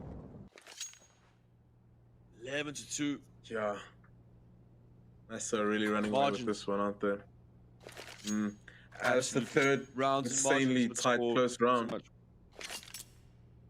That's like I'm saying it's the third clutch that they've missed out on. In fact, it could have even been the fourth. There was 2-1B, and it just comes down to the margins. A game of inches and a game of split seconds. Yep. Back to the semi-bar. Remind, it's gonna look for some big shot towards the area. Boris opens up and gets one of his own. And yeah, they're looking comfortable. Looking clean, moving around confidently around the map. ADM's left alone, spinning left, right. He just wants to get some frags, pad the stats a little. I mean, he's surprised. Some quick counter shot come out of NASA. It's robust, and it's just the timings. Unfortunately, the previous gun round, Dweezil he didn't have his eyes or his focus on A. As soon as that molly fled, I mean, the flash came over A ramp and he got pounced upon and AWPing around triple. He kind of stuck there. Previous round towards Cat, so these double AWPs are getting very expensive, goals. Yeah, absolutely. Right, and getting caught. This is what they were relying on as well. Success and He's stuck, bro. Trotton stuck in lowers. ADM opens up the round and Dweezil lowers with the AWP, and the AWPs are doing it. I think that's why. When you win rounds, you really do win them. When he left alive with the AWP, he's an upper V, no man's land, can't really assist. But I'm sure NASA are going to come up with a plan the next round to see if they can counter this double AWP system come out from Goliath. Do you really want to test this guy? He's pretty decent at the game. He's sitting positive. Oh. He's quick with an AWP. Oh. Do you really want to test this guy? Then they're feeding the beast, and we saw this the other day. You lose 3, the other 2 go timid, and it starts to fall apart from there. So it's expensive now. Both of them need to survive and somehow recoup those AWPs if they're... Oh, it is the last round, so yeah, kind of has to go for this.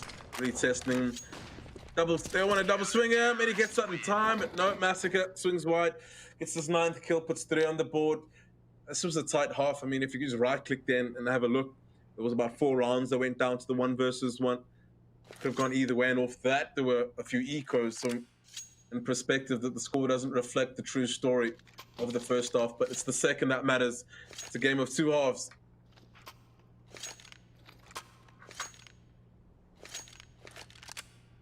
yeah, absolutely. NASA starting off really strong there. 12-3. Goliath have got to get a pistol going here if they want to get back into this game. They are splitting up here. 2 players heading towards that A side. Probably going to throw a little bit of a diversion while the rest of the players head towards B. Right now, even split across the board for NASA Esports. Straight up 2-1-2. Aggression coming from B-Boo towards middle. Oh, wow. Going to be jumping towards that connector and rotating towards that A side. So seems like NASA just completely abandoning the B side. They're getting really prepped or stacking towards this A. It's just a little mid-round strategy that's worked for them. They got that spot late towards B. As soon as B was done pushing here towards Apps, though, that's when they'll adjust back towards this B side. And there, he spots the player coming, and now can sit in tight. This is actually perfect for Goliath Gaming, considering that the actual attack is potentially there towards the B side. We don't really know yet. Bomb is still in spawn. Seems to be... Oh, no. Goliath's moving their way back. Yeah, they need to sell something towards B if you want them to flinch a little and move towards lowest perhaps, and maybe boosting into window. It still could work out in their favor. They have no eyes on window per se. But 45 seconds on the clock is about to hit, and they're moving ever so slowly, so no sound cues have been given, no information. Top connector smoke, and they're going to be running straight into the lines down, I'm afraid, goals. I mean, he does expect it. They have a really nice setup here. They need to land the frags, and Massacre opens up. Triton does through. Boris needs to land 2 headshots, and he does get the trades back and get the 3rd, in fact, and might even be looking for the 4th, but no, Zox trades it out, keeps the 2v2 dream alive. Eza looks through the Dweezil, and Zox sitting on default. They need to find this man in CT spawn. Remind, he's causing a bit of a hassle. Zox still 100 HP, mind you, so this isn't out of picture just yet. And Eza finishes it off. Yeah. Yeah. Played slow, like the point of that pistol. Wanna go ahead? No, I was just gonna say that ultimately they got the 2 entries and just had success, but it just was that connector hold, man. Just 3 players dying. They're all kind of reloading from the jewels that they just took, recovering and looking to go to the next phase. He just disrupts everything. Little triple kill there, cuts the attack completely in half, and eventually they clean it up. And Goliath need to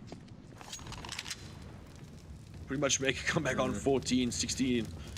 Gonna need 13 in a row if they want it. Oh, rewind, picks off ADM towards that ramp. Smoke comes through, gets down, but gets more aggressive. Bomb goes down as well, trying to get that apps burst. Can he get it down? He's not going to make it. Rewind, he's going for the knife. Nope, the nade kills him first. NASA styling here, absolutely styling. Yeah, and they're just constantly looking for information. We saw, I think it was Bibu in the pistol round, so on both sides, the aggression continues. It's the gun round that really matters. It could be probably the only gun round if Goliath don't get their act together and put a lid on this dominance from NASA. Already opened up the scoreboard. Boris, so it was potentially through the smoke, or Boris. in fact, he probably took out the smoke and with the molly, and look at that. Already 1 player remaining alive. Blink and you'll miss it. That's aggression. That's next level. Yeah, it was Boris. Oh, Boris, opening it up. It all just started falling apart from that massacre.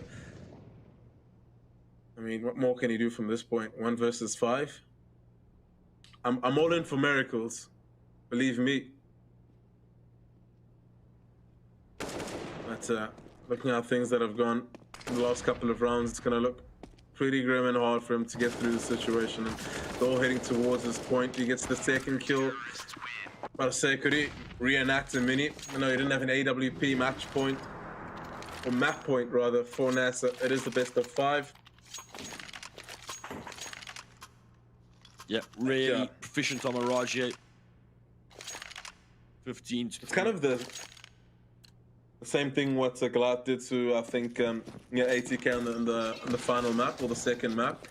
The first rounders, the first couple of rounds were competitive, and it didn't really reflect the first half, and it always just runs away. But ATK had a bit of a comeback. Oh, this is alert! Get out! That's a good. Boris. Oh, Trades. instantly. Swift.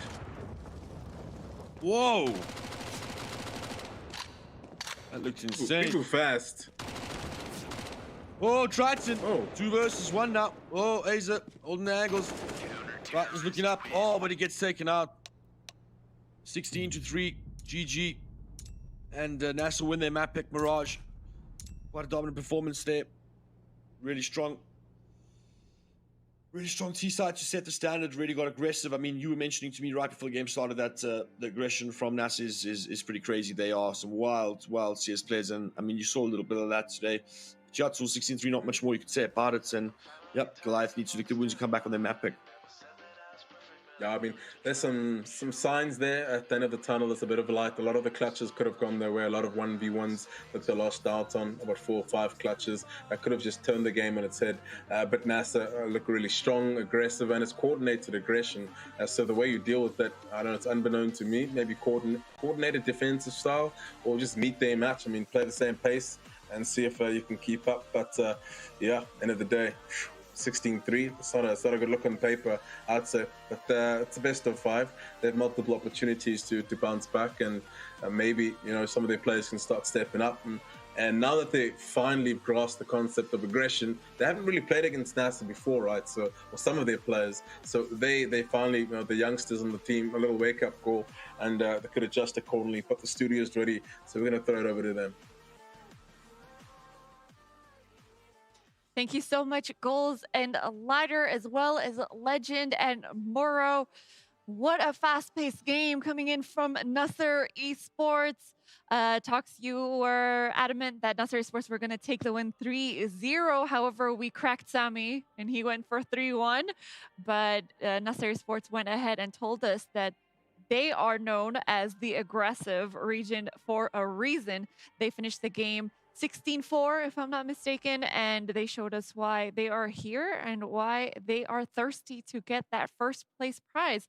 And speaking of a prize, there is a $50 on the line that you could have added to your Steam wallet. All you have to do is go on gaming.lenovo.com. You can either post a clip from the broadcast or you can go and vote for your favorite team. And while you're there, make sure you browse around for some other offers. All right, I'm going to give it to Toxie first because he was indeed correct with the first prediction, at least for Mirage. How was the game for you? I mean, we were sitting backstage and I was telling Sammy that's gonna end 16-5. It came a bit close. It's not underestimating Goliath or anything. It's just I'm very aware of Nasser's Mirage and I know how explosive they are on this map.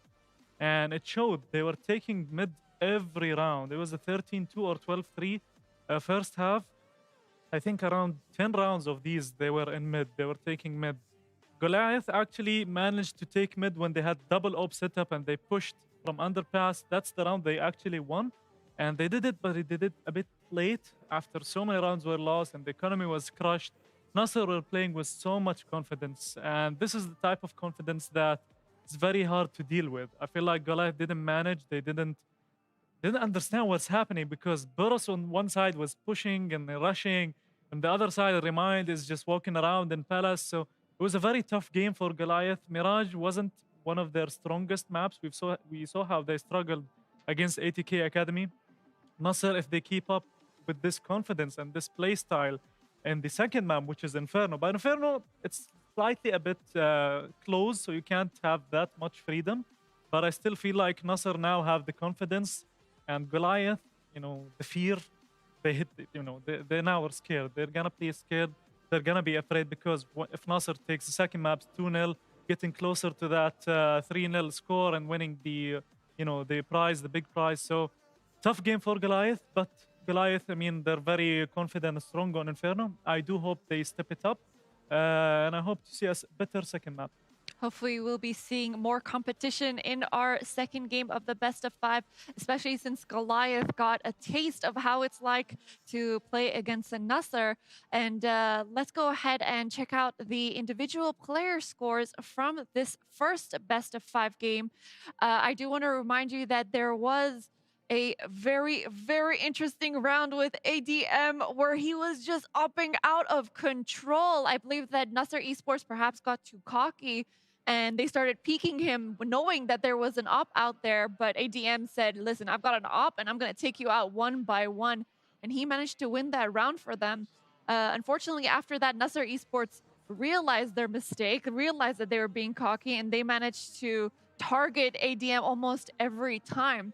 So, Sammy, can you give me a bit more pointers about these scores and overall game? The reason is for Nasser to actually have such a dominant victory over Goliath in this map is actually Remind and Boros. They are the superstars of the team. Boros, 16-year-old professional player, very experienced. Used to play with Nasser, however.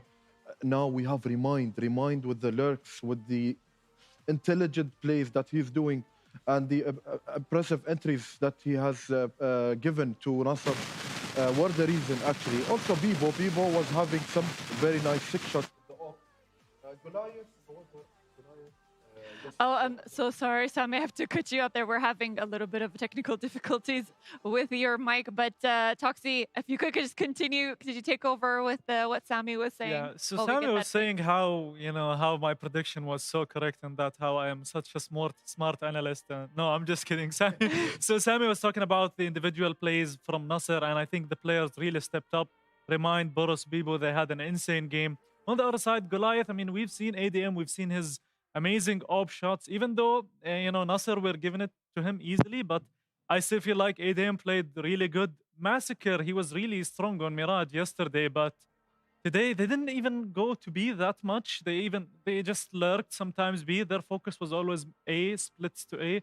So yeah, Nasser were much better, and I think Flep had some stuff to say. I mean, I wanted to actually get back to the point that Goliath, they had some chances. I mean, they underperformed here. We have Triton and Dweezil, okay, but ADM was so good with the op. I believe he was really uh, could have delivered much better, but there is two important things here. The mistakes that Goliath has given us was the 5v3 retake. They were 5-man advantage. They had advantage here, and the eco round that they lost, which gave Nasser the freedom, the momentum, the confidence to actually win this map. So I hope they do step it up in the next map. All right, well, here's hoping that we have a good CS, no matter who's going to be winning, because we want this best of 5 to go and be played. We want the overtime. And speaking of our next game, the second game in our best of 5 between Nasser Esports and Goliath Gaming is going to be in Inferno, and Inferno is Goliath's pick. Now, you did mention that both teams are known to dominate in this map, but who is going to be doing the winning? Is there any predictions that we can have for the second map? I know you both are sticking to Nasser still winning in Inferno. Is that still the situation here after we've seen the first best of 3, best of 5? For me, yes. I mean, it's 3-0. I won't change my mind, unlike the analyst here with me. Get him out of here. But yeah, I'm still sticking to 3-0. Inferno is one of the weaker maps for Nasser Esports, but still, even on their weaker map, they're still really strong. And, after such a dominant performance in the first map, the confidence keeps going. So it's very tough for Goliath to stop that. All right, well, I'm going to have to hear your prediction exactly in rounds. Can you tell me what we're going to be seeing in this next round, considering that Nasser Esports is going to win, but is it going to be a close one, or is it going to be a sweep like the first game that we just witnessed? I do believe it's going to be a quick sweep for Nasser, 16-5. 16-5 prediction. for Sammy and Talks? No, I think it's going to be a bigger score. It could be 16-9, 16-10 for Nasser. All right. Okay. Well, at least we have some competition here in the analyst desk. Do you guys think that you sure we're not going to be seeing the last 2 maps of this best of 5? I don't think so. Not I at don't all. think so at all. Not at all, because Nasser is really, really skilled. As we've seen in Mirage, they exploited the weakness. They kept just going for it forward and forward. We didn't see them around going a bit passive. They were just keep on going forward. And that shows confidence. That shows pure experience level. I believe Nasser's not going to show us 2 maps, the last 2 maps at all. Well, at least for Goliath, if you think Goliath is going to be the losing side, is there any advice that you can give them that could help them defeat Nasser, or are we biased towards Nasser Esports and we don't want to give out secrets? If they have that strong mentality where they can bounce back from a loss like this, then I do hope they actually provide us with the mentality now from this map onwards. All right, let's go ahead and take a look at the prize pool. The amount is staggering, and it's not just, about the amount, it's about the representation. It's about putting your name on the map. We've already seen really good CS from all of these teams, but now it's time to take home either the first or second place prize for these 2 teams. First place could be $12,000 in your pocket. Second place, $5,000, and third place, $3,000. So, as we mentioned, this is a wonderful prize pool provided by Legion, by Lenovo, and our analysts are very jealous. They wish they could be competing. As you know, our analysts are esports professionals. When is the last time that you guys have been playing in a competitive tournament? Oh. It's been a very long time. I could look back at the history. It's been years since I last played competitively, professionally. Even competitively, I'm not even playing. So, but yeah, it's been a while. I think Flip has been playing. I've been casting a tournament he played recently, and he lost sadly. But yeah, I love how Toxie has to point out that part. You could have just ended with I casted a game where Sammy played wonderfully, but he lost. I am like he does his predictions. Very realistic person. Straightforward person.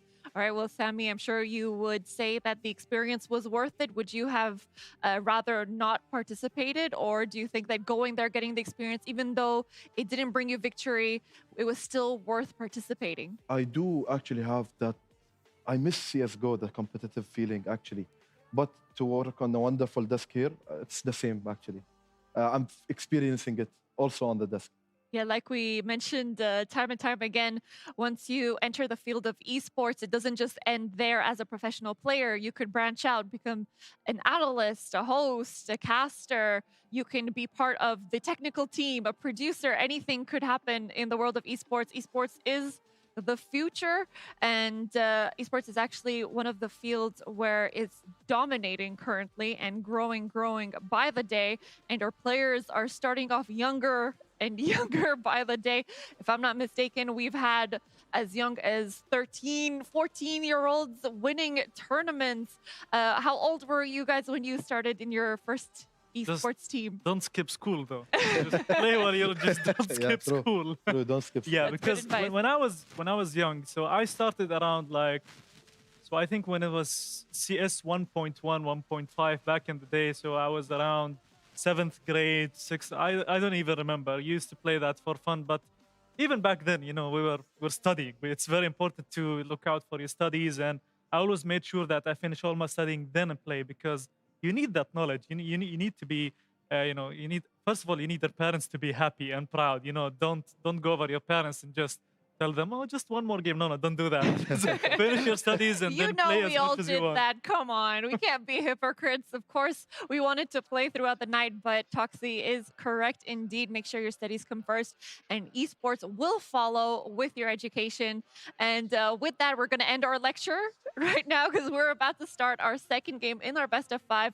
So we're going to give it off to Goals and Lighter for our English commentary, and to a Legend and Moro for our Arabic commentary. Good luck, guys. Thank you. We are back for more action. It's going to be Inferno. But Archie and Des, thank you. Those are some sweet sound words that I think everybody needs to hear, especially the up and coming players. Stay in school. But Golsey, Inferno, what are you thinking? I mean, look, NASA showed some real serious aggression on Mirage. It was really difficult for Goliath to deal with. I mean, Inferno is certainly a map that Goliath a lot more comfortable on. As the desk said, they weren't that comfortable on Mirage, or a lot of games were really title lost on the majority of that map. But ultimately, it is a better chance for them. It is their map pick. It's their time to shine now. I think ultimately it's getting the first game jitters out the way. But ultimately, there's still everything to play for. Yeah, $12,000 for that first place. Certainly got to give it everything you got until right at the end. I mean, we've definitely seen comeback so far, so there's no reason why they can't pull it off. But ultimately, it's down to them on the server, and I'm just looking forward to the match. Yeah, well, it'll be NASA on the CT side of Inferno. They got the advantage over there, but Goliath, they need to have a good start, man. Get things together, look more on shit, look like they did yesterday. And maybe they can start popping off. And Inferno is one of those technical maps where you can't really get away with a lot of aggression, like the desk was saying. The utility in Banana could stop you at any point. The spam down middles, narrow choke points area. So they're gonna have to be meticulous. And if they want to go for those aggressive play styles, Goliath, they need to be ready for that. And there's multiple ways to deal with it. So let's hope each team can show us some good counter strikes, some good action, and ultimately show us a grand final. It is the Legion African Cup, the first of its kind. The last time we had this was in 2016 at these two teams. Last time they played each other, Goliath won 2-1. So perhaps NAS is on a spree of revenge goals. Yeah, I mean, certainly, perhaps, but ultimately, it also comes down to like the region. I mean, they're able to practice and play against a lot of competitive European teams on Europe servers, etc. So they've obviously been able to grow since they last met. And I mean, also the rosters aren't particularly the same either. It's only one player from NASA, one or two from Goliath as well. So, but at the end of the day, we have got a game on our hands, and there's no reason why Goliath can't pull a strong hand, but also NASA just looking super, super strong. And if you thought they were aggressive on Mirage, I'm really just going to imagine like the most crazy banana control apps pushes just everywhere, going absolutely ham with perfect flashbangs, something that they've been impeccable about the entire time. They executes on point. That B is going to be a tough spot to be watching if you're a CT. Yeah, 100%. Especially Banana's going to be contention. And I feel these guys have layers on layers of methodologies of how to take Banana, whether it's the Molly Smoke combo going through utility, running with Mac-10s in the second round just to take early control. And the AWP isn't as prevalent as we saw on Mirage. And that's what Goliath were kind of relying on. So it's going to be quite hard to get the economy going once you switch over to that side. But overall, I do think, NASA has some good experience under their belt. They've been exposed to higher levels of Counter Strike since in the higher region. There, they have that opportunity to refine their skills, play against some of the best players in the world, and trickles down to us eventually. Now we get to play against them and see what shenanigans they get up to. Maybe we can steal a few things from them, and vice versa. Share some knowledge, if you will. Yeah, absolutely, and that's what this is about. Ultimately, you just any sort of exposure that you get is an absolute bonus. But you can still learn fundamental, CS and learn from these lessons. Like you said, the youngsters is the first time they're going to play against a team, of this caliber. So there's no room for mistakes. There's no, time for those ridiculous repeats or whatever. You will get punished every single time. And NASA is one of the squads that are like really, really, potent in doing that. And ultimately, we're going to see that shortly because we're going to be jumping into the game now, Tools. Alrighty then, Inferno. We've all been through this map before. We should all know the call-outs. We should all know what needs to be done when it needs to happen. Utility purchased up and 2 smokes, 2 flashes on the side of Goliath ADM. Oof. Tussling with the USP down middle. Bibu constantly searching for information. In fact, he's going to tuck himself in Cubby. That lends its hand because the closer he is to the A side, the easier the retake will be. He'll get information and will unsettle Goliath the post launch. But it does look like they're heading towards apps. A bulk burst isn't a bad idea. They might be out of position looking at the posture of NASA. That's the smoke towards middle. The box is going to turn and find that opportunity. And there's still one more player in Ducky. The sight is theirs, but Ducky is of concern still. Many 8 HP. He has been goosed and the sight has fallen. It's on the side of Goliath. NASA scrambling to get closer. The crossfire is there for Goliath. And Zox teams up for the ADM. He goes down, but valiant effort. Many saving the armor. Yeah, he's going to save the armor. And they're going to force him to the next round for sure. It's something that I don't see enough in South Africa. Players just need to realize once you've lost the pistol and you can't get in there, 1v3, even a 1v4, save. Next round is going to be even stronger. You can probably get a FAMAS if need be. Because Inferno is one of those maps where it lends its hand to the Force for sure. Yeah, I mean, if you can say that armor's a big deal, you can get a big rifle, drop to your hands, surprise your opponents, get a quick double frag, move out and have some impact in the round. But ultimately, there's Goliath to take the pistol. Yeah, good start from them. Nice breach up towards that middle, quick control of that A sites, and NASA with this split 3-2, losing those opening jewels just resulting in Goliath taking the sites and putting one on the board. But as you said, Tools, full investment here. Coming out of NASA Esports, they're certainly going to be looking to win this round. Goliath, 2 MAC-10s, Galley, and some rifles. They're going to spread things even, default up, and I suspect just hold some angles and wait for some aggression that should be expected. Oh my god, a headshot from Mini. Don't peek. Should always expect that scout around. Yeah. No, if you're going to peek it, jump across to bait the scout shot out first, and then you want to be... But that was a sick shot nonetheless. I mean, goddamn, it was clean. It wasn't like he had the good pre-aim. He had to really work, flick that wrist, really separate those brain cells. Yeah. Now Goliath have that middle control. They are looking to pop flash through. They're going to be smoking off side. No, that looks like. And that's the smoke. Goliath waiting for the smoke to burst, and they peek out. They tag Mini as well, but Aza gets a shot towards that N1. Now the breach is very one-dimensional. They need to all come towards library. When you're playing the headshot angle, of course, going to get taken out. Aza peeks from the pit, not able to land anything. Remind has got that late angle towards the apps and doesn't step just yet, waiting for his teammates to come in close, and eventually that's when he decides to peek, and it is Nasta that responding strong. 1-1 now. Goliath. Breach on that A side gets picked all off the back of that middle frag. They just ultimately don't have the numbers, and now they are forced to buy a couple of handguns and deagles themselves, while NASA supplement their economy. Full rifles really went to the shopping spree they can collect as much as they'd like, and they put one on the board. Things are even, 1-1. The falls back bite, Weasel saving for the AVP. I like that. Once they get that up nice and early, the rest of them are going to get them upgraded pistols, utility. Something to contest this round with. Flashbang does go through, and Bibu is going to Stop some bullets through the smoke. Yes, found out ADM, and the rest of them gonna flurry through the smoke. No trades just yet, and everything's going the way of NASA. Boras. Boras nutty, man. This whole team, like, I can't see a player that has, like, you know, average aim. They're all nuts.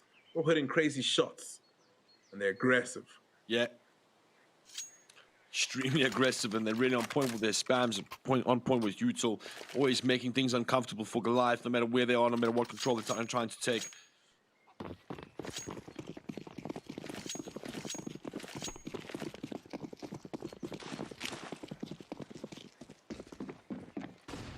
It's a Glock run, eh? Yeah. You can already see NASA going for some eco frags. They know what kind of round this is. Some flashes towards Banana. Remount. He's gonna go farming. Get them stats padded. He's in a spot bother, but saved by the bolt. Saved by Boros. Alright, 3 rounds on the board. NASA. Strong CT stops. What you want to be looking for. CT side at map Goliath. Now the opportunity to respond. Full purchase. Yep. Please option for utility of weaponry there. It makes the sense.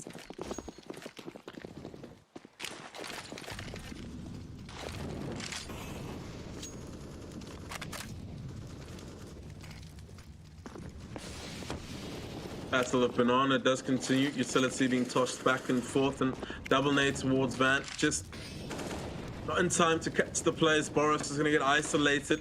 It's Bibu sitting in front of the smoke. Pop flash does go out, and he's just lurking and playing it, trying to be perfect. Then if he gets a double, that's so insane. He might even get the third.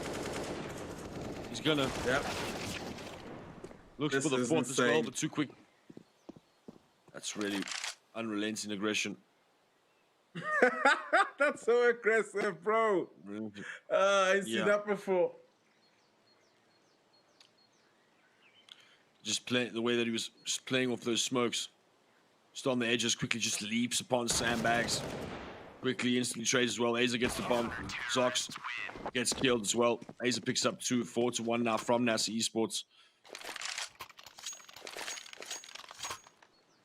Tough start here for Goliath Gaming, but again, just crazy aggression coming out of NASA, and we did suspect we would see that sort of level of aggression coming out of them. We were even asking ourselves in a map like Inferno, how and where could you be aggressive? And literally in plain sight, lurking around the smoke, finding little margins to work with. They weren't ready. No one really expects that push from the CTs through that smoke, so you could see the player sitting by a tree and sitting on cubby, just waiting for it to dissipate rather than posting the smoke. So fortunate, but at least it's being a lesson learned. Pop flash towards the middle. Mini gonna find himself a double with the spray down. Even possibly finding the third. No, reminds you to come in, clean up crew and Isle 9, 5-1, and that's to extend the lead. Surely this has to be the round for Goliath. They have the money. Dweezil, surely with an AWP. There we go.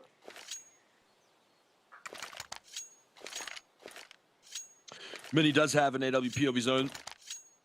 But yeah, Dweezil needs to step it up. We spoke about him earlier in the tournament, getting those key entry frags, those stock standard angles. He needs to win one of these duels with Mini perhaps to give Goliath a shot. Building up some rounds here. Need to start getting on the board, but right now playing it very passive, just waiting for the CTs to use the util across the board. That's Esports electing to hold middle pretty strong. Oh, so much damage done. Boris gets another kill through the smoke. They're really abusing this banana area. Getting so many frags early on. And if not, so much map control as well. It's just such a double-edged sword. Now, eventually it is a response from Zox, but instantly traded from Mini. Not gonna die alone. Not today. 2 players gonna try and work up Banana. Oh, Bibu weak peaks for the flashbang. It is perfect timing. He gets the headshot towards sandbags as well. It's absolutely disgusting. ADM gets one, looks for another, gets in, but eventually it is middle. Let's step out and take him together. 6-1. NASA Esports cruising ahead. Bro, that transfer on the play on logs, while blind, can't actually believe it. That's like instinct. You don't have vision to work with. Just a guess, and he guessed right. Goliath, they're not finding any entries. Anywhere they go, they're getting smoked out. They're getting battered with utility. I mean, they found a bit of success in Palace after the trade in Banana, but still, it didn't really mean much due to what happened and transpired in Banana. Boris has already found an opener, Mini with his other, and they're trying to just make it home early for dinner, I guess. Socks does hold on tight, but 21 HP. We're gonna need some black magic if he needs to win this round. 7-1.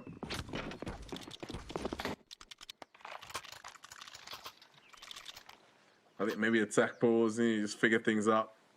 Wait, if we just sit and chill for the next 20 seconds after freeze time and play it from there, let's just see what happens.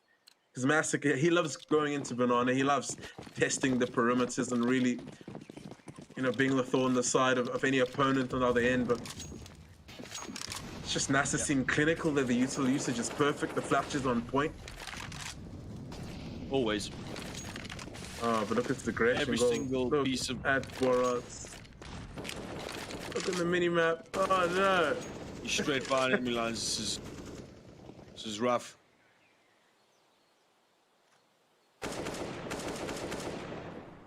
Oh, he just flanks them. That's That is an surprise. absolute Surprise.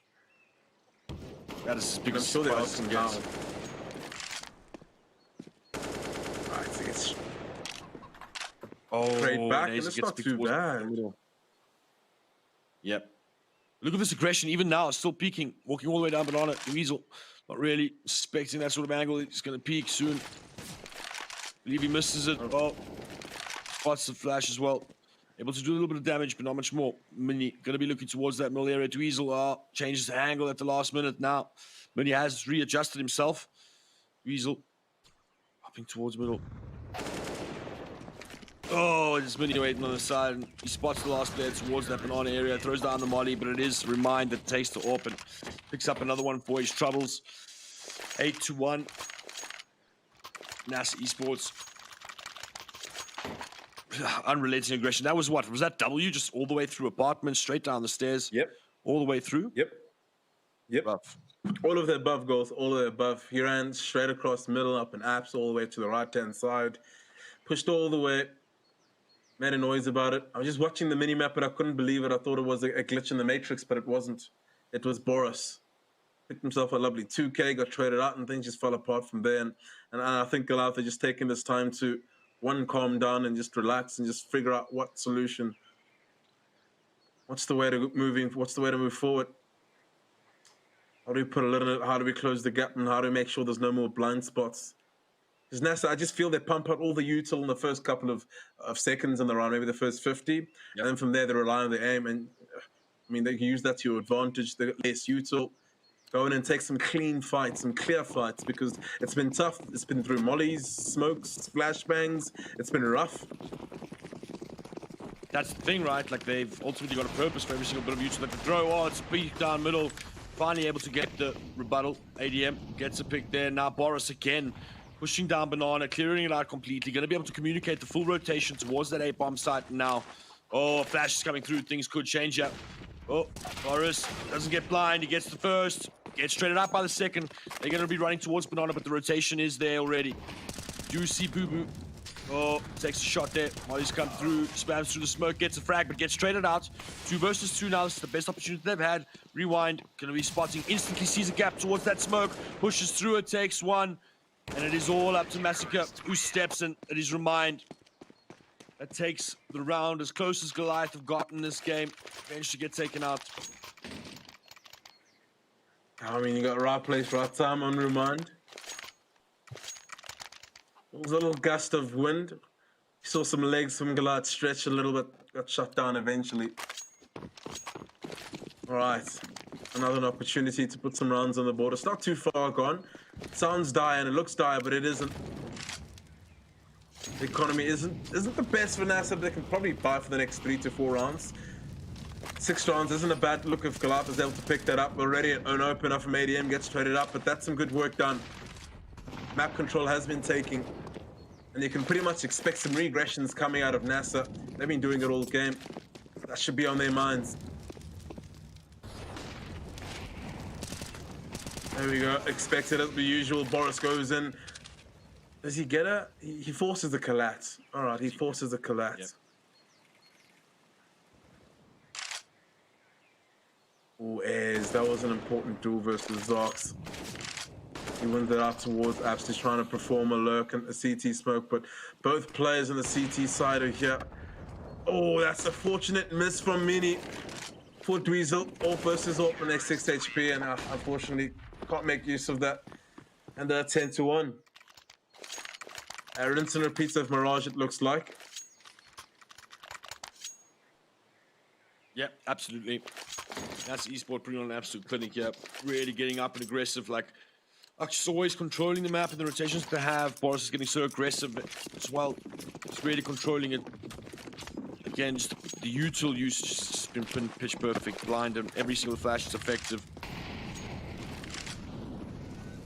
Look down middle. Surprise, surprise. Nice. And they're just pushing out middle again, and both of them win the opening duels. Remind goes for another peek towards second as well. Oh, Boris immediately kills the threat there from ADM. Weasel all up in middle, gets one frag. Looking for another, but gets found out. 2 C's waiting from the other side, and that's put it 11th on the board. Tough time, Shetulzi. Tough times never last, Golzy. Tough times never last. Eventually, it's ADM's like, no, what? I've had enough. I've had enough of these guys pushing everywhere they want. I'm gonna buy an AWP. What kind of spawn's he working with here? Let's see what he can do. I mean, the best ADM is an angry ADM.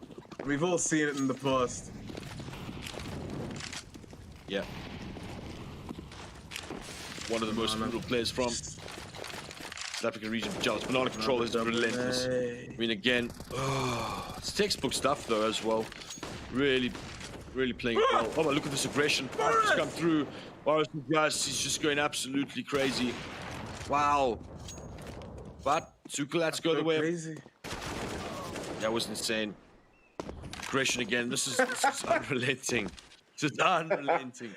It's funny, like it's funny the way they're doing it though, because like it gets to a point now where they take liberties.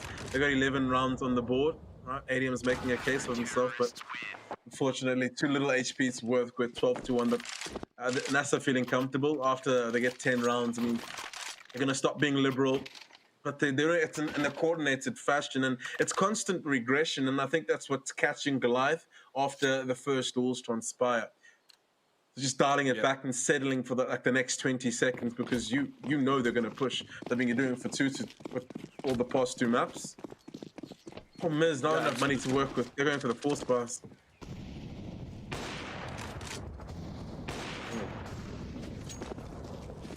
Close. Oh, another frag towards the banana area. Again in the first 30 seconds of the round. Goliath just losing that advantage. Zox going down. But there is a trade frag. And remember, I mean, they don't have a full purchase. It's only a couple handguns from mine. Peeks towards middle. Wins out that fight, but it is Massacre. Gets one for his troubles, but no remind of that nade. Certainly going to do a lot of damage. Ooh, half HP coming off from Massacre. They know his position. Look how all of them are just swarming him. It's wild. You can't breathe. They don't let you breathe. Fights, yeah. No, they don't. They don't let you rest. They don't let you settle. It's wild.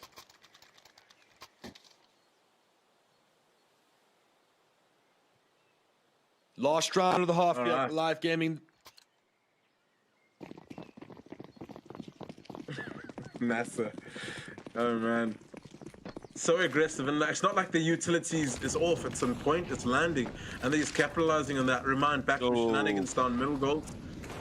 They give some space to work with. He spot with something. Mini gets the kill instead, but Triton gets the trade and Mini escapes. And ADM opens up towards Banana. Is aggression down absent. As you think the advantage is on your side, as you think you got the lead, Goliath, immediately the regression comes in to even it out and actually take back the advantage. And that's how quick they play. It's actually quite interesting and nice to see a different perspective. Like I said, Eza hot on the heels of Triton, needs to win this out. The spray works out, 22 HP. Mini has the cross. And Triton knows it. Oh, 14 to 1, 1 versus 1. The common theme, they haven't won a single clutch, or rarely have won a clutch. I'd say it's about 90% to 10% how many clutches have been won in total between these two teams, but a very enormous half, a giant half, big half, massive. Yeah, I don't think they planted the bomb once. It was a tough one. Tough one indeed. NASA now on the T side. CT map, boys, we can do it. That's what you got to be telling the team.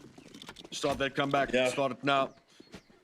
But yeah, I'm interested to see what NASA pull out of there on the Crystal ADM, looking down towards middle. That's that's the confidence, but instantly traded.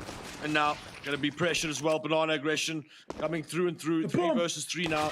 All 3 players left towards that banana, and they take him down. Triton gonna pick it up, gonna spot the bomb as well. Oh, look at that fast push through CT. Oh, they're gonna realize that it's your main man, Boris. He's running from the back here. Are they going to expect it to remind? Slowly breaching towards. He's going to start making some noise now. Bait for his teammate. He takes a fight. He kills one, and they're going to chase him down. But it's Boris here that is peeking them from behind. It's tagged quite a bit. It's all up to Triton and Boris. Oh, spots him out. A little bit of slight HP advantage here. Triton.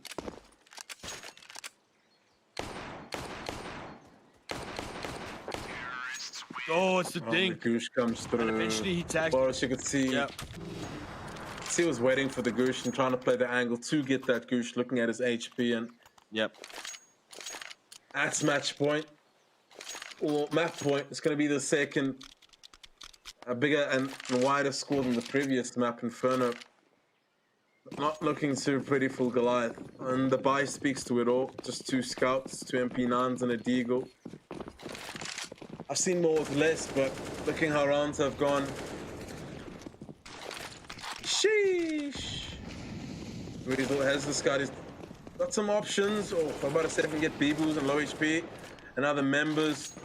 But last man remaining ADM, and he's been putting up some big numbers and doing his best this entire series. But there we go. Here we have it, 16 to 1. Goliath getting battered, bruised, smashed, bish, bosh, bash.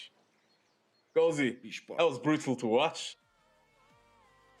That was really tough. That was really tough to watch. I mean, a very convincing, performance from NASA Esports. The aggression was crazy. I think what they were doing is just distracting with so many fights across the map that every single other push across, the lurks, all of them were so effective, and they were really just abusing Goliath at the end of the day. Every single gap they had, by every single smoke, they threw everything out of purpose. The utility was perfect. Just really impressive performance all round, and unfortunately for Goliath, they need to reverse sweep here or they go home in second place. And I mean, it's all to play for now going forward. Last chance saloon, Toolsy. Yeah, last chance saloon. The map will be Dust 2, and looking at how Mirage went, looking at how Inferno went, Goliath gave us little to no signs of them, punching above their weight and pushing forward. But we're going to send it over to the desk, and they're going to break it down for us. Thank you so much, Coles and Lighter, and thank you, Legend and Moro. I don't know what to say. I mean, we really want to feel like we're happy about Nasser Esports, but at the same time, we can't help but feel a little bit saddened and the game was brutal.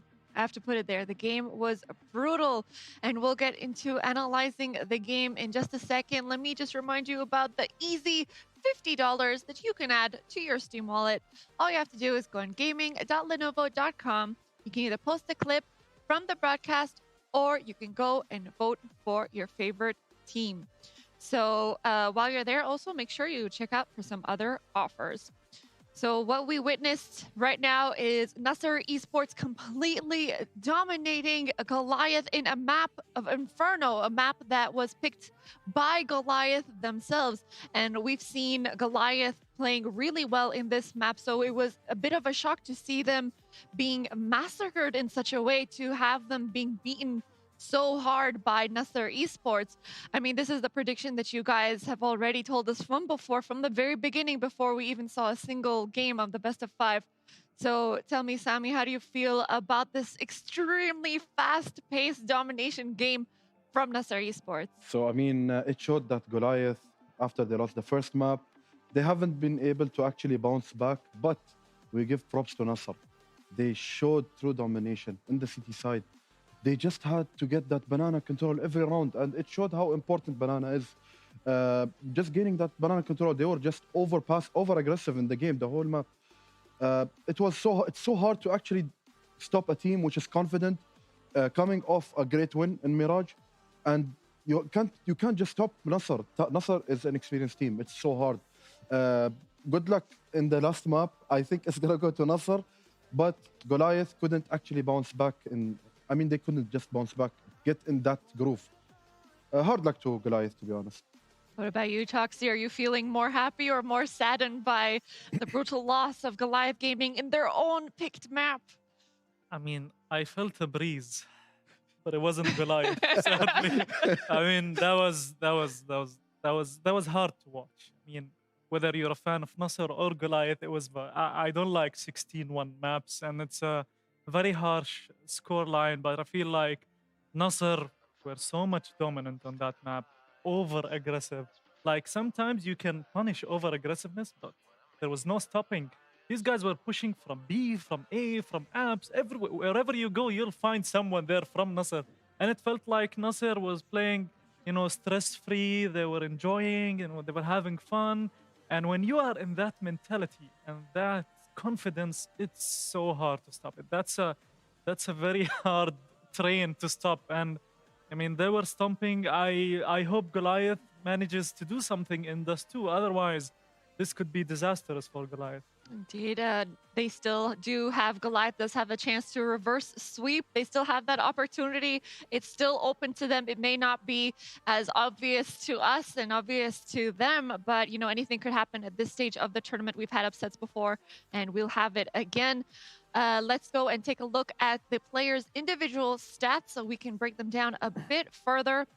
Boris, the Child Wonder, 25 kills with Nasser Esports. And ADM, we've praised him before in the previous game. Again, he's top fragging and attempting to carry his team. But it seems like Goliath Gaming is a bit shaky and doesn't really know how to respond to Nasser Esports' aggressiveness. Is there anything you could add to the scoreboard? Boros did a great job. He's a true superstar here. But Remind got really insane kills in Banana. We just can't, not give him the honorable mention here. Remind was doing a great job in Banana. He just kept giving us those amazing pushes, the double kill, going fearlessly, pushing through the smoke.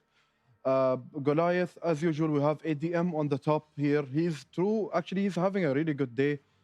Confident enough, but the team wasn't confident. As you know, the game is all about the team. It's not about the solo plays, and not about the solo plays can win you a round or two, but it's all about the teamwork. Indeed, and there is something that I do need to point out from our technical team. As you know, these are from, although they are in Africa, but they are quite far apart from each other. So we had to pick a server that was in between. And Nasser Esports and Goliath Gaming actually played under the same ping. So I know there may be speculation that perhaps one would have better ping than the other, but in fact, they were both performing under the same ping, perhaps not as ideal as they're used to in a LAN tournament, but still, it's all fair with the same ping, right? Yeah. Yeah, I mean, ping is sometimes it's a factor, but here it's an average fair for both teams. So the server that was picked, it was a fair server, and they've tested all servers. So admins did their job. They tested every server there is, and this was the fairest. Both teams agreed to this. So, I mean, whether you think it's a ping issue or not, obviously the better team performed here. Like, even if Goliath had, let's say, a better ping, I don't think there is going to be a big difference in the score. There is just total domination. And it's good that you pointed out, and I think it's very obvious that the difference in playstyles and Goliath being behind a bit with Nasser's extremely aggressive style. So, yeah, tough game for Goliath. I mean, 2 tough maps.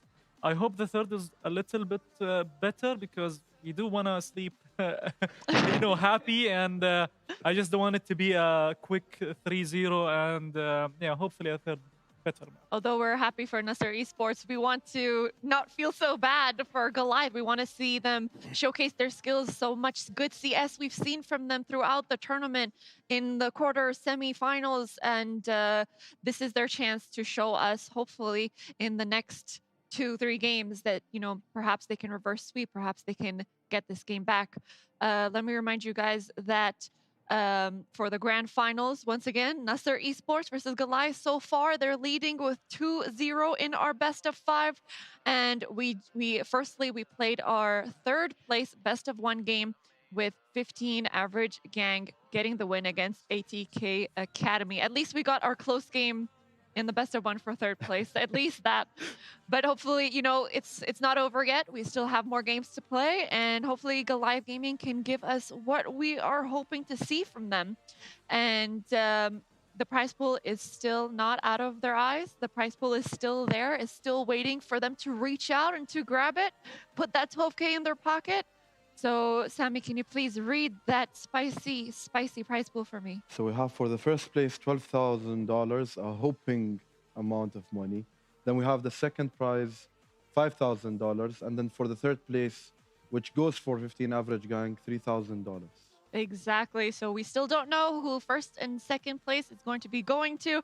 It may seem skewed and it may seem in favor of Nasser Esports, but you know, this is a tournament. Anything could happen. We've seen these things before in case of Bravado, in case of Nabi, both of them expecting to dominate, but both of them losing and not manage to make it into the finals. So at this point, anything can happen. Do not lose hope.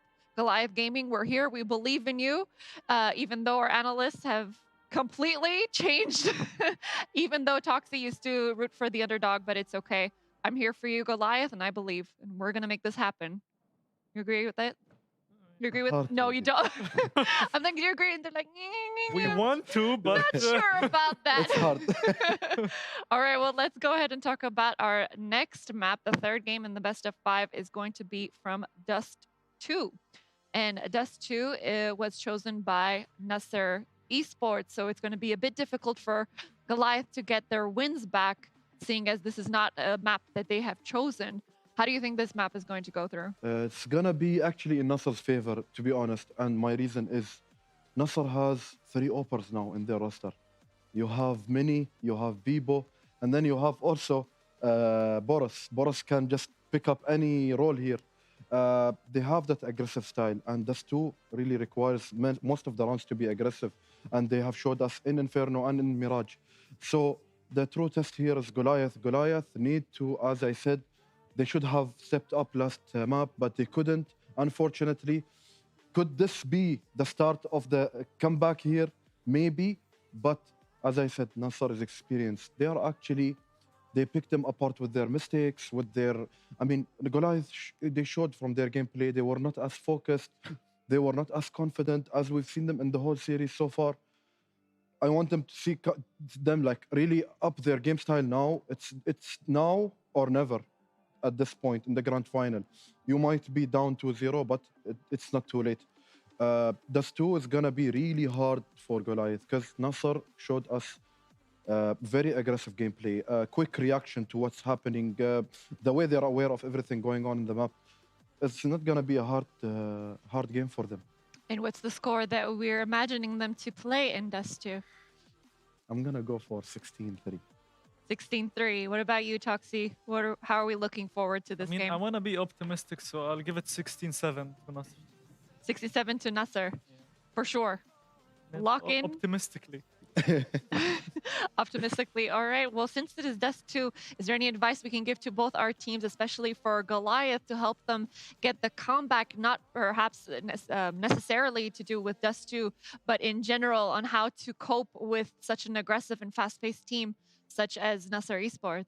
You have to surprise them. You have to surprise Nasser. Okay, even though they were playing over-aggressive and you guys were too passive, you need to kill that. You need to, whatever you had in mind with plans, throw it out and just play a new game with an opponent that likes to rush and use that against them. So surprise them with that.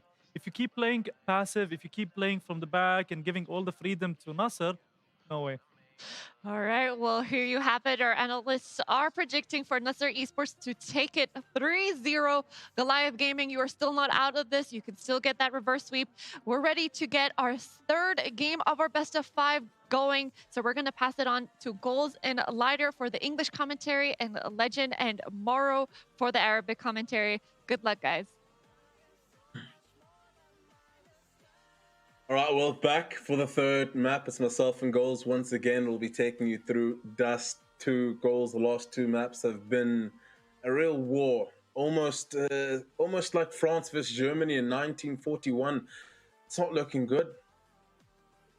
Not looking good at all. Tools, they're getting absolutely dominated. At the end of the day, Nasser Esports really showing a different class here.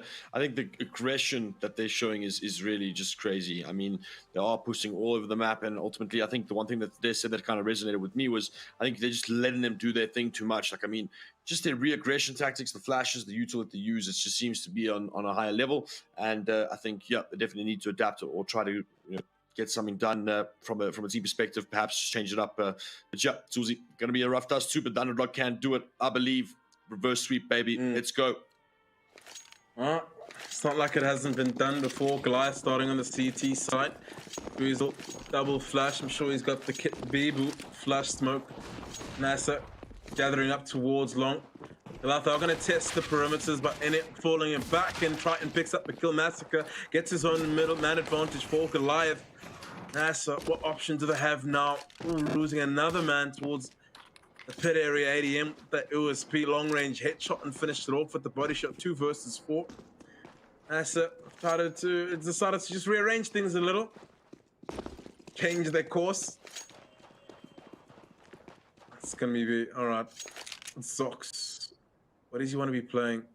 You should favor playing back plat, but when you get Goosh, you're kind of stuck in this, so he wants to play in a position of escapability. Dweezil's next to him for that support, so they're going to be rolling it. They have spotted Zox and he needs to tuck in. Dweezil has the crossfire him. Will they break the crossfire? Zox with the first headshot. The flashbang is perfect. He gets the second too. Brilliant pistol from Goliath. Yeah, quick frags towards long, quick frags on the entries towards B, and Goliath managed to take the pistol round.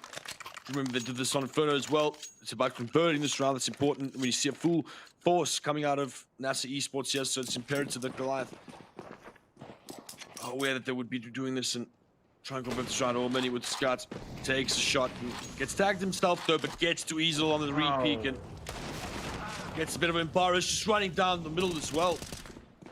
Crazy plays, but Zox gets 2 of his own towards that Lowe's area, makes it into a 3 versus 2. And now Zox up middle, getting confident here, maybe taking the fight to Nasser, getting aggressive and using their own style against them. Zox really stepping up. I heard some chat wheels there as well, so probably a commentary or 2 there, but Glide 2 to Nasser 0. This is the grand finals, Susie. All right, Certainly they're stepping up. Maybe they were just giving some hope goals to take it all the way. Let's just see how it pans out. This is one of the rounds they need to be closing out. This is a must-win round. They need to have early starts, like I mentioned it. That's not good. 2 quick frags, though. They get 2 A1s away. Good at all. The trades come through from Boris and Cat, and the man advantage for Nasser. Perhaps too overzealous from the side of Goliath. Fancying their chances, and Boris. Easy headshot, and Triton Massacre left alone towards the A site, and B's open. Boris continuing with his reign of terror from the previous map. This man's nuts. Absolutely insane. He just runs around, doesn't even use his primary weapon. Faith in the Deagle. Waiting. Oh my god. Boris is back. That was dirty. That was dirty. I'm sure. Boris never went away. Yeah. Yeah. Really Mind you, jumping on them at night. Yeah, mind you, Boris is actually a professional player for endpoint, so you must just understand this man's not lacking any skills. Let's see how it works out. They're gonna be heading towards A long. Boris holding down middle, tapping away, trying to find some kills, and he gets overwhelmed, standing over too confidently at that. That's going to prompt an asset to move a bit faster towards the A site. And there we go. ADM opens up towards the A site. And Mini's looking for the trade. Hasn't got it just yet. But he does finally finish it off. It's a man advantage. Actually, it's evened out. Eza on the verge of getting the bomb down. And Socks to take some contact. Massacre gets them the advantage. But they're still not out of the woods just yet. Eza has the A1. He has some 100 HP to work with. But another kill from Zox. He looked like he was dead for rights, 9 HP. It's Mini standing and pit left, and there's a scout and there's an A1. They're trying to tap him away, but he's playing duck hunt with these fellas. He's got the advantage. He's gonna keep peeking up and down. Dweezil left with the scout, and Mini knows he's got the advantage. He knows how to play these situations. Dweezil, I doubt he has a kit on him, so it's gonna be a 10 tick. Oh, he's not even on the bomb. But what? It was planted there? They could have just boosted up and diffused if that was the case. I guess they couldn't have known him, but fair. Yep. So, because the player, yeah, but I'm sure that there was a player killed first on site. Sure, he could have identified where the bomb was. Not too sure though. But yeah, so even that. Yeah, that little crouch technique there in the ditch is making it so impossible for Goliath to be able to pick him off, and he just plays it to perfection, calm, cool, and collected. Gets the job done. Ah, that's for Massacre. These rounds are so competitive and always starts like this. Always packs a punch. Mini. That's that AWP. Gets shot off the angle, and they're going to try hunting down ADM, tapping away. There's an opponent there. He gets the Noe. Oh, the quick scope.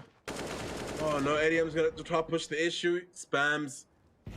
Mini through the box. It's Boris and low HP, and Ezra remaining alive. All right, ADM. Certainly he's going to want to go for these. He has no kit, so he's going to have to just keep that at the back of his head. Boris isn't quite the spot, so ADM, let's see if he's aware of such shenanigans. Boris peeks and just opens it up for Goliath. Opens it up the opportunity for ADM to get the taps. And he finishes it off 2-2. Keeping the dream alive and keeping them ahead.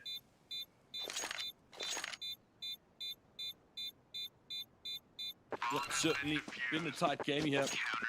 See a little bit of economical pressure on the side of NASA Esports here. Are they going to force into this? They were successful on the eco round, so even just the purchasing up the Eagles, send Boris down middle.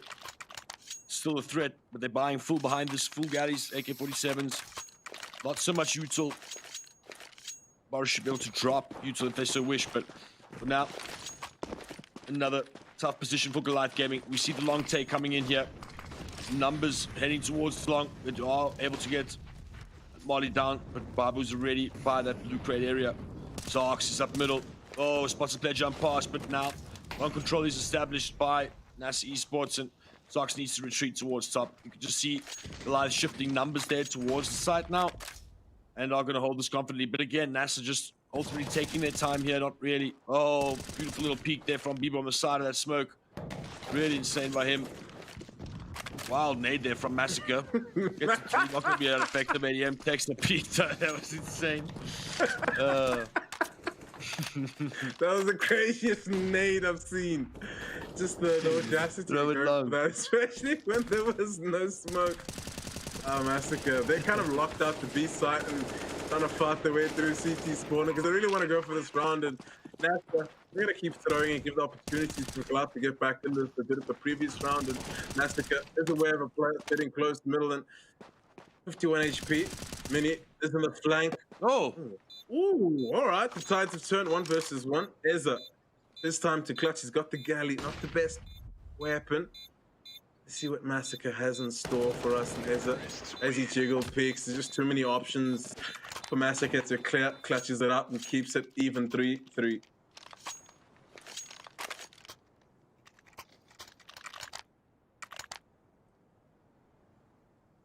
Completely forcing behind this. Oh, Goliath Gaming.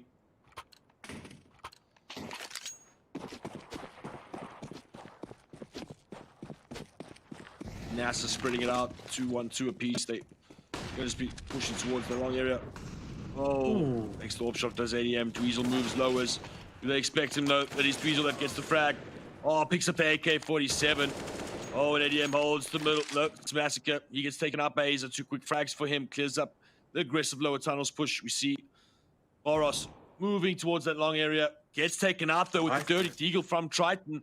That was the linchpin remind. He's going to be heading towards middle, yeah. But it is Zox waiting for him on the other side with the deagle as well. 3 versus 2 now. They're heading towards this B side, surely. They get spotted. They call the teammates over. Still 1 player in there, able to get a couple of shots, but no, goes down. Zox not able to make anything of it. 2 players left over, both low HP. Orp on ADM, deagle onto Triton. Oh, and this lurk from the T's. If they activate quickly, yeah, that's a big play. That is really a big play. Flash comes through. Another one as well. He's delaying them for as long as possible. Right now, Goliath needs to act and go onto the wrong side. There comes the flank. And now both players go down. That was a beautiful high IQ play. NASA Esports 4-3. They take the lead. And Goliath again in just a really tough situation with the economy. This round for round makes the CTs bleed. And what looked like a stellar start, it's now going to be a tough mid game. But ultimately, they need to save here and give themselves a better chance to get those guns and take the fight to NASA, enjoying the aggression that we saw early on from them, the confidence. Now, full long take, 10 flashes or spiraling over. Oh my. Numbers for a stop. Oh, a little lowest push as well. 2 quick guns taken from Goliath here. I mean, taken from NASA, not bad. Didn't really invest much into this round, but it's the P90 Boris just running around. Went absolutely wild with the Zeus. It's Massacre. The double Zeus. Valiant attempt. You said we wanted back to the gun round. Get him. Fair. I understand completely. They're also having a bit of fun on the server. As you can imagine, Dweezil back to the AWP. All the players with the utility. Dweezil just missing out on a bits and pieces of here and there.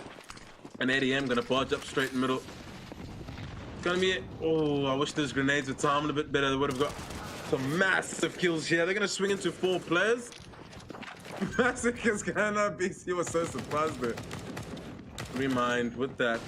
Org. Or the Krieg, better yet. ADM taking some battle towards long, and it's a trade back and forth, but always in the favor of NASA, it seems to be. It's been even here or there. There we go. He's the last player remaining alive. Can't do much. I think she just go for the save at this point. But it's been a very puggy game, as you can see. NASA just running as hard and as fast as they can towards long. Goliath doing pretty much the same up middle due to the update that makes it a bit easier to throw a bit of regression the side of NASA. But sheesh.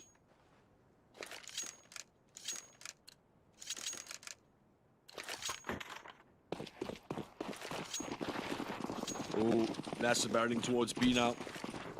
Players moving towards that lowest area. Triton just looking up middle. Oh wow. Oh, that's just cheese. That is pro. That is crazy. Oh what? That was an insane. It was a collapse that was and an then insane a molly. grenade? I don't even know what that molly was. I think he tried to throw it towards lowest maybe, and he hit and came back at them. Yeah, and then he ran through it. Yeah, nuts. This guy's the next level. Docs the kill there. Doing some damage.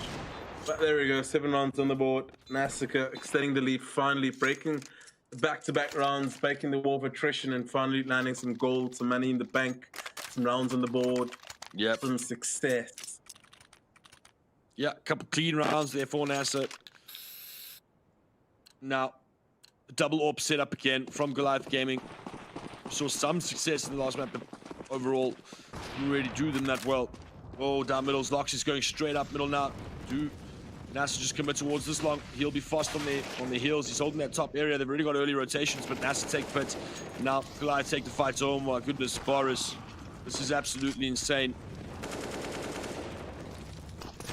Against an AWP, that's so confident and aggressive. Zox gets a trade back, but they're still losing a man in terms of advantage. Massacre spots one coming towards them, finishes it off, puts it back to even Stevens. 3 flashes remaining, so they can use that to just get themselves some space. Mini already prompting a flash for his teammate, a counter flash at that. One more flash in Zox, but stuck together. Here's delivering 2 swift headshots to close it out. 8 rounds, they've got the half in the bag. still troublesome times for Goliath.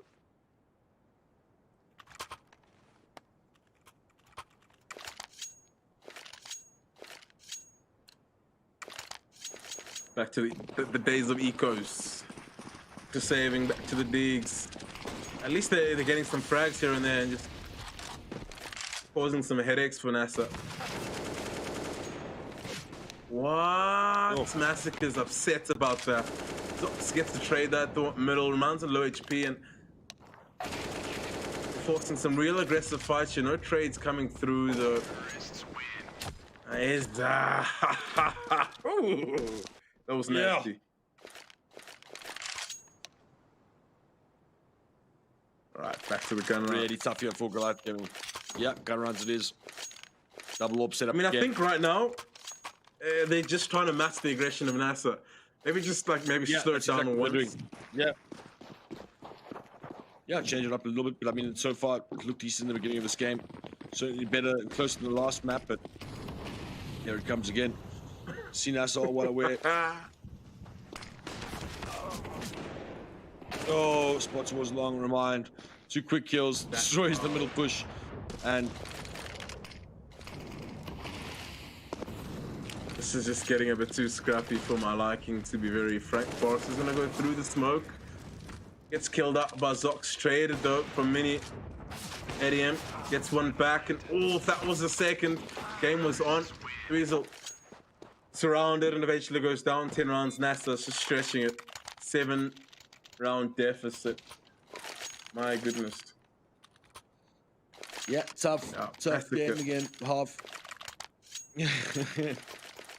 Mass, I know he's brutally swearing them in chat for sure, doing something. 5-man long, okay, I like this goals. This is gonna be robust. 4-man, okay, it's to do some numbers, but it's gonna be fight. It's gonna be a brawl. We already see Bork's getting taken out. A trade does come through. Zox gets one of his own. Man advantage for Goliath. B's completely open. ADM needs to read that. It's vulnerable. Needs to get back there soon. We'll get a free kill here towards the middle. It is possible. And that's the headshot. Traded out though. Still a man advantage. In fact, that's the bomb. All right, spear round for Goliath. Things are looking good. And that is 4 rounds on the board. Hoorah! Yeah, real tight round there. That was really, yeah, stick to the light. They ultimately get a couple good digs. And it's again just making sure that you trade with the player. I think when you get a pick, like often they get caught out by the over-aggressive NASA, but maybe including a little bit of aggression on their own. Just making sure they trade 4-man long again. Just really, oh, eventually through the smoke, Dweezil lands it. Looked like he was, the main man Boris as well is down. Goliath striking back here at the end of this half. 5 on the board, respectable tally. Big off angles there. Massive off angles by ADM. 4 versus 2 NASA. They have been tested, haven't they? Not finally losing some rounds. Things are going the way of Goliath, giving themselves a good chance moving over towards that T side. Remind sending out some warning shots. Dweezil peeks into the headshot angle. Remind doesn't miss those. This push. But the bomb's in B. Oh no! As soon as Remind goes down, I think they'll be aware of that. Ahead is spots at Massacre will call that out. Bombs being planted on the B bomb site, and the ADM keeps going towards Cat. It is, and over and above that, Remind's taking an aggressive stance. He's outside. They have got the kill on, I think it was Remind on site, and Eza. Last player remaining, and on top of that, he's got a smoke and a Molotov. So as they get closer, he might just drop that on the door like so. A molly towards window. I'm not too sure if there's a kit, so they might have to go through that smoke and door. No flashes. They're actually going to go through the Molotov. Oh my goodness, and Triton eventually trades it out. And I'm pretty sure 100% Eza was not expecting that. But 5 rounds on the board. Goliath looking a bit more alive than the previous maps. Yeah, absolutely. Sox and ADM turning it up there. But yeah, 5 rounds is more than last two maps combined, so certainly progress there. Still got a second half to play. It is the T side. They are better known for the successes on that T side, so let's see if they can turn it up here. We'd love to hear the desk was optimistic with the 16-8, or I'm sure what the guess was, but certainly a better showing. And I do agree with you, Tools. It was all about that aggression, getting that, getting up in their face and just kind of giving them some of their own medicine. Four pushes, 4 people up middle. Yeah, 2 splitting towards tunnels. Triton with the little deagles, gonna come back, but he's not gonna expect to push up middle. 2 up middle now, and they start to pressure, but it is the unrelenting aggression again from NASA Esports. ADM still stuck into spawn here, as the deagle as well. Unusual for the pistol round, but man's been having a good session with it. Massacre waiting for one player to walk past him and gets that frag. Now, ADM gonna get pressured in spawn. He's looking to stay alive long enough. Yep. Oh. Close, but no cigar for Goliath. It was competitive. It was close. I mean, the trades were going back and forth, and lovely opener from Triton, just losing too many numbers during the transitional trades. 3 P90s on the side of NASA. An Orgon Mini, my favorite weapon, and an A1. Oh. They run up middle. I know I would. They are. Yeah, no, they're going towards lowers. Oh, many just picks of aliens towards middle. Dweezil looking towards that long. Not able to make anything of it. Oh. It's looking tough out there. Zox all alone towards that spawn area. He's already getting pushed from middle, pushed from B as well.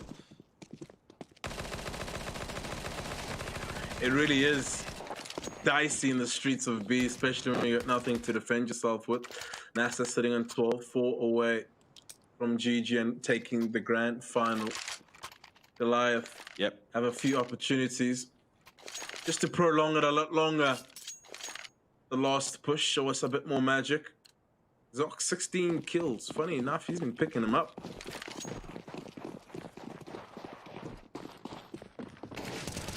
He's been taking those jewels. Aza steps up towards middle. Takes the first frag. Kills another one as well. No trading there available for Goliath. He's not going to get the third though. Triton eventually stops him. Another kill for Goliath as well. Makes it a... Oh, spots play. Gets a headshot. Triton also stepping up here. Surely heard a bullet come from lower tunnels there, but we're going to link up towards his teammates towards long. NASA going to be making the adjustment as well. Soon they will have to worry about the flank, but do they expect... Oh, he's below the smoke and he gets taken out. Dweezil takes care of him, but it is Boris. He's coming towards that long area and there's a momentary... Oh, he's got a P90 though. It shouldn't be too threatening, but it is Triton that deals with that, and perhaps a little overconfident there from NASA Esports. Goliath Punisher, 3 people on the team remaining left, and they can get a little bit of a cushion to work with. Quite tough position. I mean, they're not buying up full tools, the shotguns, there's Famoses, so definitely an opportunity for Goliath to get back in this, perhaps. 6-12 here, certainly best performance so far. Have they got it in them? Can they do it? Can they reverse sweep even? Love to see it. Oh, Bibu. Red like towards middle. Yeah.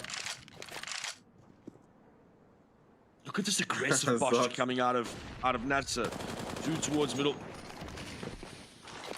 2 towards that lower area, and they're just going to try and take these fights middle, and Goliath look like they want to present them with those opportunities, and now one by one they peak, and one by one these jewels of one flashes come through, but it is tough. It's from lowest, it's from middle, it's just an absolute war in this middle area of the map, and yeah, Goliath go down, and again, not going to have anything to purchase yet. Probably going to see a 14 for NASA, and yeah, I mean, what is the answer here, Tools? Again, just trying to take those fights, but NASA will give them to you every single time. The answer here, goals, is LAN. JK. But straight deagles. Ah, man, and they're not going to stop with the aggression. I think Goliath just can't just get a breath of fresh air, can't relax and just kick their legs back for 20 seconds. A nice trade is back, but Boris is in such a superior position. Such a nice spot shot. Exercise some trigger discipline, but from the side, and 3 versus 3 things are changing. Off the side of a coin, man advantage, and Dweezil spots ahead, takes it off, and finishes off with the body shot. And what? They turned it around. Coming back to bite them. Aggression's coming back Yeah, to agreed, bite and them, and they'll you can put- see they just literally.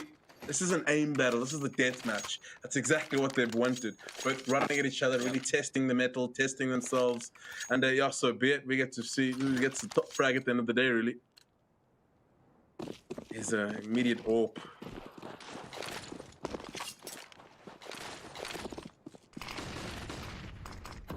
No.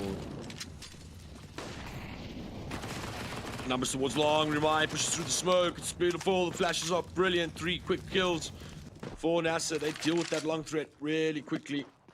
Goliath forced to retreat back, pick up the bomb, perhaps reset, try get some frags. But jeez, the aggression is crazy. They still. I mean, still have time to go to B if they really want. Yeah, but I think NASA will adjust by that point. Could watch Remind probably just go all the way through, or someone's going to all the way through towards tunnels. A little bit of team damage there. Oh, Boris with the lowest peak.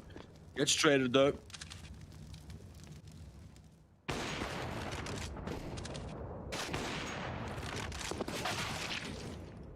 Oh, ADM plays the angles. Not able to get the second frag, but good work from him. The Nats Esports put a 14th on the board. This is the last one, potentially the last buy round here. Full purchase coming out of Goliath Gaming. 7-14. Trailed by quite a large margin. Boris still playing with the P90 there.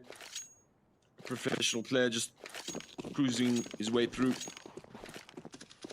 I mean, why not? Keep that on your hip. He's landing the kills. Go for it. Once again, another lowest push, so are they aware of it? P90 takes Triton out and Zox as well from Ezra's cap push. Nothing working out for Goliath. They're trying their best to land shots, but the P90 of Boris that gets another 2 versus 4. Edium has the AWP and it's picked up the bomb. What are the options here for Goliath? They can't go towards long. They're locked in towards there. Edium picks up a kill. It's Dweezil gets the trade back. 2 versus 2. Game is back on. Remind is pushing long though, and it's gonna get fantastic timing onto Dweezil. There we go. Does he get the trade, ADM? Yeah, the pistol up, the flashbang, the jiggle, ADM. Remind. Nasty stuff. Huge from him. Mechanics, aim, all of that goodness. Yeah, I really enjoyed that. Just pop flashing, baiting with the jump as well. Stays the flashbang blind and just really smooth coming out of Nasty Esports, really cruising in this grand final. A little bit of resistance here, but ultimately not much in the grand scheme of things. And the Goliath do result. Last round, Rush B, Circle Blitz. Do they expect the P90? Surely. But they take him down, and now the trades come through. 2 quick trades for Goliath. They need to go off the back of this. They can reset. They just picked up 2 guns. There's certainly a chance, but remind, this is a dirty off angle. It's definitely not going to be expected.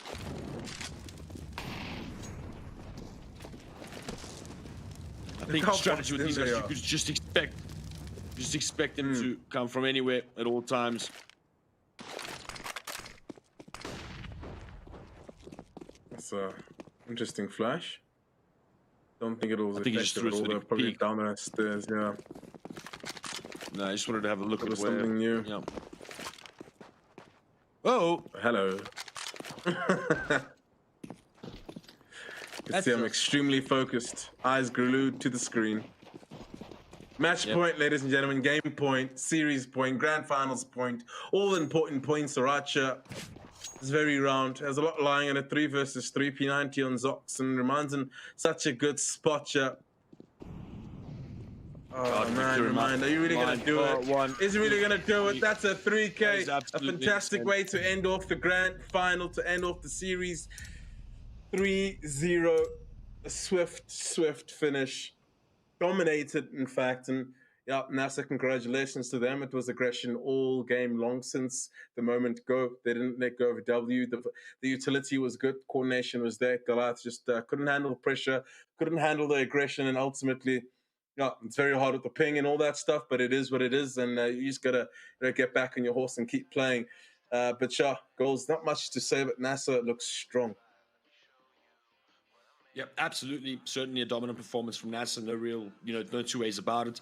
They looked dominant on the first two maps extremely, and on the third as well. They closed it out, and ultimately are the champions of this tournament. So well played to them. Commiserations to Goliath Gaming, of course. But yeah, I mean that brings us to the end of a really awesome tournament, and it's been an absolute pleasure. So I mean, from my side, just want to say thank you to Lenovo for the Legion, Africa Cup. It's been an absolute pleasure, and for me, I'm out. Tulsi, last words. Yeah, I've had a fantastic time on the desk. It's given me a lot of insight to all the players that we have in our scene, as well as North African scene, the Middle East scene. So all in all, you can build a good database from this, and the players that have got knocked out in the playoffs, they got a lot to learn from that. We got to see in the South African scene who's where, and a good gauge moving forward. ATK Academy, very impressive throughout their campaign. And yeah, Goliath doing well to get themselves up into the grand final, and it wasn't easy, except a vibing game. I mean, that was the only tough game that they went through. Rest of it was pretty much smooth sailing. So they're going to take that second prize and enjoy as much as they can. And NASA pretty much 1-1, because the last time they faced each other, it was Goliath to take the series 2-1.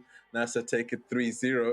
But, third time is the charm. So perhaps you can get a land next time, and we'll see how you fare there. Boris, fantastic game, reminding the boys and maybe the captain that had a good time. So all in all, congratulations, commiserations to Goliath.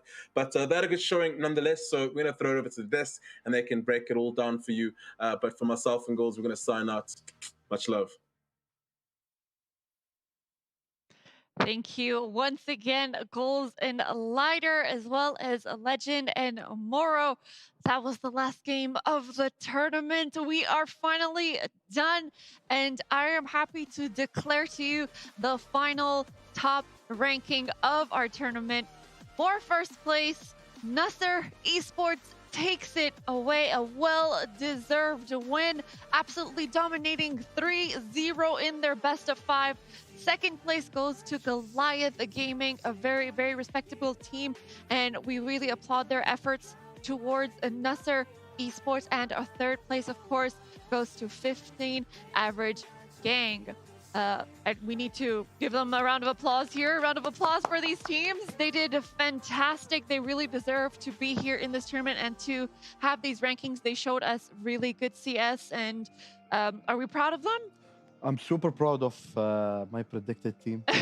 I'm super proud of the amazing quality of CS. They have actually never failed to actually give us the level shows here that Nasser is here to win it all. They are here to compete. They're showing us why they are Nasser. Nasser is a big name in the region. Really, congratulations for the winning team, Nasser Esports. Hard luck to Goliath, but Goliath, they're actually a really good team. I support them, and I will always be watching them. They shouldn't stop here. This is just a learning phase. It's an experience for them after this loss. It's never the end. Indeed. Toxie, what do you have to say about our final 3 contenders of this tournament? They've made it so far. We've been through weeks and weeks out end, and these are the top 3 teams of the African region. What can we say about them? I mean, congratulations first for reaching the top 3. That by itself is an achievement.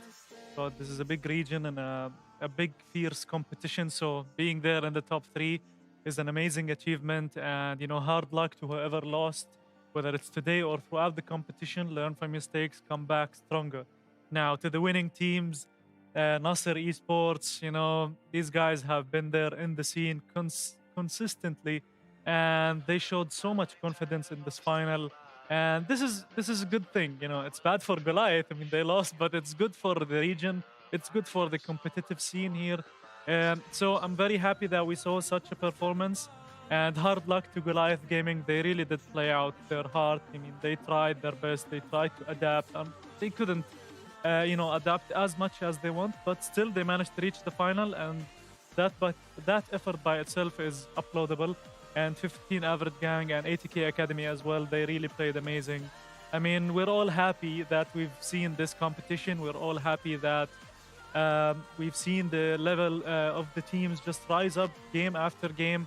And I'm also happy to be here, co-analyzing with Flip, my ex-teammate, and with you, Archie. the best Happy to host have in you. MENA so far. So we're really happy. I mean, it's all a bundle of joy.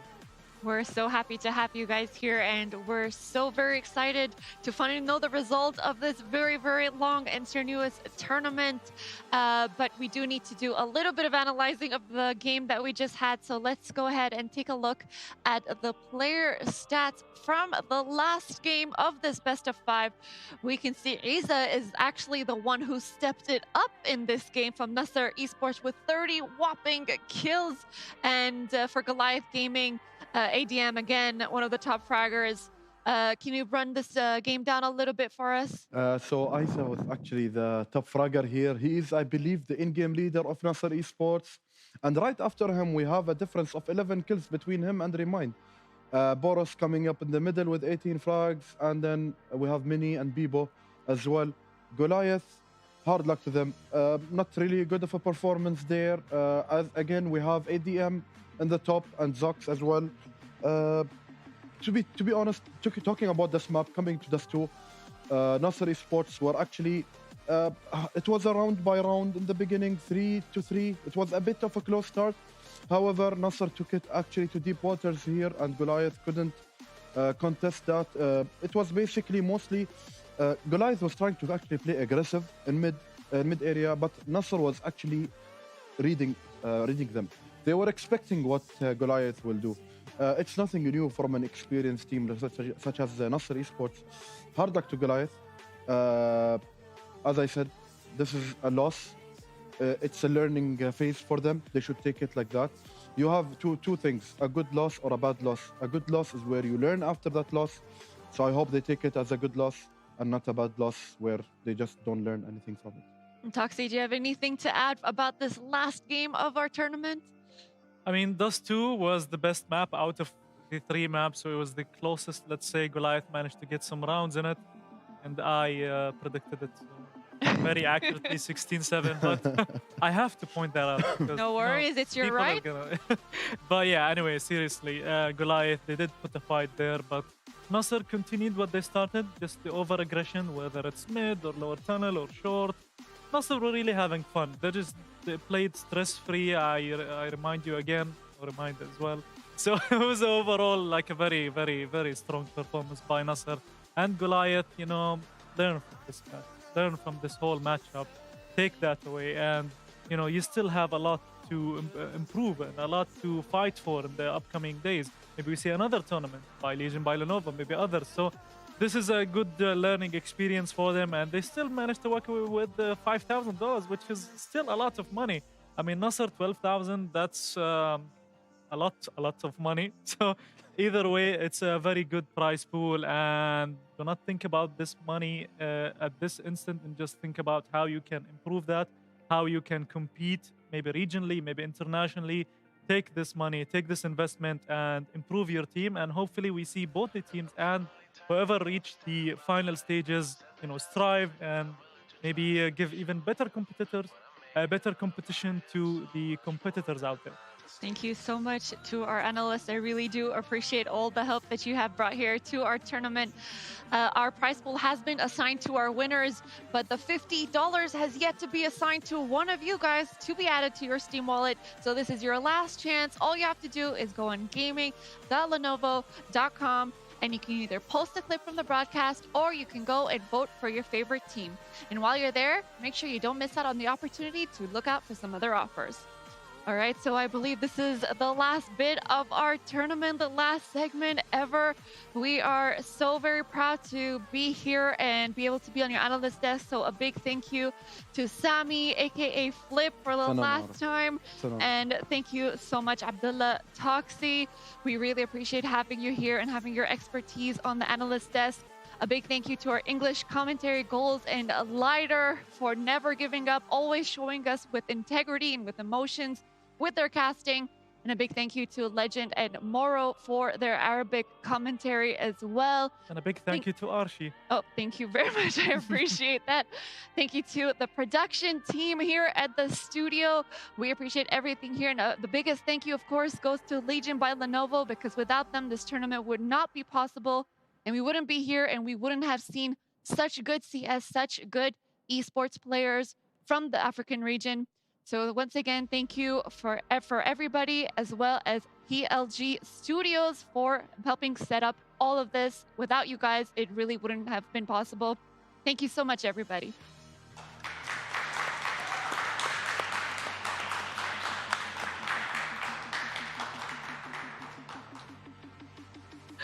All right, well, my name is Darshi, and we are officially signing off. Take care, guys, and stay safe.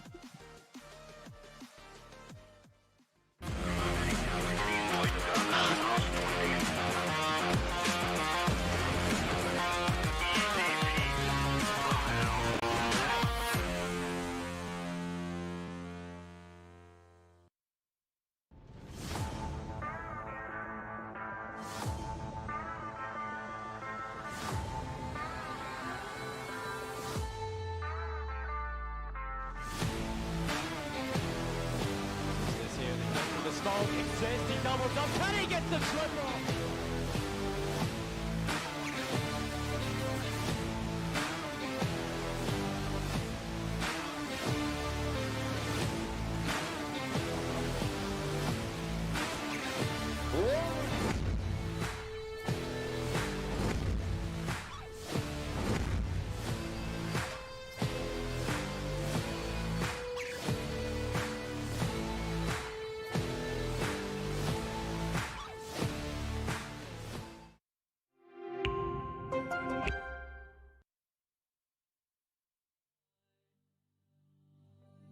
Lost myself within the fire, breaking free from my desire. A heart of gold forged to inspire. It's Starfire.